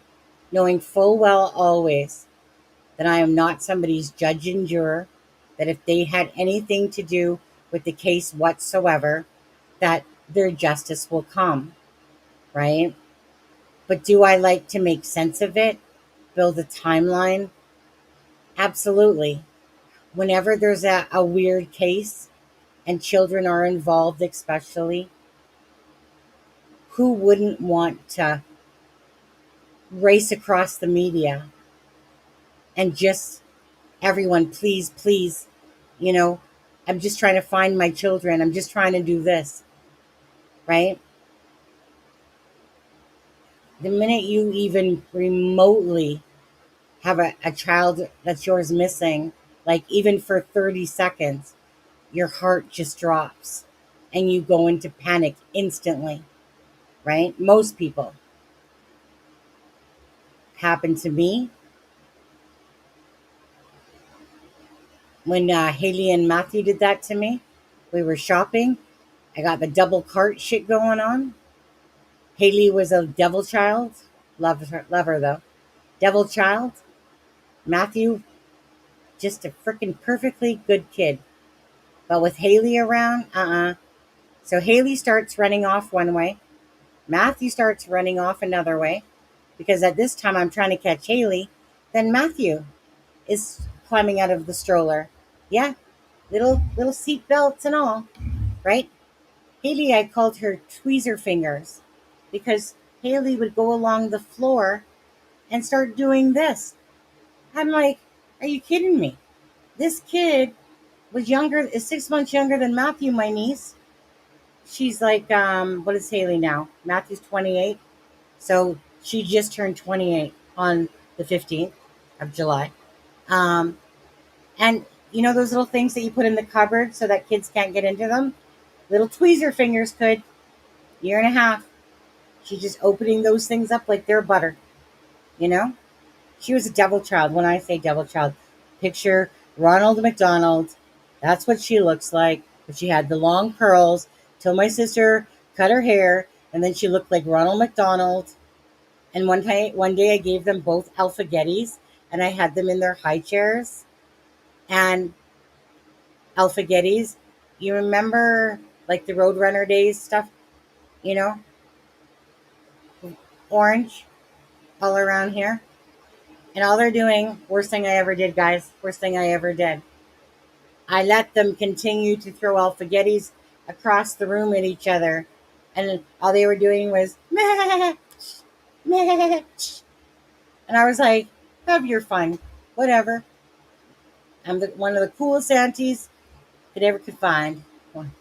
Mom that truly loves her son, and it was my duty to protect them, take care of them, stuff like that. Anyways, what was my moral of my story here, guys? Totally forget it, by the way. Something about kids. I don't know. Ah, what was my point? I had a point. I'm sure there was a point in there, guys. I don't know. Anyway, what was my point? Come on now. Bugs me when I do shit like that. Freaking get tired, go on a different freaking venue than I was talking about. Well, Lily and Jack, of course. Yeah, Lily and Jack, but I'm trying to associate children, kids, my niece, yeah, my son. Fudge. Panic. Oh, ha! Thanks, verbal constipation. Freaking, I knew that diarrhea coming out of your freaking mouth right now would work. Thank you so much. That's exactly what I was on there, you guys. Didn't lose the train of thought of all. I had it all the time, didn't I, verbal? So, you guys know, right? Okay, let's go back to that now. Let's pretend I freaking remembered. So, 30 seconds, 15 seconds. The minute your child is gone, your heart sinks, and you literally go into panic mode because instantly you're thinking, you know, like what happened is, you know, And did something happen? Did they run away? Did somebody take them? I'm in the mall, yeah, in Zellers or no Sears, and these little shits, my son and my niece, they're hiding in one of those spinning racks of clothes. I'm like, Matthew, Haley, stop this game right now, right? All of a sudden I hear hee, hee, from within the clothes. They had no clue the freaking heart attack that they gave me. Because for me, you put a child in my care, including my own, I ain't letting you down. I ain't letting them out of my freaking thing. Do we make mistakes? Absolutely. Didn't you do that yesterday, Marie Antoinette? Is that you that did that yesterday? You guys ready for some Rickroll before bed? See if it goes off. Absolute panic, right? So what the hell's going on with Jack and Lily's case? I don't see no panic coming from the Martells. Oh my God, they're out there somewhere. They're alive. You know what? We're getting everybody together and stuff like that. No. What do we hear? What do we hear? Well, I just got my stapler a few days ago. You know, someone dropped me off some posters. And then Daniel will come in here going, I hung up some posters. Yes, I did. What? 2? Let's see. Let's see who got those. 1 second. Okay. So, Paul Quinn, 80 Katie. I like that. 80 Katie. Let me say that again. 80 Katie. Jenna, The World According to Misty Ray, and Donna Flynn. Those are the 5 people that Marie Antoinette gifted memberships. Now you guys don't have to have slow mode. Nice. Now you guys get to use Jack and Lily's emojis and the other ones I've created. Nice. I need to make some new ones, by the way. I need to make some new ones. Now you can watch members live. Nice. Thank you, Marie Antoinette. I love paying it forward. That's how I consider when people gifting. They're paying it forward. It's really nice and kind that your generosity gives other people those abilities. You can't fake real. I love you all, really. Sending love and light. Foggy brain now is my monkey. Right. It's not my monkey and it's not my circus. Unfortunately, growing older is not for pussies.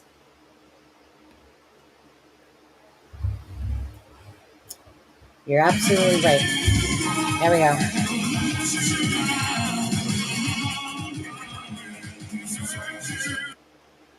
Motherfucker need Beavis. Huh. My kid used to watch that. Beavis and Butthead. Beavis and Butthead. Right? One of those things I didn't know, you guys. Again, we're not perfect. Things happen. I was doing dishes, and my son would always say this comment to me. He'd go, Mom, I'm so happy my ass is smiling. Cute. Oh, it's cute. Where'd you get that from? Doing dishes? I hear, this was literally me. I'm so happy. I'm hearing it. I'm so happy my ass is smiling. I'm doing dishes and I literally go, what? And I look around the corner. I look at the TV show. I'm like, what the fuck is this? What the fuck is this? This ain't no cartoon. It's called Teletoons. Hi, Jess. Thank you. Appreciate that, right? I'm like, Teletoons. Where in this lifetime do we have something called Teletoons that's Rennie, what was it? Itchy and Scratchy show? Ren and Stimpy? Motherfucker Beavis and Butthead shit? I didn't know. Not gonna lie, didn't know. Son, you want to go watch Teletoons? Absolutely. Go ahead. I'll go do dishes. Live and learn on that one. You know, when I turned around and saw that TV as it was playing, I seen Ren and Stimpy stuff. All I saw was this blood splatter going everywhere, like everywhere, right? Ripping everywhere. And I'm like, what the fuck is going? Like, this is a cartoon. So it's kind of like music, right? Music, you would always have to have the good version if they had a different kind of cray cray, x ray one type of thing, right? So music on the radio was always very protected for that stuff. Same with cartoons, same with TV shows, right? Everything had to be crisp and clean. So what the fuck happened with Teletoons? That's not a freaking kid show, obviously. But it was presented what I thought was for kids. I didn't know it was truly an adult type cartoon. Yeah, you know. Anyways, sometimes I mess up. Son, I was supposed to be watching that stuff. I remember when Matthew, he was 2 years old back, and we had all these CDs, right, on the computer of my ex-husband now, but on the computer. Thomas the Tank, bunch of games that you would, rip off, whatever, stuff like that. But anyways, that's when you could actually. But anyways, he was 2, and he would go like this, and then he'd pull it out, and I'd be like, how the heck did he do that? How the frick did he know that out of all those things that at age 2, that was Thomas the Tank, right? My kid grew up on a computer. He did. Absolutely did. Best babysitter ever. I gamed. My ex-husband gamed. My son, well, he learned from a very young age to game. He was about 5, I think, when he comes to me and he goes, Mom, this kid, he told me to fuck off, Mom. Wait, what? What do you mean? Mom, yeah, he told me to go fucking lose my life or something like that. And I'm like, wait, what? I thought you were just freaking playing games. And I'm just like, what the fuck? Right? Fast forward some years, live and learn. Live and learn, mother. Fast forward some years, Matthew's in like grade 3. The teacher pulls me aside and says, there's something weird about your son's essays. And I'm like, what's that? She goes, well, he writes like he's a computer. And I'm like, well, what do you mean? And she goes, well, let me show you. You guys all know, any gamers out there especially, or people that shortcut text messages? U for YOU, R, how are you doing? My freaking kid's essay was a bunch of freaking shortcuts of the computer lingo language. So I died laughing when she showed me it, and she gave me a dirty look. Proud mama right there. Yeah, honestly, never ever thought that my son was taking his internet habits, sticking them on an essay. Anyway, that's enough story time. Oh, I could tell you one worse, but that one would be totally a members live only. Absolutely. Okay, guys, it's been a pleasure. Thank you for making me stay up this long, Charmaine and Kent. I said I was only going to do an hour. They somehow forced me to. I am a cornholio. Ah, man.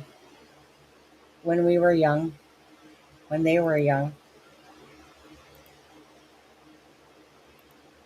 I can type in binary.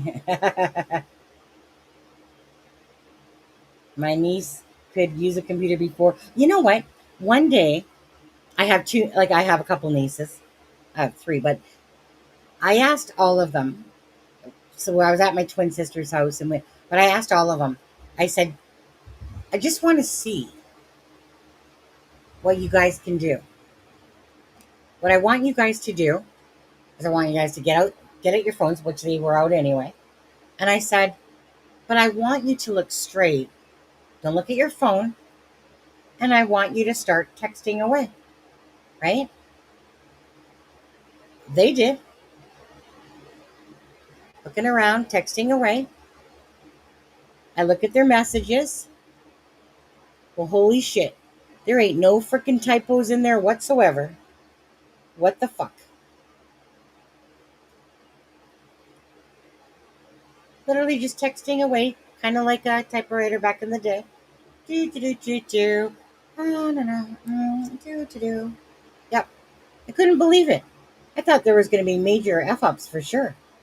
They were like pro skills, to be honest with you.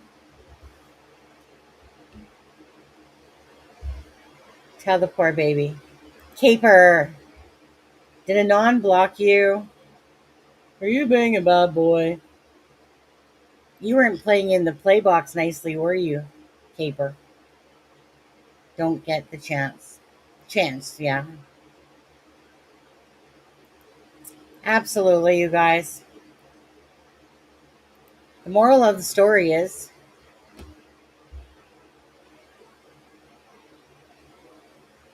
what is the moral? There's multiple here. If you're going to claim that you want to look for Jack and Lily, act like you want to care about what happened to Jack and Lily. Instead of making a home look better, perhaps for Meadow, waiting 2 months to talk about putting out posters. How embarrassing, to be honest with you. I would be so embarrassed. I'm sorry, calling a spade a spade. I would be so embarrassed to sit there and say over 2 months later, well, I was having some car trouble, but now I can get around. Thank you, Janie. Could you do that? Because all you want is answers for Jack and Lily. Where's the actions behind that, though, Janie? How can you whine like that, right, and be upset, but your actions aren't matching yours, Daniel? Oh, Daniel. Best buddy, best friend. Master, manipulator, head games, whatever. You got a stapler. You thought you were so funny that you were in another live and then said you got a second stapler. Yeah, because that's what we all do when we care about kids, is joke around at the benefit of Jack and Lily. That I got 2 staplers. What does Anon say? I'm quite sure that Anon blocks me and unblocks me. I think he does that with me as well. Don't be offended, girls or men. Anon. Secret.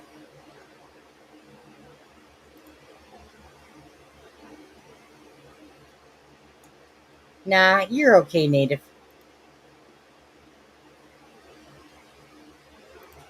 Nope, not Sunny either. Maybe Anon doesn't realize that I block and unblock him too. Good vibes, good vibes. How do you unblock? You gotta go to the person's channel to unblock them. Or maybe, do you have the couple dots there? Yeah. Anyways. Okay, you guys. Thank you guys for forcing me to talk to you guys tonight. And Charmaine and Kent, they got me up here, but Sunny just couldn't leave. Couldn't leave, could I? Nah.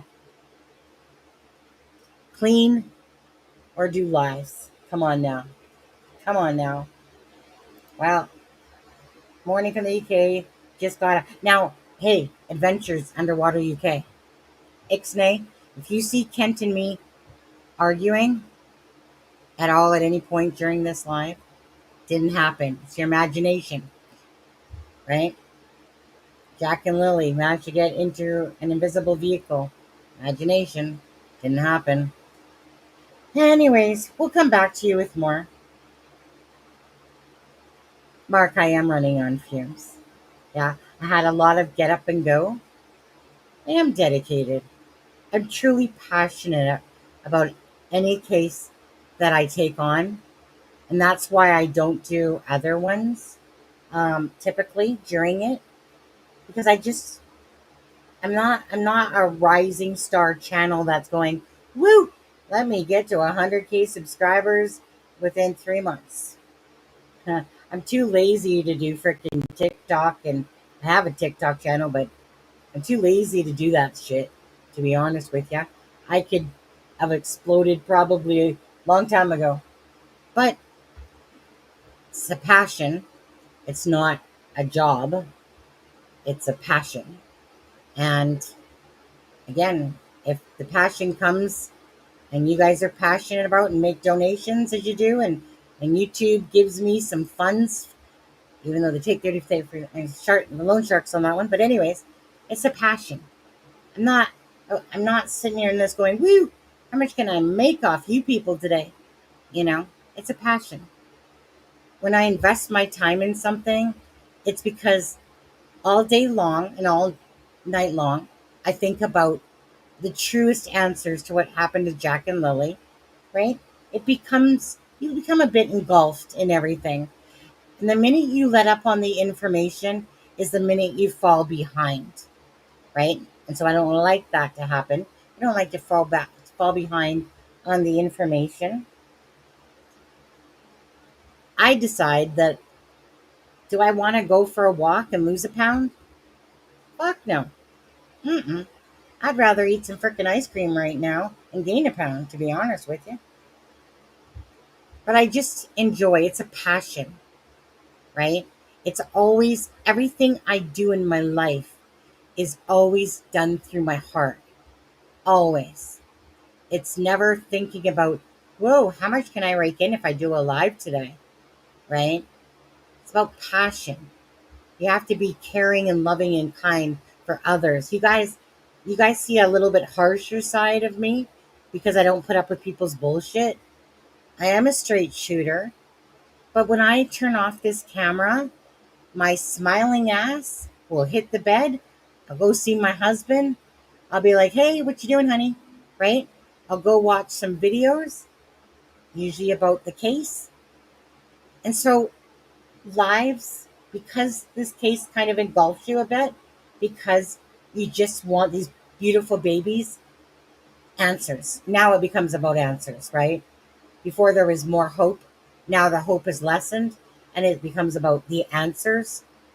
But it's like when I'm thinking about it in my dreams, you know, all day long, as I'm working, I start thinking about Jack and Lily, unless of course I'm on a phone call and it of course distracts me from, or if I'm on my break, I'm looking at things with Jack and Lily.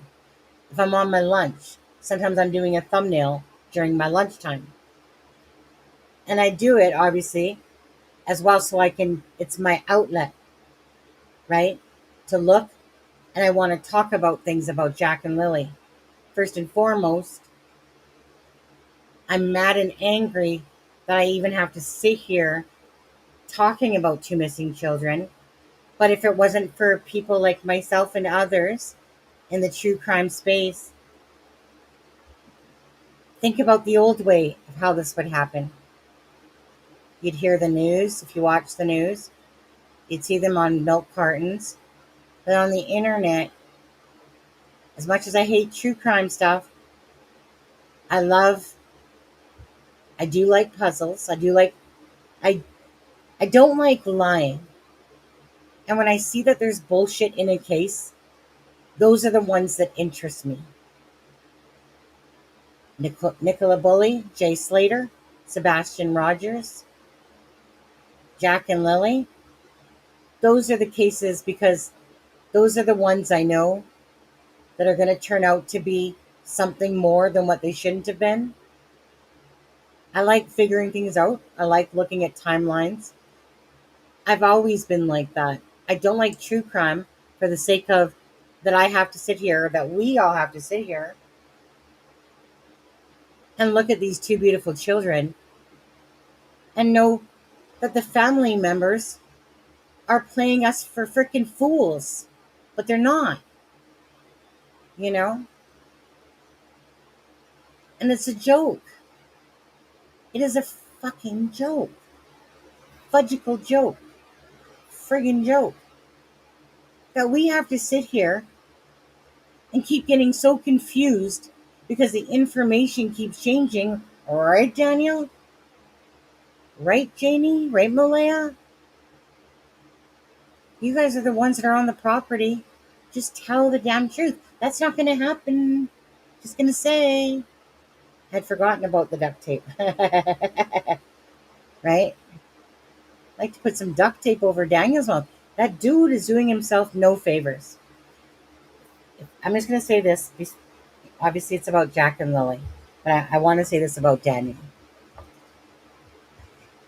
All of his actions, all of his mistruths, all of his, whatever you want to call them, his lies, mistruths, whatever.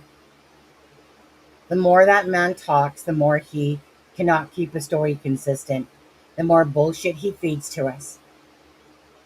If there's one thing that's perfectly clear, and don't make no excuses for him either, please, at least not to me. Don't make no excuses that somebody is on the internet popping in and out of channels, and this guy wants to go around saying, but you know what? You guys are good enough for me to fuck with, but only the news gets my actual bullshit. You know, the lying, whatever bullshit, mistruths, right? The concerned Daniel. You know, the one that's just going up for Malaya. That Daniel. Then he comes online, here, in and out of channels, like a fucking kangaroo, just bounce, bounce, bounce, bounce, bounce, bounce, saying he won't even answer certain questions. Well, you guys, because you guys know, right?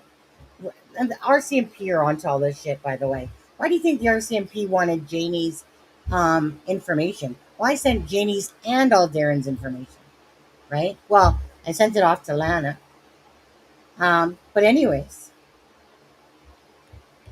God grant the serenity to Daniel to stop his fucking ass lies. Hypothetically, allegedly, right, Daniel? But imagine bouncing around like a kangaroo, right? You're making comments about, well, you know what? I'm just holding out for the Netflix deal. Oh, what's the one he said today? Something about a KFC bucket. Why don't you go fuck it? The KFC bucket, Daniel. I want to go fuck the KFC bucket. But anyways, who does that shit? Get manipulators, game players. That's who. So Netflix deal comment to Belinda yesterday. You know, well, how great was our life with County, huh, Belinda? I mean, your son sucks, and I'm taking her from a fucking, a good place to a freaking palace now here, on the freaking Beverly Hillbilly show. Because that's what this is. Fucking Beverly Hillbilly show going on. Right? They got no freaking oil, though. Tell you that much. Got no freaking oil on that land, I'll tell you that much. Got a well.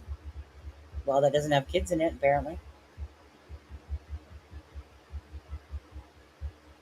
Anyone that's watching what Daniel's doing, like I said, think of, allegedly, the possibility of a full-blown narcissist that's literally trying to shovel you shit at every angle. He has no moral ground. No moral ground. That guy doesn't matter how many times I freaking call his ass out now. Daniel, please, what are you doing here? Oh, hey, Daniel, BFF, you want to talk some? The telltale sign, to Daniel especially, because he's the one in charge, the telltale sign that you know this is bullshit is because he's playing a game and he's using YouTube and Facebook groups to gather the support support Daniel, but he will not clear up anything with anyone, including his own channel. He avoids it like the plague. He does not clear his bullshit up on the news either. So ask yourself, when you're looking at somebody that's talking about lying about a pink blanket, that if evidence is found, he had nothing to do with it.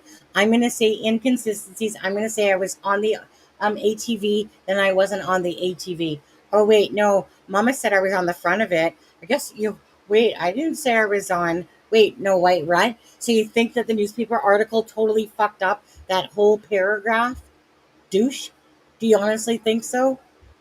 Right? That they messed up that whole paragraph where it said that he went for 20 to 30 miles, blah, blah, blah, day one and day two, blah, blah, right? Then it becomes, well, like I said, Mama Janie and all that comes out 2.5 months later.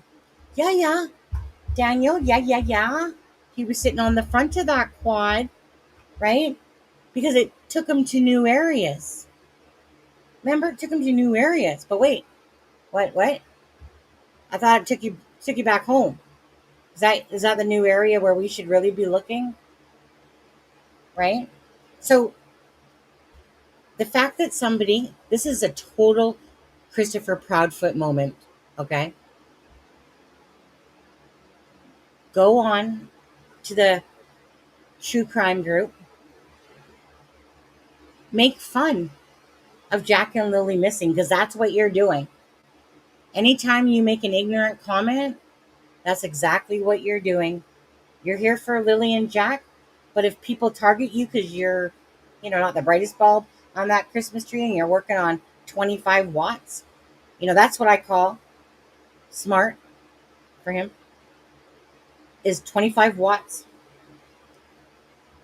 And he's coming up here and he's, like I said, trying to sell you his stuff, but he will not get up to anybody and say to anything. You tell me, okay, guys, come on now, let's cut the crap. Tell me that that's not somebody that's playing you for fools. But you're not fools because you're smarter than he is. You're seeing his BS and you're sick of his BS because it's about Jack and Lily. So, Daniel, have a cup of go F yourself on that one.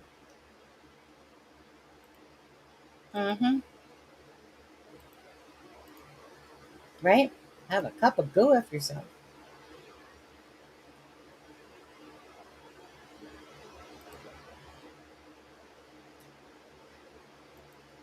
Daniel's not fooling me at all.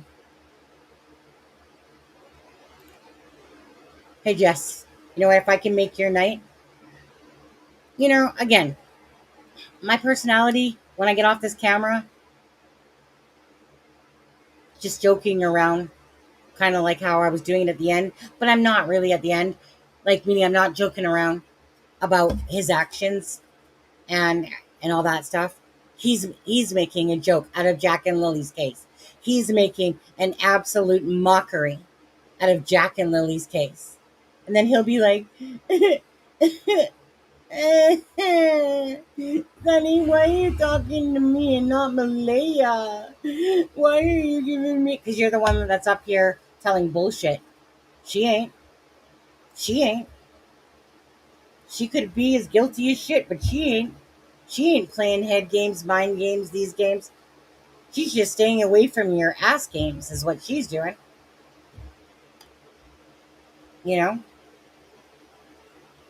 So this whole little girlfriend thing, fuck off. Come on now. Fuck off. Honestly, when I totally believe that Daniel goes into those PMs, private messages, sits there and has a conversation. Girls. The conversation stays in here, right, girls? Guess what? Conversations out within minutes, or if not half the day. They're out there already. Daniel, do tell what's going on there, Daniel. Right? This man in my opinion, is one of the worst. No, at first, you almost had me, Daniel. You did. But I see that you're the covert narcissist. You almost had me. Why? Because I like to believe the truth in people, that they're going to actually be fucking honest. But then the time has come, and Daniel has shown his true colors. And I just want to know, besides Belinda, well, there's some others, don't get me wrong. Janie, Daniel, were you putting out posters today? Asking for a friend? Asking for Lily and Jack? Fuckers. Fucking liars. Anyway, my dandelion. I, I called Daniel my dandelion. Yeah, yeah, dandelion. Got it. Yeah, yeah. I'd probably call him the shit in my toilet bowl, but that's okay. Yours is a little bit nicer for sure. Justice for sweet Lily and Jack. Yeah. I mean, honestly, you guys, again, Daniel and Malay and all that, they're side noise. Um, this timeline reeks of shit because it is shit, you know. And the thing is that where's the starting point? Well, the starting point would have to be at 10 o'clock when the 911 call came in. That's where the starting point would have to be because that's a 911 call. The next point of call that Janie can say is 8:48 for her brother Ron. But what happens with Janie's timeline, and like I said, for all intents purposes, you guys, Janie's timeline simply could be one of the best ones out there between the Daniel timeline and Malaya. But at what point do two kids go missing in 20 minutes, right? And they would have to use the fact, well, if they've been gone 20 minutes, that would mean that Daniel last saw Lily in the kitchen or coming in and out, remember? Malaya doesn't say nothing about seeing Lily come in and out. Don't you wonder about that a little bit? That she was knocked out cold. Any mother knows when you have a child with you in your bed, you ain't no heavy sleeper. You know, your child moves, you're moving. You're going to be knocked out cold, maybe if there was some drinkies in your life or something more. You guys are trying to be funny over there. 11 o'clock, and I got to work at 6. At least it's from home. 5:30, I need to get up. All right, I need to go spend an hour picking my nose, Kent. You did a good job on that live doing that, by the way. Yes, Jane and Anna are unbelievable. This situation is, I'm not going to bed feeling guilty.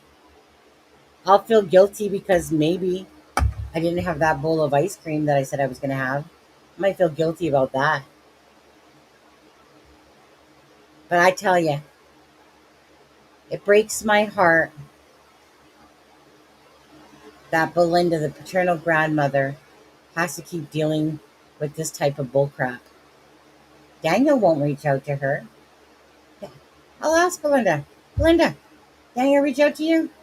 No, no, because he doesn't give two fucks. Because you know why? You know why he doesn't give two fucks about Belinda? Probably because poor Cantel all of a sudden you can eat while you chat with us. Yeah. You know why he probably doesn't give two shits to talk to Belinda and give her some truth? Her son, Cody. You know Cody? You know the one that he's jealous of? Cody, that one? That's why. Obviously, by his comment yesterday, all he cares about is placing blame somewhere else, even though the children didn't disappear in Cody's care. Pretty sure the children would still be here if they were in Cody's care. Anyways, there. I said my piece. Is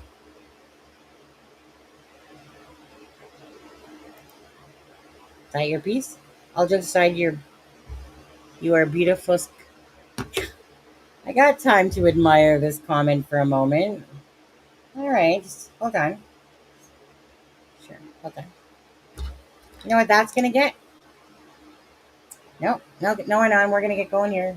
Swear to God, it's gonna get some lip gloss right there, Mark. Yeah, yeah. Yep, yep, yep, yep, yep. Go on with my bad self there, Mark. Go ahead. Supposed to be about Jack and Lily, but I guess we could have some sunny time while we're at it. Daniel is jealous of Cody. Absolutely. Jack off the swing. Oh, KG, could you try to rephrase that next time, please? Literally thought you were saying something totally different right there. Thank you so much. Watch your words there, KG. Thank you very much for another great live as always, Sunny. Thank you, mods in chat. You are freaking killing me. Good night. Good night. Have a good one. That's how we gloss, Ben. That's how we gloss. You know what? Yeah. Anyways, KG, I should put you on the naughty corner for that right there. Just saying. Just saying. On and on and on. Keep on talking, baby. Shut up. That's my I'm that person. I'm like Miss Dog Lover. Say goodnight 50 times. One time I'll actually mean it, eh? Gold digger, right? There's well, you know what? He made a comment about me head over heels. So 3 minutes of solid freaking almost gold digging the other day. Can't believe. Okay, heaven forbid I was talking and I saw none of it. It was pointed out to me by Charmaine, just calling a spade a spade. Charmaine pointed that out to me. 9:47. 9:47. I could not stop laughing for 3 days whenever I thought about it. And even if I think about it now, I'm probably going to lose my shit and get us another stomachache thinking about it. Funny as shit. Oh my God, I can't even think about it. The stories are so fake. One footprint, twice in two places. Yep, it's a joke. It's a joke. At the expense of two children. I'm having a pint of ice cream and I ain't ashamed. You know what? Moment on the lips, lifetime on the hips. Don't be ashamed. Love yourself, love your body. I love my 3 chins and my 5 rolls. I love those. I like my beard. My beard's pretty good too. Husband always calls me out. I said, husband, today I said, husband. I said, you didn't quite shave enough your beard. It's still flapping out some wings. And he's like, well, look what yours is doing. He always says shit like that to me. I'll say, husband, you got to pluck that hair right here from my chin. Because my husband went freaking pluck happy, right? And he goes, well, which chin?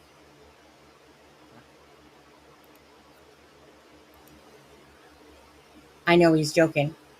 He's never trying to ever intend. So if I say that I'm a whale and that you can harpoon me on a beach, I fully mean that. I could probably empty out a good freaking ocean if I wanted to. And I'd be fine with saying that because I'm secure with myself enough that I don't care. That's why when people say mean things or talk about me on a live, well, I'm bubblegum, you're glue. What bounces off me sticks to you. Like I care. Oh, right. And just to make sure that you guys, right? Daphne, thank you. Right? There's nothing in my don't fucking care box. So what happened today? I'll tell you actually how that one came about. Let's put Jack and Lily up first. So, I said I was going. So, I get a bunch of emails. I do. There was a specific person that Daphne showed me an email from. And I was like, first of all, David, David, you troll out there. All you ever do is keep going around to that balanced loser to project your hate on this channel. Love you for that, bro. Thank you so much. So anyway, she sends me this email. So you know the person, for some of you guys know the person that said, Sonny, you talk too much, right? Just that's all it said. I'm starting a live, pretty much. And all of a sudden I see this message, Sonny, you talk too much. All I'm thinking is this, right? That's all I'm thinking right away. Oh, fuck, right? That's all I'm thinking. So it's Nor Craft was his name. And I'm thinking to myself, he's been in here for a while. And I'm thinking, dude, you've been in here for a while. And you're going to sit there and be that ignorant to me? So I'm like, I don't give a shit. Block your ass, right? So I get these emails from a different name, right? This person sends me Norcroft. I won't say his other name, just in case. He sends me a shitload of stuff, acting like he got mad computer skills. Okay? I don't have time of day between a full-time job and doing lives that I'm going to read a fucking 3-page email of your shit. Ain't going to happen. But thank you. So, Daphne shows me an email from the said person. And I said to her, well, I think what I need to do is create a I don't give a fuck email inbox. Next thing you know, Daphne comes back with that picture that I just showed you. Because, no offense, okay? I'm not the only person. Like, there's tons of people that send me emails. I don't have time to read really lengthy emails. I just don't. And I feel badly because some are, like I have read some, but it's kind of like when you make a post on a video, it's like a fucking book. If I have a moment, I'll try to read it sometimes. Most times I don't. Because I'm doing lives, I'm looking for information in between those times, and I'm working. And I just don't have the time. So if you do send me an email, please limit it to a paragraph, most at best. I don't have time to read really long emails. Honestly, I'm ADHD. I'll read probably 5 lines to 10 tops. After that, I don't want to read anymore because I'm like a squirrel, like that. So, Norcraft, you a little asshole, and you said to me, Sunny talks too much on my own damn channel. Right. Heaven forbid that I should talk too much on my own damn channel, yeah? So like I said, he says, I get this email going, I don't know if you're aware of this, but somebody blocked me. I think a mod blocked me. No, I blocked your ass. I blocked your ass. I don't care about the fucking information that you keep sending me, dude. I don't got the time of day to go through all those emails. Thank you for all your work. I'm sure there's somebody out there that cares more than I do. Do not care. Am I being too harsh? Am I being too aggressive? Just gotta make sure. Hey, I seen Surrey. Oh, Delta is a suburb of Surrey. Delta Dawn, what's that? I grew up in Delta, actually. I was born in Burnaby, right? But I grew up in Delta till my mom left my dad when I was 5. Yeah. I went to McCloskey? McCloskey? I think it was McCloskey on there. Anyway, oh my God, I've been talking so much. Oh, I finally found the end. I write him out. Thanks, Mark. Thanks for being my, like that booster. In the morning when you wake up and you just want someone, like, I remember waking up in the morning, like with the ex husband, during when the marriage was going like this. I'd wake up and I'd be like, good morning. You know what he'd say to me? Fuck you. Get out of my way. Okay. Happy pants. Right? It's literally what I'd say. Okay, happy pants. This is when the relationship is, at its best. Primo moment on there. But so that's why, Mark, when someone in the morning, if they're gonna be grumpy ass, I'm gonna be like, oh my god, is that how the day's gonna be? Right? First person you talk to, rah, rah, rah, rah, rah. You're killing my bubble. So thank you, Mark. Whenever I need a compliment, I'm gonna go to Ben first, but you are right behind Ben. You are right behind Ben, Mark, and just know that. All right. Come on, you guys. Mark, I'll pay you tomorrow for those compliments. All right. Nope, this right. Okay. Yeah. Oh, here comes the Muffin Man. Oh, that was funny on Dolly. Do you know the Muffin Man? The Muffin Man, the Muffin Man. Right? The Brady Bunch. The Brady Bunch. There's only one of me. The Brady Bunch. I'll just pretend in my imaginary world that Daniel's up top. Okay. Janie's to the right of me. Right? Who should we put here? Malaya? Malaya's there. Right? We're just going to play the land of make believe. And we're going to actually pretend like I'm asking them questions. Malaya, do you know where your kids are? Oh, they're hidden in a crate that's heading to China? They're lost forever? They'll be back when they're 20? Okay, thanks. Daniel, do you know where your stepchildren are that aren't your stepchildren? Don't look in the water. Don't look on the land. Nope, have no clue at all. I'm just here caring about Jack and Lily. Wait. Let me just lie a little bit. That damn pink blanket. You know, the one that I possibly might have put there yesterday? Or that day, I should say. You know, the one when I drove the vehicle down the road to the old road?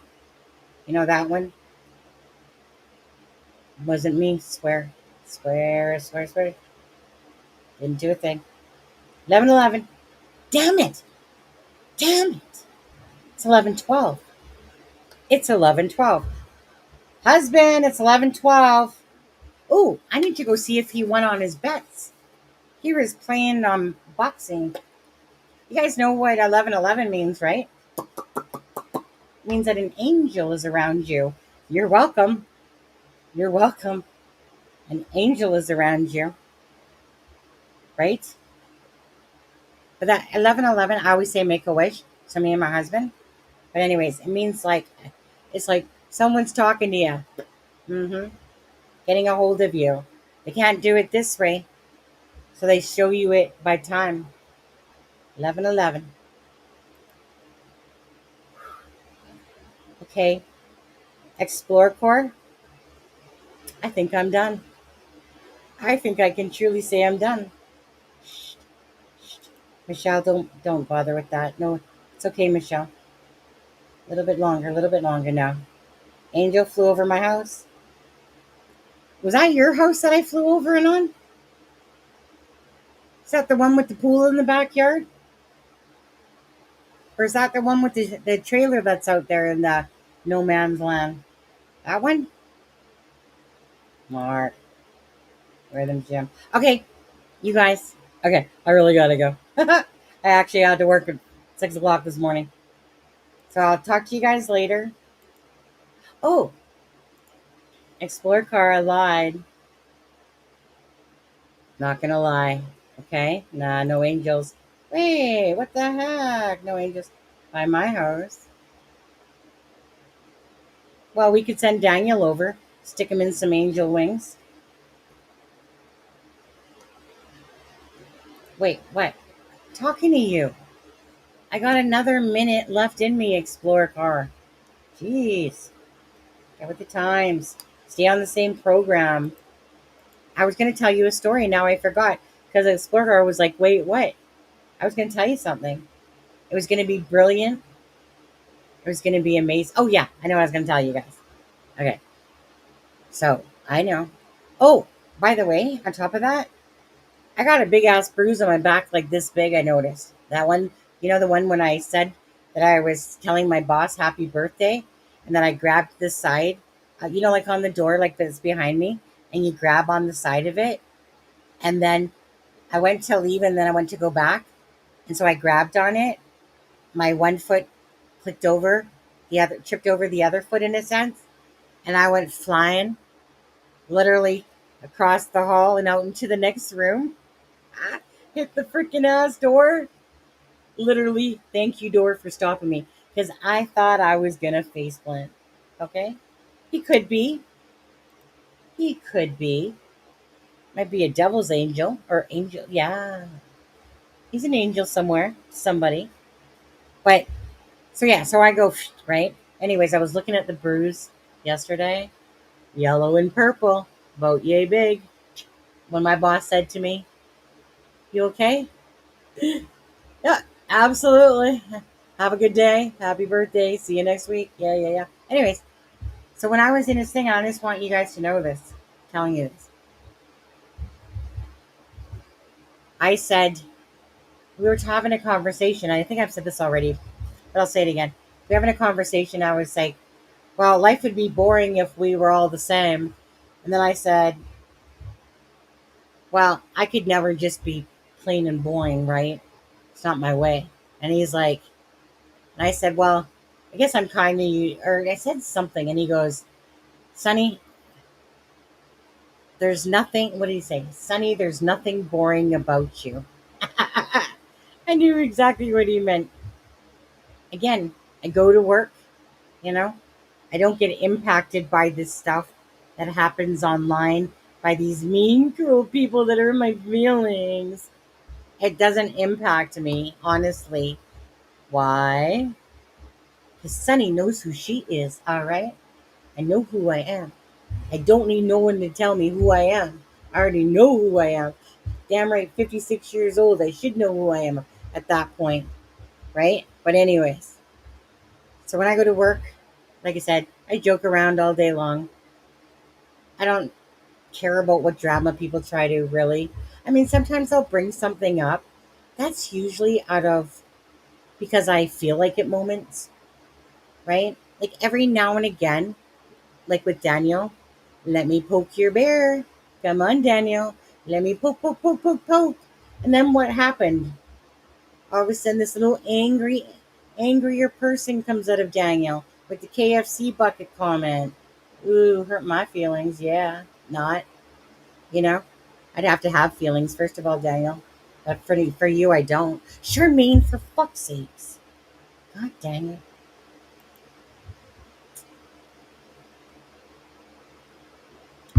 Charmaine, what are you doing here? I feel like you're spying on me. You're not forcing me. Do I have to look at any messages I've missed? Nope. We're good. Oh my gosh. Wait.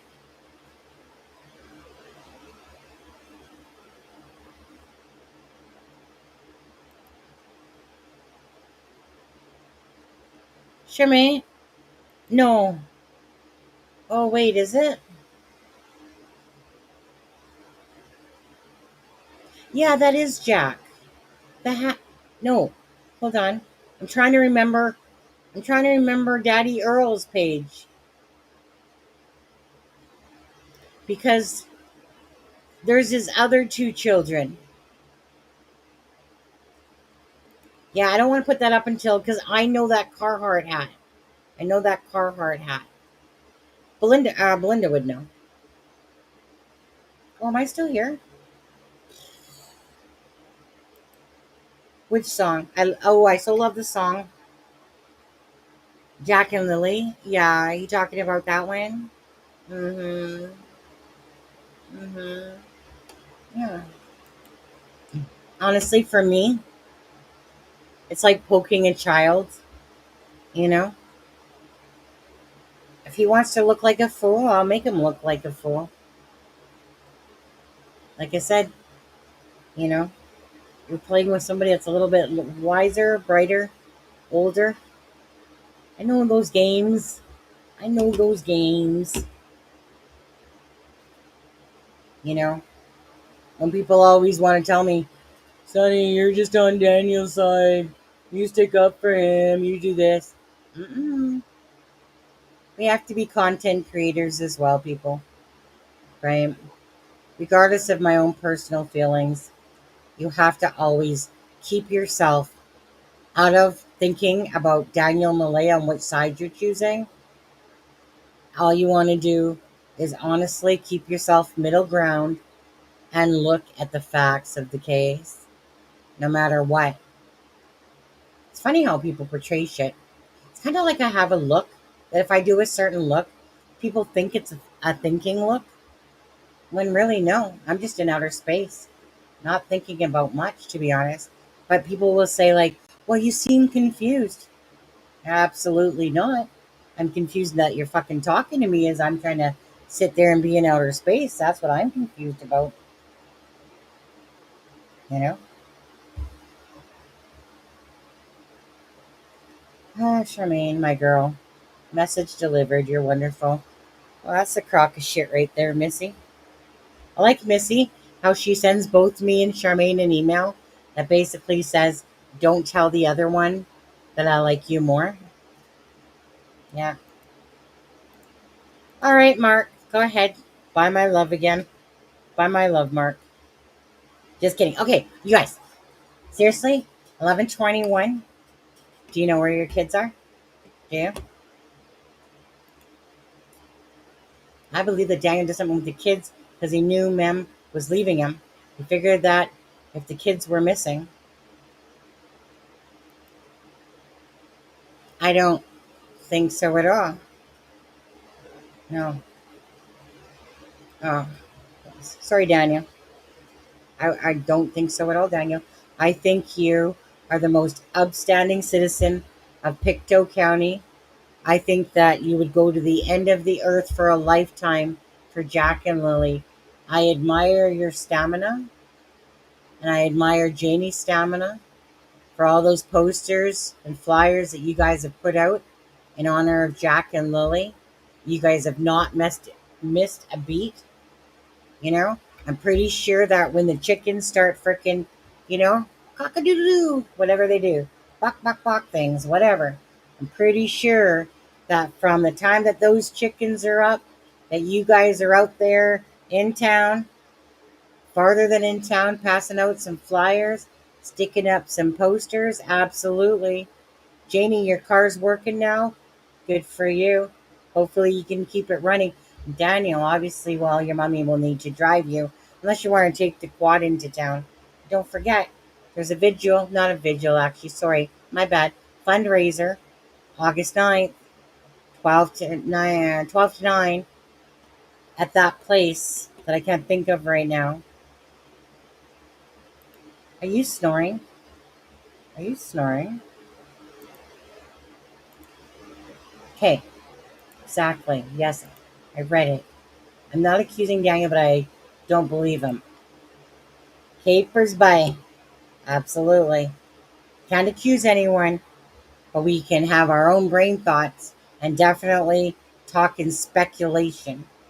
Absolutely. Daniel, it's my speculation that you're playing a bunch of head games and mind games, but only a fool would fall. Sorry, guys, if there's any fools in here. Any fool that believes in your bullcrap, well, obviously they need to come see Sonny. I'll heal you.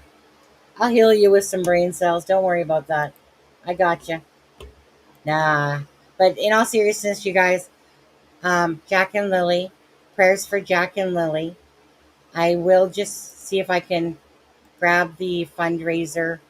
Um, boo, boo, boo, boo, boo.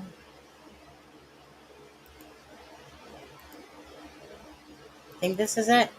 Is that it? Yeah, right there. Okay, at the West Side Community Center, New Glasgow, Nova Scotia. Um, Daniel, Malaya, Well, I don't know, but okay. Daniel, Janie, anybody else? Family members? Cut the beef. CUDHD stare. Absolutely. Right? Cut the beef. Do a tip for Jack and Lily. Um, Support it. I got my bracelets. I got my keychains. I got my decal. I need to order more. I think that there's t-shirts and sweatshirts out now. So again, thanks everyone for all the wonderful things you do. Do do do do do do. I'm off to see the wizard, the wonderful Wizard of Oz. Because. Well, let's see. Daniel, if you only had a brain. Da dun da dun da da. Do do do do do do. All right, guys, out of here. You guys have a sweet night. Thank you for everybody that did gifting memberships, became a member, some super stickers in there, and all that good stuff. So have a good night. I'm truly leaving, I swear, this time. Let me just check. Okay. Just checking that I can actually leave. Just checking with my manager, Charmaine. Right.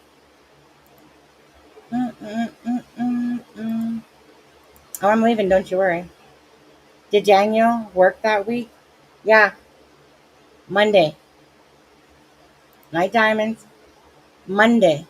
Right? Because whenever, just like what Charmaine said, Ben, husband online. All right. Because, like Charmaine said, if you're going to try to sneak the children out of a relationship, you're definitely going to do it on a day that he's home. You're definitely not going to use that work day when you've had to drive his ass to work, right? You're definitely not going to do it on that day because that would make sense day. And this is no make sense, right? It's nonsense, no make sense day. So yeah, you know what? Let's put the kids in a vehicle on a day that Daniel would be home because I'm stupid like that, right? Right, Charmaine? Or would you leave your relationship on a day when he's at work? Right, Shimmy? Just saying. Good night. Good night, John Boy. Good night, Sue Ellen. Good night, Charmaine. Good night, Ben. Good night, Mark. Good night, Explore Core. Good night, whoever else. Gotta find my... Ready? You guys ready? Are you ready? A Norfolk night, the world is cold. We stand surrounded, we are not alone. With